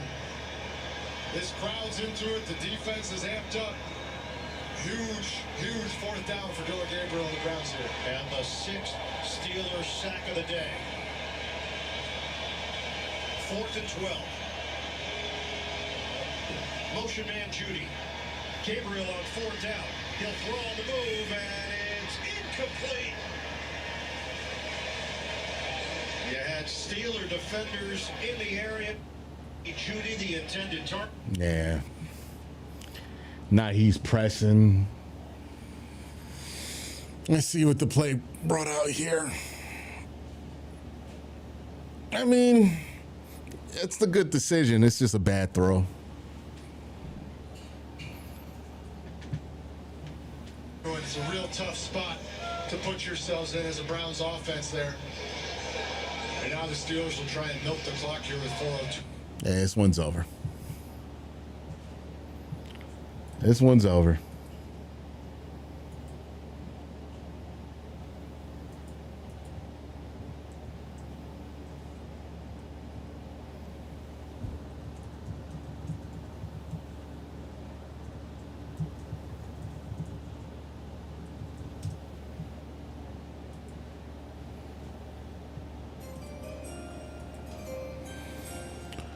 We just need to trust Kevin this season and see how next year goes. It sucks now, but remember, our expectations were not that high. It would be a lot easier, even at the record. Like, I'm being honest with you, right? That would be a lot easier if the record was 1-5, but we were seeing the offense put up points. Like, if they were losing and the offense was not having this weird 17-point streak, I think people would be able to accept that, you know? But them losing and the offense looking like this, it just doesn't feel great. And it doesn't make you feel like there's a lot of answers here, you know?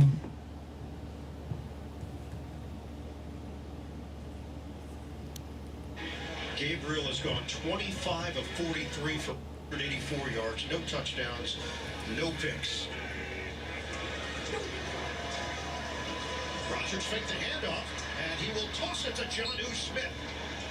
He's tackled out on the perimeter by Devin Bush Jr. And a timeout taken at the 3:50 mark, 7-yard pickup. Stay tuned. NFL Today update delivered by Little Caesars. Time permitting, all the latest NFL scores and highlights.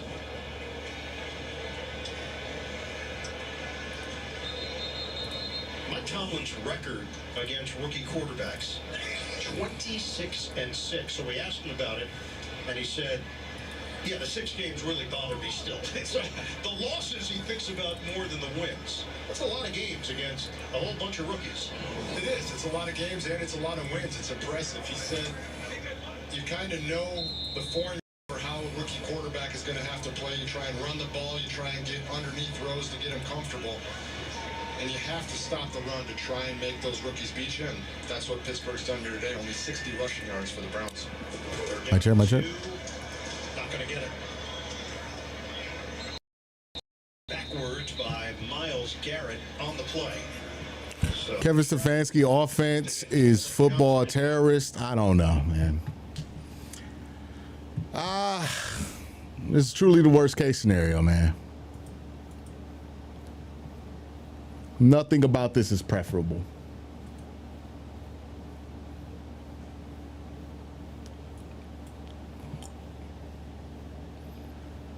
Nothing about this feels good.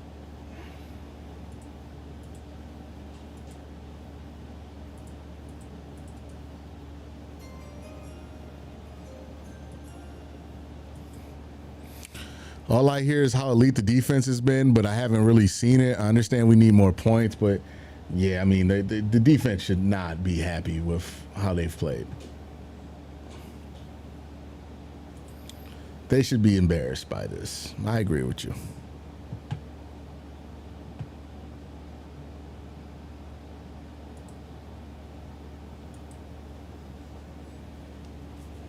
Hey.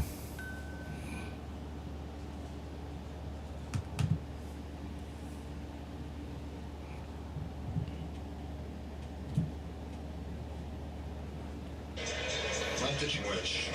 But we talked about earlier, this field has been chewed up. Ooh, is he okay? It's pretty sandy. The middle looks bald. They said they were replacing. Worst thing about it, if the Browns had like a reasonable effort today, they could have won this game. They play better on defense. They play better on offense. They actually had a chance to win it. But as it goes, they didn't put themselves in that position, man.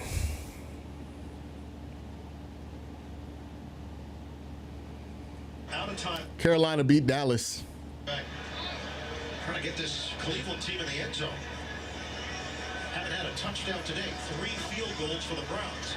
Gabriel at the very last moment. He tosses.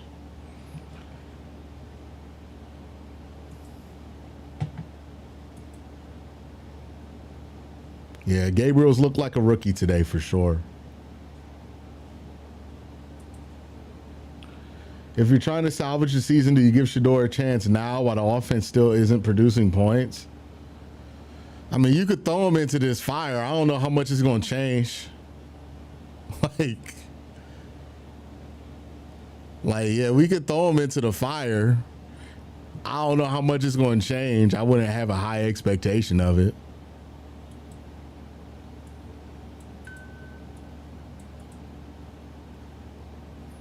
Oh my goodness, says if they were to fire Kevin, wouldn't Bubba be the interim head coach?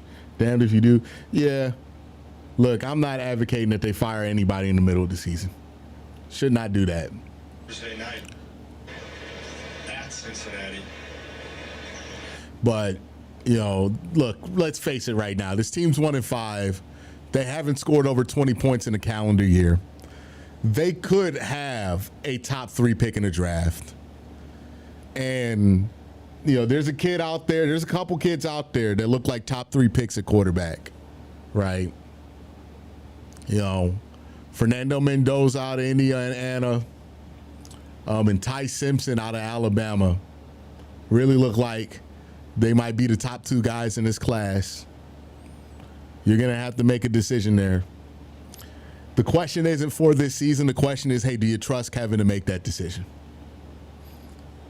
Do you think that Kevin is a guy who can anchor the offense for the next 20 years if he gets the guy that he needs? Or is he Zach Taylor? That's the question. Right now, this feels real Zach Taylor to me. I hate to say it. It feels real Zach Taylor to me. You know, even if you get your quarterback, are we going to constantly be talking about Kevin holding him back like we do in Cincinnati?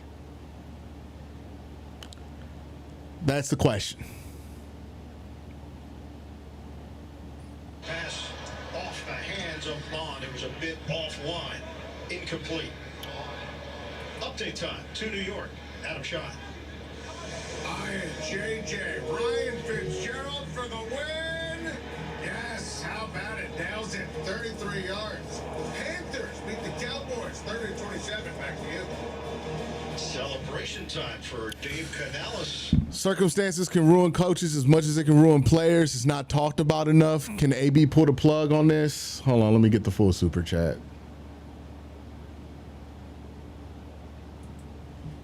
2:12 on the clock. 2nd and 10. Gabriel hit as he throws, got rid of it, but also took a shot on the That's process. dead. Steelers are playing through the whistle. Peppers back out there. It was a combination of Sawyer and Otomewa. You'll see Jack Sawyer off the left side here, and one of the advantages that the Pittsburgh Steelers have. I mean, like, this is our starting unit getting devastated right now by the Steelers' backups. Like, again, I'm as sympathetic to the problems that Kevin has been dealing with on offense as anybody. But I can't sit here and act like I feel like they're above expectation right now, or even at expectation. Ohio State, 3rd and 10, flag down. Catch made by Fannin. Extra yards. He was not ruled down after the initial grab, and finally ruled down at the 18-yard line. Thornhill and Porter there to help make sure he didn't get more yards. Penalty marker on the play. Offside. Defense number 24. Decline it. Neutral zone. The penalty is declined. Result of the play. First down, Cleveland. This is a 2-minute warning. 2 minutes remaining in the fourth quarter. 24-yard pass. This is the stench of this game. This game always stinks, bro. Every year, this game stinks. Every year, I talk myself into, man, we might do it this year. Every year, I'm just let down. Man, I hate the Pittsburgh game in Pittsburgh. I really do.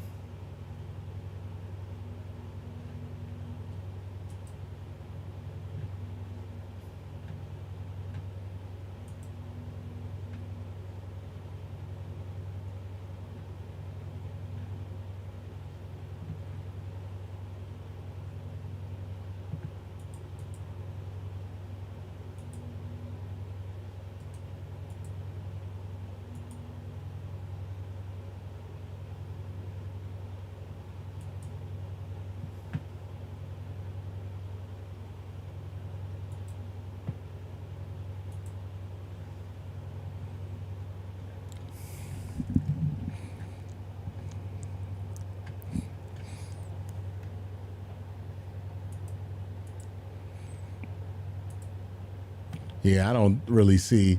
Look, I know people don't want to hear this who want to see Shador on the field, but in order for the Browns to put him in here, it's going to take more than the offense being shitty. Like, Dylan has to give you a reason that you have to bench him. So either he gets injured or he throws like 5 interceptions. That's really the only way that Shador is going to play.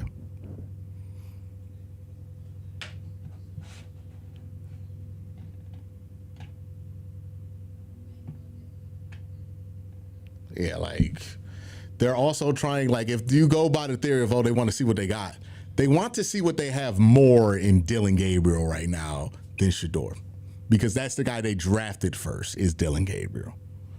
Like, that's just how that's going to work. They don't want to see what Shador can do more. The fans want to see what Shador can do more. But, you know, Garrett Wilson move from AB. Why waste a move like that on, like, honestly, keep your resources, because who knows what we're going to have to do in the draft to get a quarterback. If I'm being honest with you. I don't think we should spend any resource on trying to fix this team this year. We should save every resource we have to answer the quarterback position. Jerry, that's a tough catch. It's not a great throw by Gabriel. But yeah, look, we have a very real quarterback need, and we might have to spend some significant resources to fix that. So I don't want to get tied up because I made a move for Garrett Wilson, you know, because it's not going to matter if we got Garrett Wilson if we got nobody throwing the ball to him. Punching the ball in early here and at least giving yourself a shot at an onside kick is what Dylan Gabriel and the Browns are hoping to do. 2nd and 10. Rushes on. Gabriel gets rid of it. Underneath to Jamari Thrash. Picks up 4 yards. Clock is moving. 1:45 to play. And a Cleveland injury on the play. Unbelievable. Unbelievable, dude. Unbelievable. Unbelievable. We're losing another tackle. Oh, that looks so bad. That looks awful. Unbelievable. real.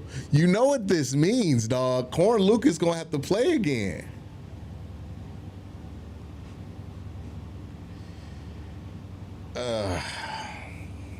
I hate the Pittsburgh game in Pittsburgh.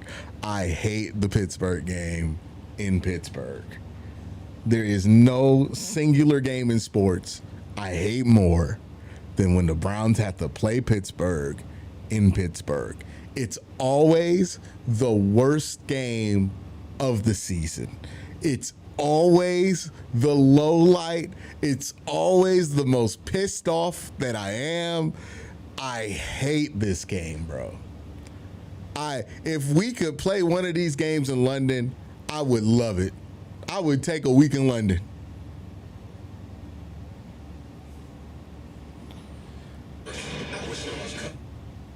I would take a week in London, dude. I hate this game. Oh my God. I'll be right back, y'all.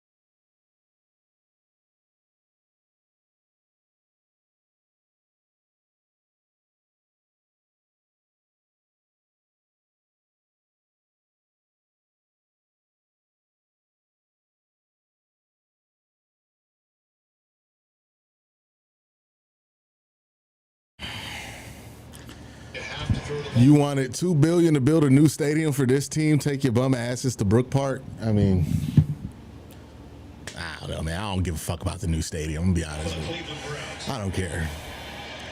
That's not what I'm mad at. Gabriel to throw it. He does. It's off the hand of Fannin, incomplete. And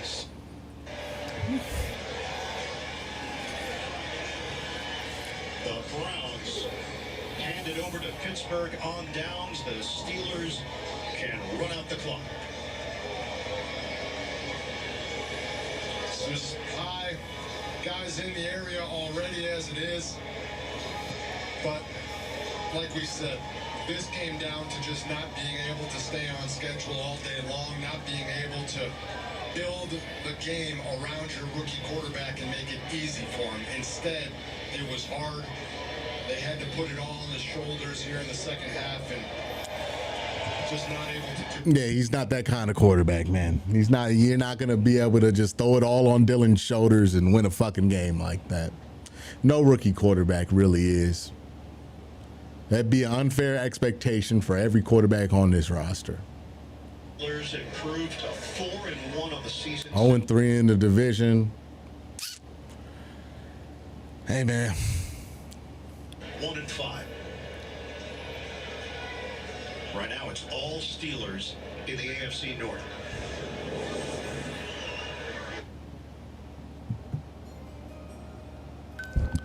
$60 passes and barely 200 yards. It's horrible. It's not great.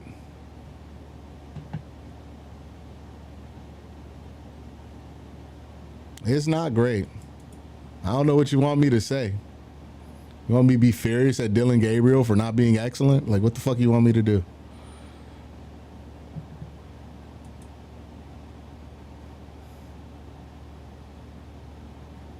Like, what am I supposed to be doing here, right? You got people out here mad that we bench Flacco. Hey, dog, we had to bench Flacco. I'm sorry. Yeah. And that's it. I mean, to be fair to Dylan, he dealt with like 4 or 5 huge drops that probably would have brought him up to 300.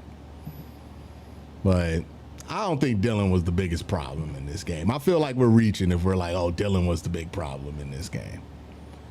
Like, I'm sorry. I can't sit here and say it's Dylan. I could blame like 14 things before I get to Dylan. I've probably been one of my biggest Kevin supporters, but the offense is so anemic, I'm thinking we're going to have to let him go. Yeah, you know, it feels exactly. It's like deja vu, and I'm not saying it's the same situation, but boy, it feels exactly like how we felt at the end of 2021 with Baker Mayfield. Like, it feels the exact same. It does. It might not be the same situation. You might fire Kevin, get the next guy in. He's awesome, right? You're not trading for Deshaun Watson to replace Kevin Stefanski, right?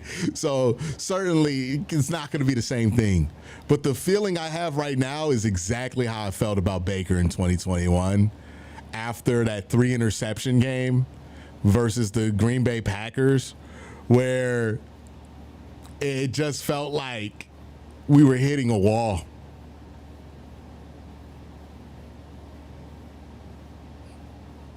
And honestly, I think we're hitting a wall on defense too.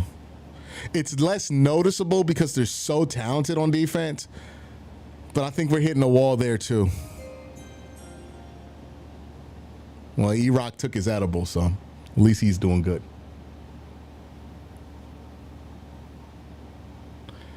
Maybe this is just like somebody saying, hey, man, you caught the Steelers off a bye and you were coming back from London. This game was always going to look bad.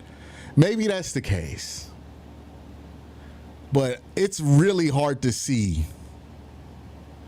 a world where Kevin turns this around enough for people to have confidence that he should be ahead here to fix it.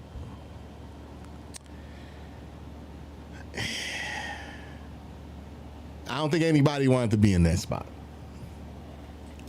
I don't think anybody wanted to be in that spot. This is not where anybody wants to be. All right, man, let's start the post-game show. Oh my goodness, says unbelievable.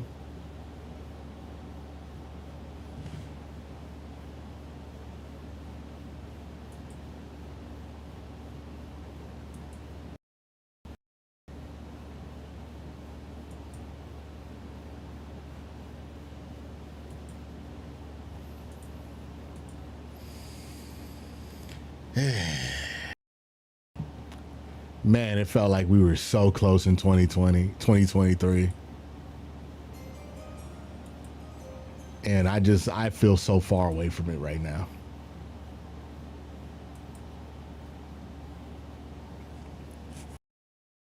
Doesn't move the needle. Time to see Shador. I don't know, man. I don't care who plays quarterback the rest of the fucking season, dude. Because if Shador gets out there, and what's likely is that he probably doesn't move the needle either, then what else are we going to talk about all rest of the season, right? Like, there are problems just so much bigger than quarterback right now.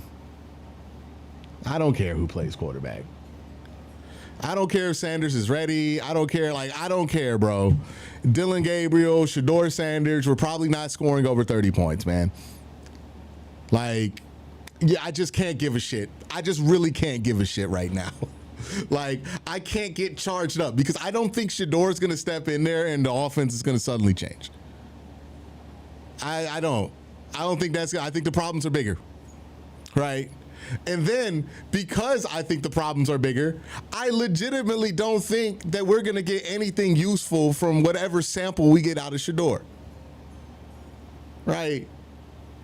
He goes in there, he looks bad, you could blame it on Kevin Stefanski. So you don't learn anything, right?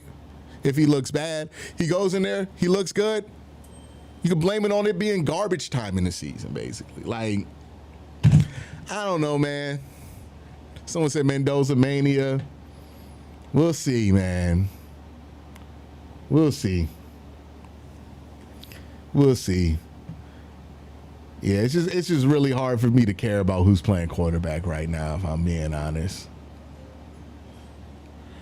Post-game debriefing will just be salt in the wound. Mendoza Mania. I would recommend not watching the fucking press conferences. The only reason I watch them is because I have to cover the team.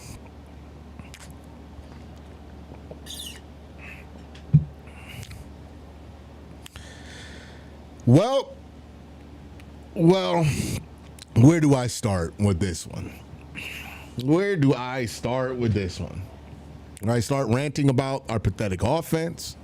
Do I start by ranting about our pathetic defense? Do I start ranting about our pathetic special teams?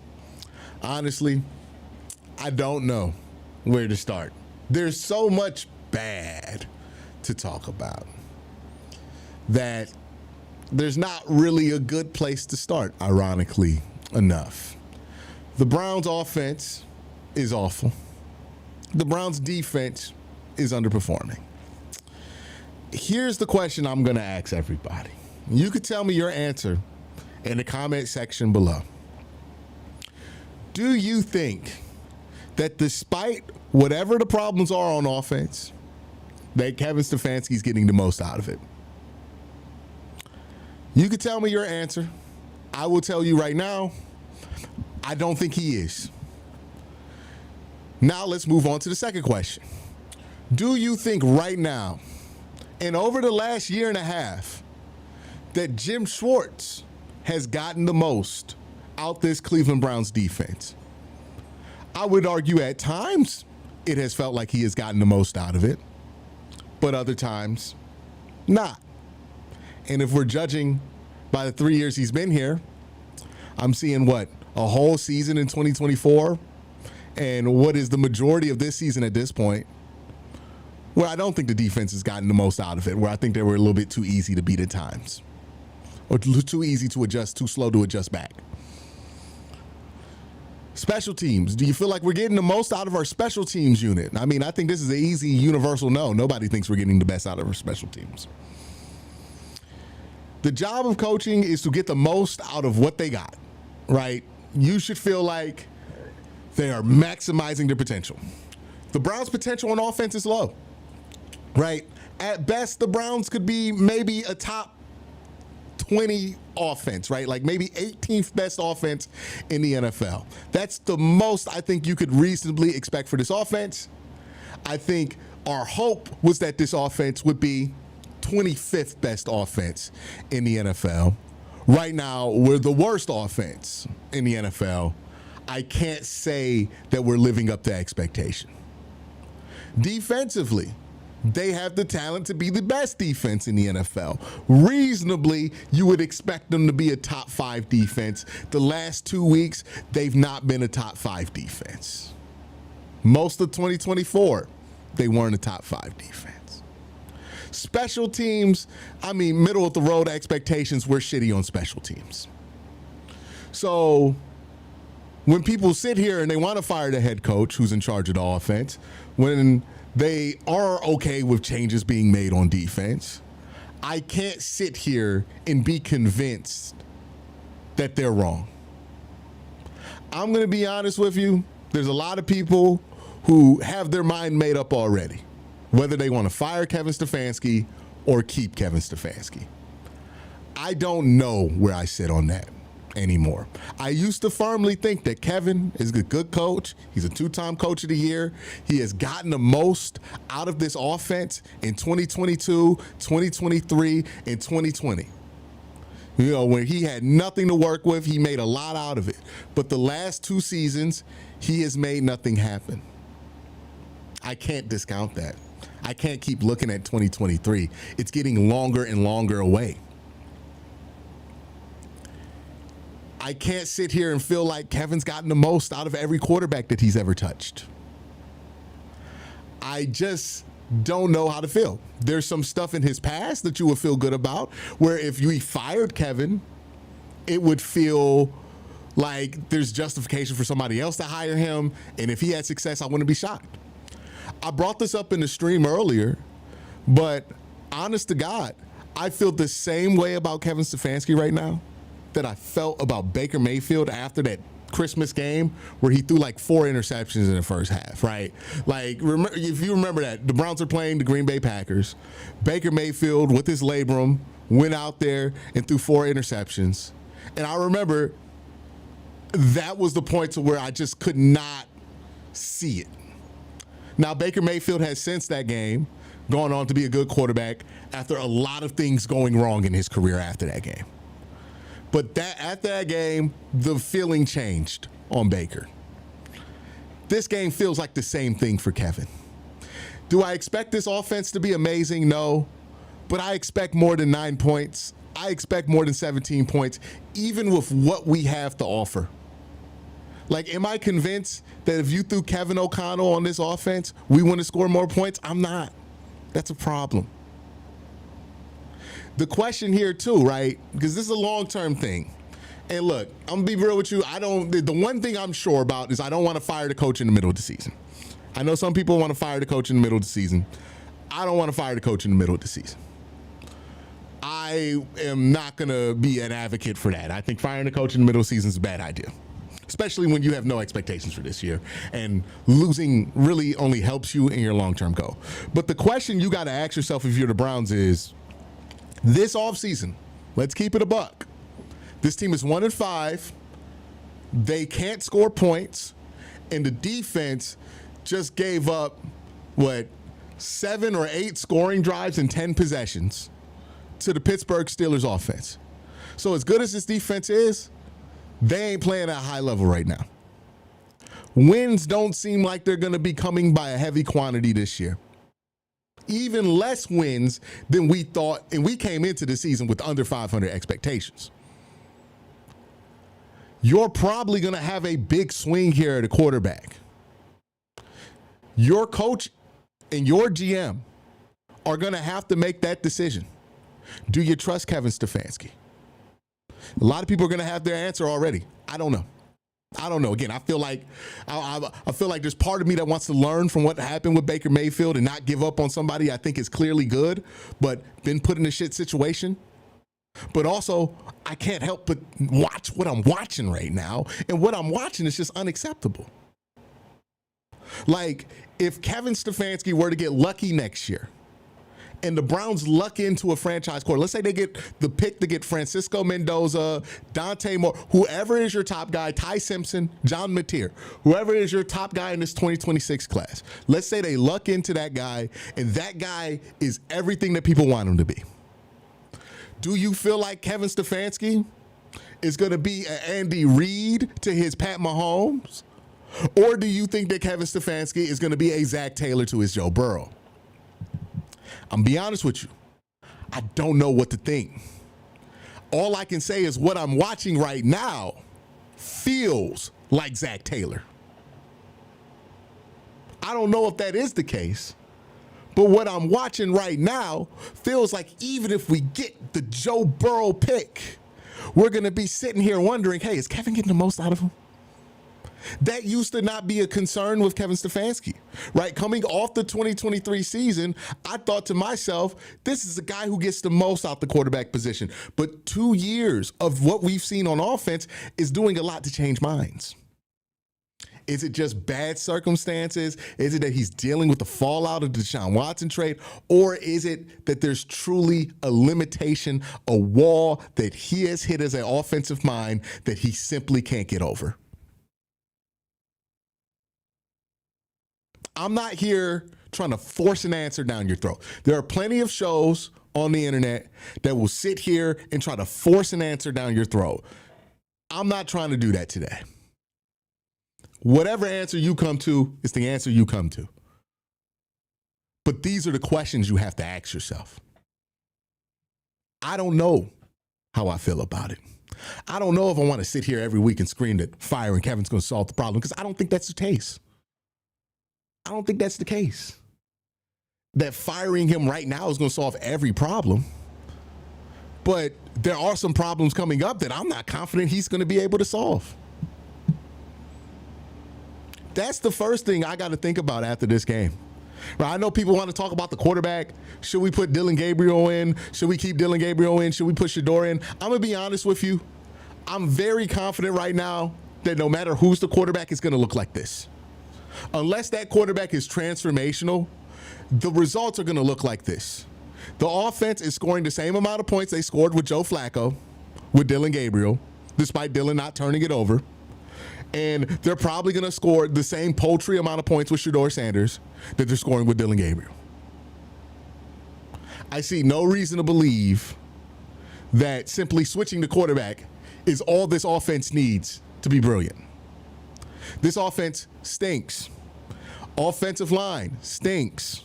They're injured to hell. We just lost both of our tackles in this game. Jack Conklin left this game, and then Greg Robinson, that's a whole different era. But Cam Robinson left this game. So we're back to square one at tackle. We're back to playing Corn Robinson, or whatever his name was, Corn Lucas. We're back to playing Corn Lucas and KT Leviston at the tackle positions. Run game, non-existent. Steelers defensive line dominated us. That's a problem. Steelers defensive line dominated us both in the run game and in the pass game. That's a problem. Didn't look like we had any answers for what Pittsburgh wanted to do from a strategy standpoint. That's a problem. Seemed like Pittsburgh kind of knew what we wanted to do. That's a problem. Then you flip over to the defensive side of the ball. And look, a lot of long-term questions about this team are naturally going to be about the offense, because the offense is the youngest part of this team, and it's the part of this team you have the most questions about. So that's where the long-term focus is going to be, and that's where I'm at right now for a 1-5 football team. I'm worried about the long-term here. Short-term, we got to ask some real questions about the heart of this defense, because what they did at the end of the Minnesota game was pathetic, and what they did in this game for the entirety of it was pathetic.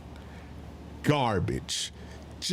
I don't want to hear y'all talk about the best defense in the NFL until you get this taste out your mouth for at least a month and a half, because this was pathetic from the Cleveland Browns defense. A defense that, quite frankly, you expect more from. And I know during the course of the game, people were upset at me because I wasn't as mad at the offense as I was at the defense. I have higher expectations for this defense. The offense stinks. I know that. We know that going in. The offense doesn't have many playmakers. They're not that good. Okay. We know that. Should they be better than what they are? Absolutely. But we know they're not good. I'm not going to sit here and be shocked and rant every time a bad offense looks like a bad offense. But this defense is not supposed to be bad, and what they put on tape here today was pathetic. Especially coming off of what they had to answer for last week. It was a pathetic effort. The Steelers only had 9 possessions in this game, 9 drives in this game. The Steelers scored on 1, 2, 3, 4, 5. They could have scored on 6 drives. One of those drives at the end of the game. So they got scoring opportunities on 6 out of 8 true drives in this game. This is supposed to be an elite defense. The Pittsburgh Steelers offense is not elite. This is pathetic. Last week against the Vikings, I know people were focused and fixated on what the offense didn't do in the fourth quarter, but what the defense didn't do was equally as pathetic. Pathetic that they came off of an embarrassing loss like that with this kind of effort. And again, it makes you question what's going on. Is the locker room culture worth preserving? It don't look like it. Again, I feel the same way right now about Kevin Stefanski as I did about Baker Mayfield after that 4-interception Green Bay Packer game. This is going to shake the faith of any Kevin Stefanski believer, because what we are watching right now is unacceptable.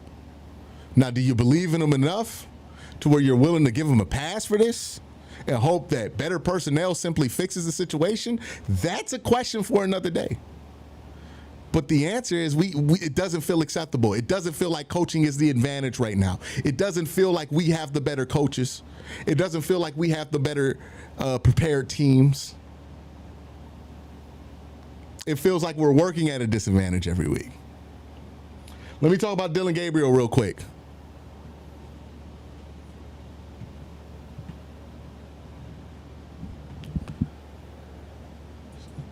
So Dillon Gabriel, look, he's admittedly a hard guy to discuss because everybody, almost, a lot of people just aren't that interested in finding out what the answer is with Dylan Gabriel, right?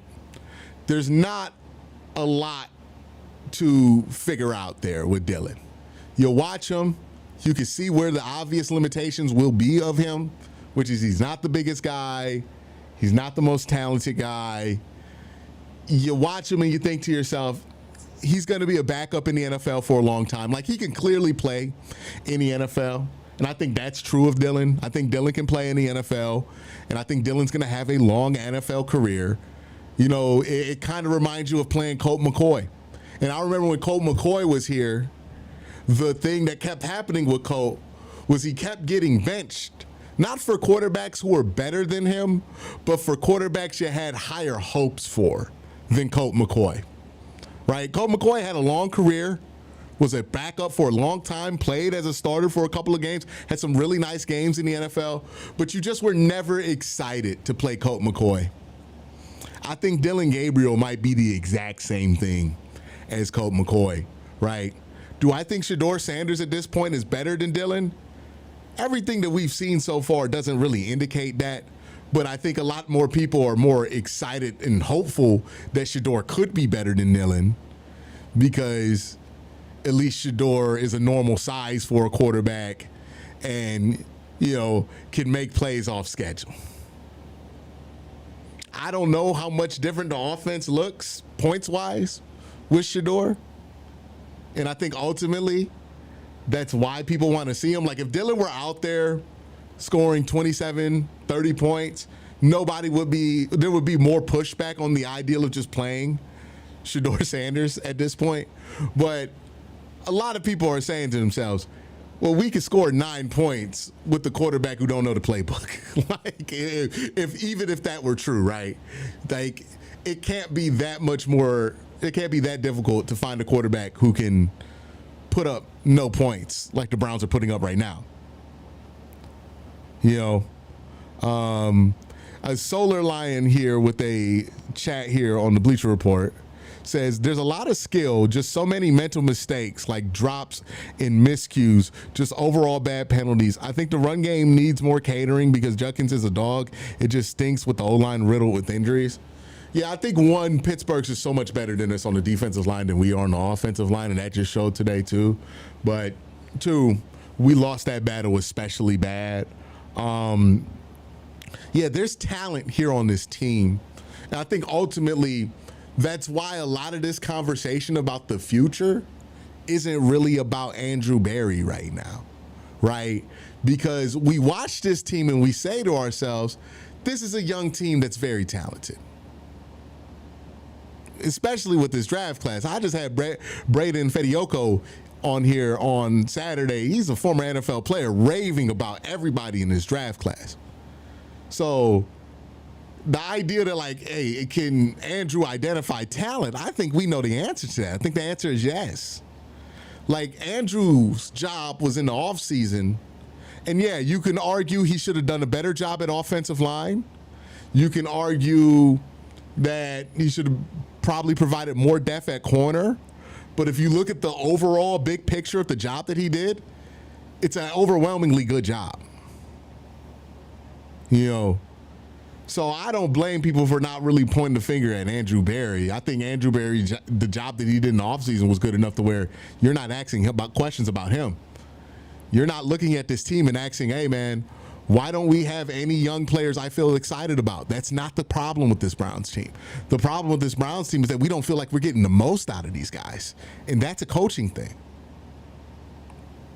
That's why it falls on Andrew more than it falls on Kevin. I mean, not Andrew. That's why it falls on Kevin more than it falls on Andrew. Because I do think they're better than this offensively. I think they're better than this defensively. I mean, everybody's saying Carson Swetzer is going to win Defensive Rookie of the Year. Like, they got the talent, the young talent there.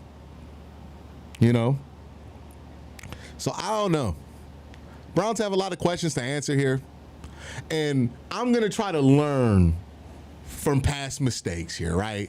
Because after that game where Baker threw them 4 interceptions, I was hot. I got on the mic, and I said, he got to go, right? He's got to go.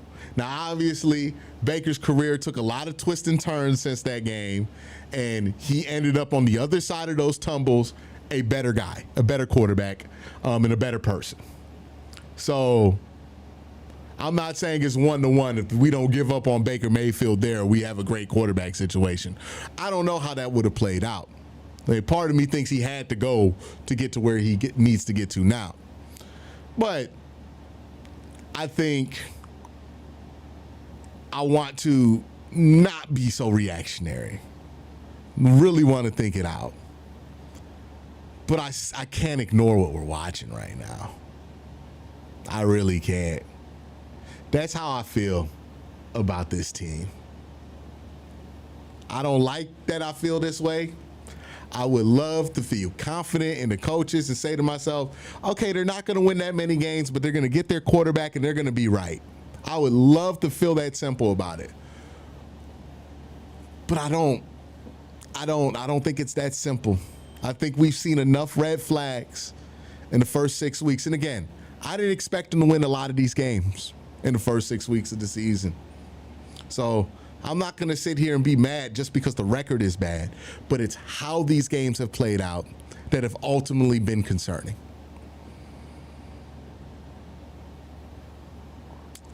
This is not where anybody wanted to be, man. I just think of it. 2023, it felt like we were so damn close to figuring it out. 2 years later, we're probably back at square one. Or not, well, yeah, close to square one. Maybe you don't fire your GM, but maybe you fire your coach at the end of the year. I don't love being here, man. I don't love being here. You know, I don't love the fact that I'm arguing constantly with folks about what's to blame more. An offense that can't score more than 10 points or a defense that can't get Pittsburgh off the field. I don't love that. I don't think the argument that we're having right now existing is good. I don't love that we're really thinking to ourselves, our only hope to score over 20 points is if a fifth-round rookie steps in and changes the offense. That's not confidence-inducing. That's not something that makes you feel good. The fact that we are having the arguments that we are having right now is an indication that we are failing at a high level on all three phases of the game. None of this is good. None of this is fun. If we were a good team, if we were a well-coached team, if we were a well-managed team, if we were a well-coordinated team through 6 weeks, we wouldn't be having these conversations. But we are. What does that tell you? Nobody likes being here. Whether they want the coach fired or not, nobody likes being here. We all want to feel differently. We all want to feel like we got the quarterback. We all want to feel like we got the guy. And maybe that day is closer than we think. They could get the quarterback next draft and get a new lease on life, and then we're up. But boy, do they have to answer some questions this offseason. And I hate that I'm talking about the offseason. It's October 12th. Some of y'all ain't even had y'all homecoming yet, and we talking about that. It's tough. It's tough. What are the Browns going to do? I don't know. Are they going to fire the coach at the end of the year? I don't know. He's going to get the whole season. Maybe he shows something by the end of the year. But man, I need to feel more confident about the coach. I need to feel more confident about the offense to feel good about this offseason.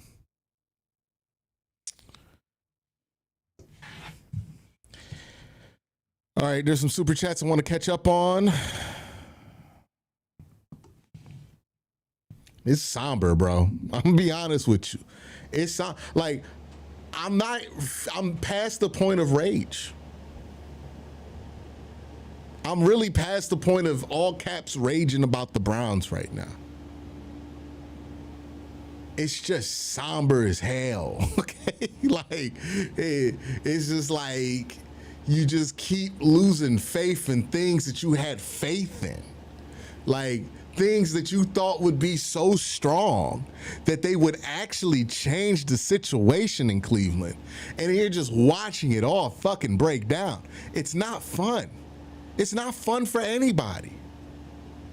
Call me crazy, but I'd rather see any of our quarterbacks throw 3 picks in a game if they actually.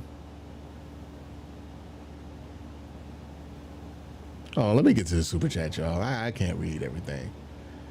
Hold on.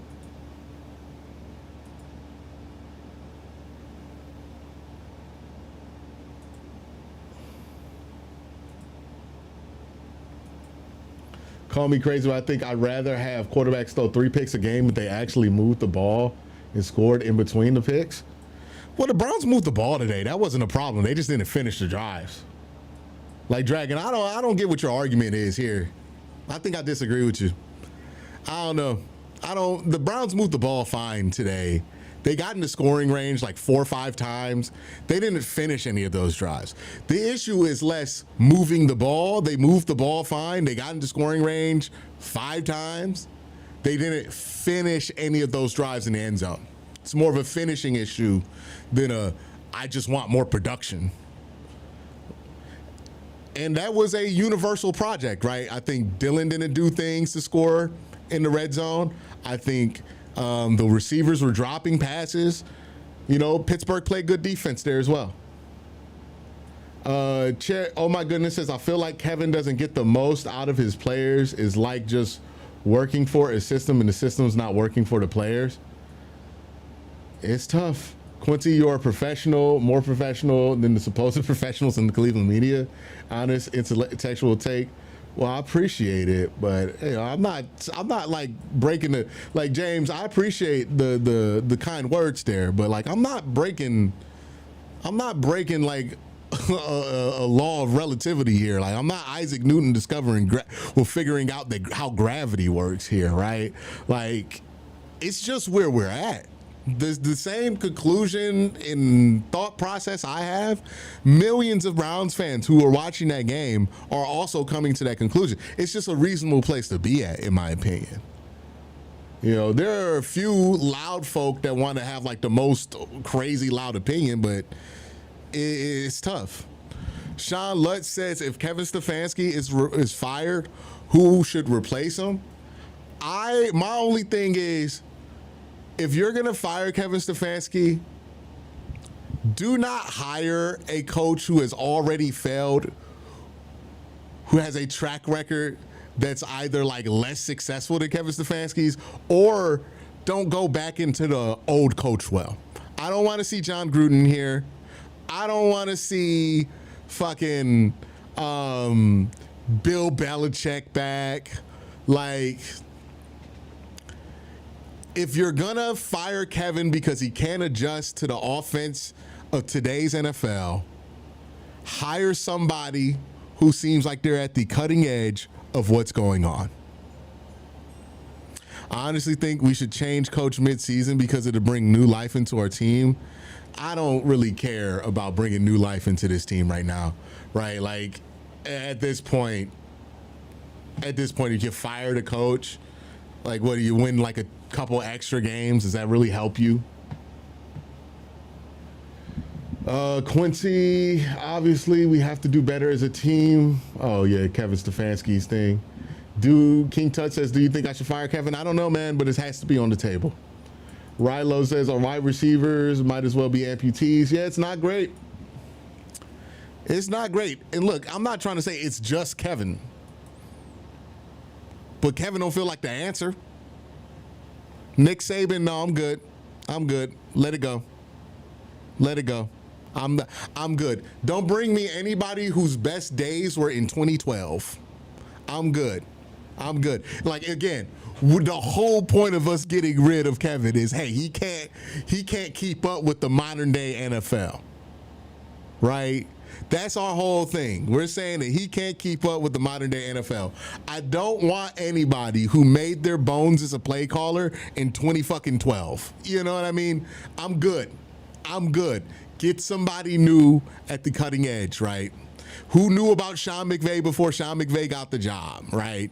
Just go out there and identify a coordinator or somebody who you think can really bring some life into the offense and also has the skills needed to be able to manage a team from a head coaching perspective, if that's what you're going to do. I don't care I don't want a flashy name. I want somebody who is at the cutting edge of those conversations, right?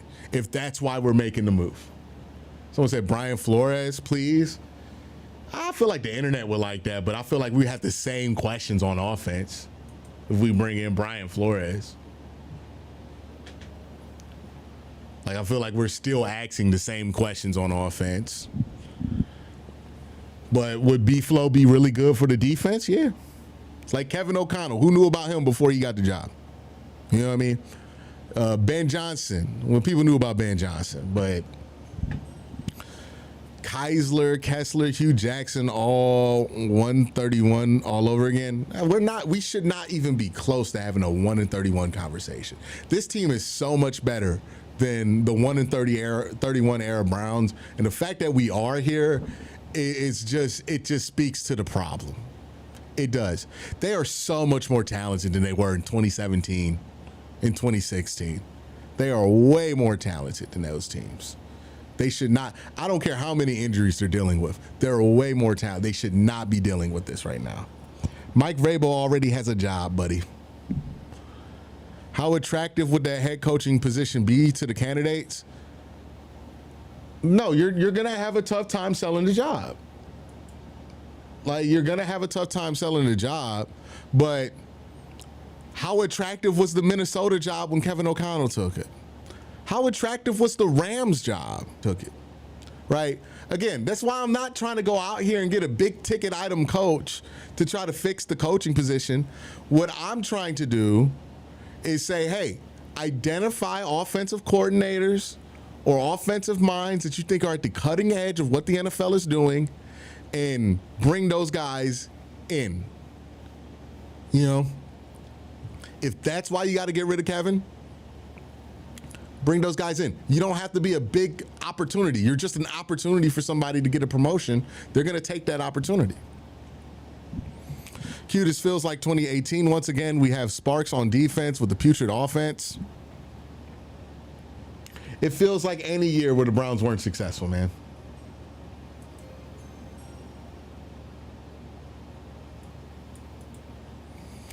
Schmidt was good today. Thank you, David. Schmidt was good. Someone said Mike McCarthy. That's it for Bleacher Report. No, man. No, Mike McCarthy. No promoting Jim Schwartz to head coach. No. We feel like we're being left behind in today's era of defensive and offensive game planning. Our answer cannot be somebody you only know about because they coached in the 2010s. It cannot be that. It cannot be that. That's it for Bleacher Report, by the way. Y'all done for the day. That was nuts.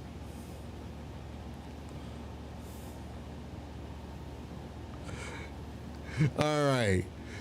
Clint Kubiak, save us. He's making Sam Darnold look good. Maybe. Like, they're going to have to open themselves to a lot of different questions, a lot of different answers. Well, it don't look like the Bengals offense is looking that much different with Joe Flacco than when Joe Flacco was here. So maybe that's a sign. I don't know. Like, yeah, man.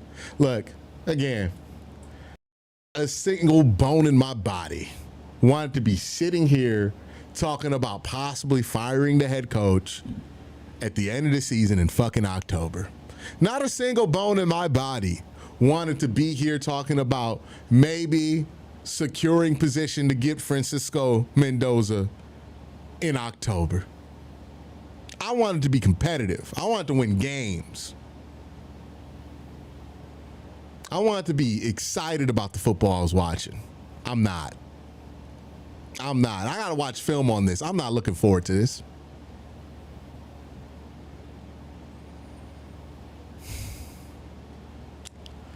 Not a bone in my body wanted to be here. Not a single bone in my body wanted to be doing this.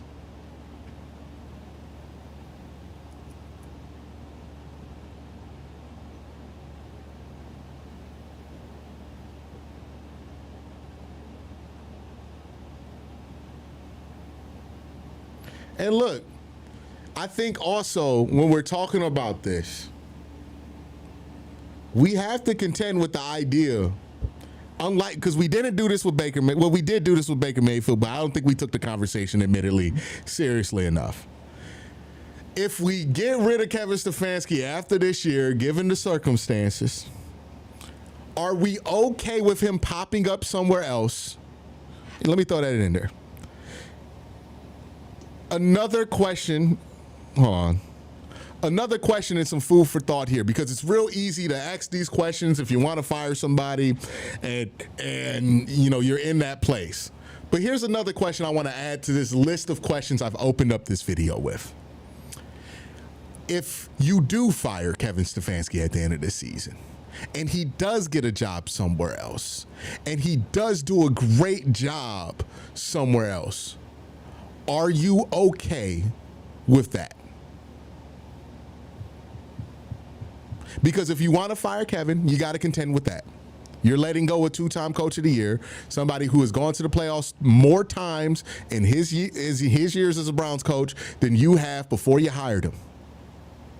Like, this is not a normal Browns coach firing where you're firing like Eric Mangini after like 3 2-win seasons. This is a little different, and I don't think we're respecting the gravity of that. You got to ask yourself that question. Are you going to be doing the same woe is me, poor Browns fan thing that we do when we see Baker Mayfield put 300 yards up every Sunday? If Kevin Stefanski gets the job in Cincinnati, or if Kevin Stefanski gets the job in Tennessee and turns out to be a really, really good head coach for them for a really good long time? Are we going to be okay with that? Are the problems severe enough in Cleveland that we don't feel like they can be fixed in Cleveland? And we're okay if they get fixed somewhere else because we have accepted that they can't get fixed here. Is that where we are with Kevin? That's an important question to answer too. Not enough people who want to fire the coach answer that question, because I tell you right now, half the people who want to fire the coach right now, if Kevin has that outcome, they're going to be on here in 2 years talking about, oh, we make all the wrong decisions. We got to contend with all of it. We got to contend with all of it.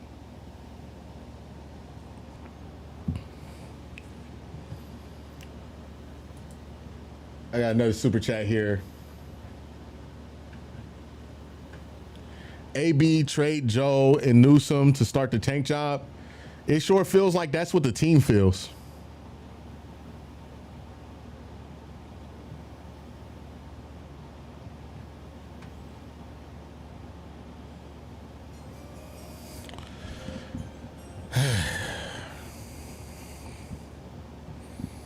Did AB trade Joe? Okay, yeah, we got that one. But, yeah. I mean, I don't know how trading Joe Flacco is starting the tank job, to be honest with you. Like, and they swapped Newsom for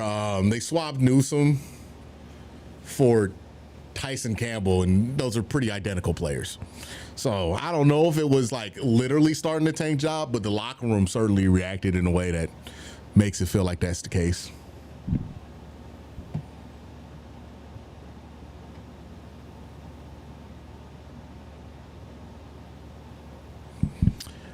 My whole takeaway from this is it's easy to be angry and yell angry solutions when everybody's angry.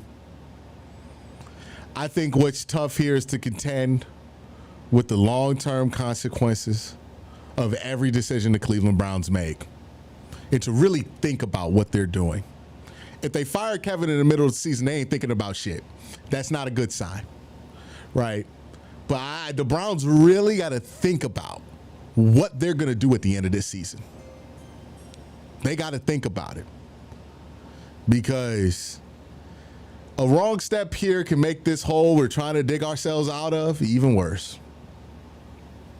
Kevin is at best a top 16 head coach and a top 18 play caller. I don't think a major main issue. Look, we were saying all this shit when it was time to let Baker Mayfield go. Logan, like, I'm gonna be real with you.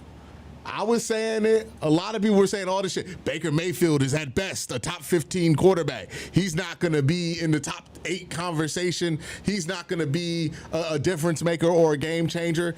And years later, we're talking about Baker Mayfield possibly being in the MVP conversation. Like, I'm not asking you what you think Kevin Stefanski's limit is. I'm saying, hey, consider a world where Kevin Stefanski is very successful at his next job. Are you okay letting him go because you don't think he could change the situation in Cleveland? Right? You might think he has a cap, but let's say he doesn't. Let's say he's super successful. Are you okay with giving up on him and whatever happens afterwards because you're convinced it can't be fixed here? Like, are you that convinced? Ooh, Cam Ward took a horrific looking hit. That's really it. I'm be honest with you. I don't know how I feel about this. I wouldn't be shocked if he got fired. I don't even know if I'd be upset if he got fired. Right now, when I'm watching, it look like somebody about to get fired. Like, I just think there's a lot to contend with. Is it Cavs season yet? Couple weeks away. Couple weeks away. It's real easy to be angry now. I just remember how we felt about Baker in 2021. And how easy it was to shit on him for the next 2 years. But boy, do we feel different today.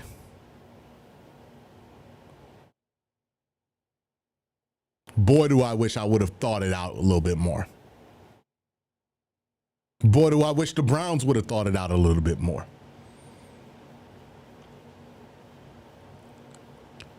I just don't want to see this franchise make the same mistake twice.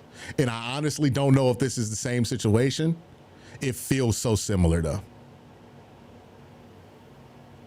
Like, I wouldn't be surprised if we fired him and we're better off for it. I wouldn't be surprised if we fired him and we're doing the same shit we're doing right now with Baker.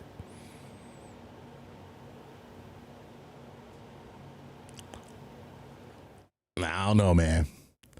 That's just kind of where I'm sitting. If you want to know where my mind is, I'm not really on any side of the fence here anymore. Like, I don't know what to do here. I don't really have that strong of a belief that Kevin's going to fix this anytime soon. And what it looks like looks horrible. And I don't think he's getting the most out of these guys. And that usually means you got to fire somebody. But he has a whole body of work to consider. Some of that shit's really good, but in between, there's some ugly shit there, man. All right, man. At least Andre has been 100% in the last 2 games. Yeah, at least our kicker's not terrible. I guess that's what I'll leave off with. That's what I'll leave off with. Y'all have a great day. Have an even better night. Peace.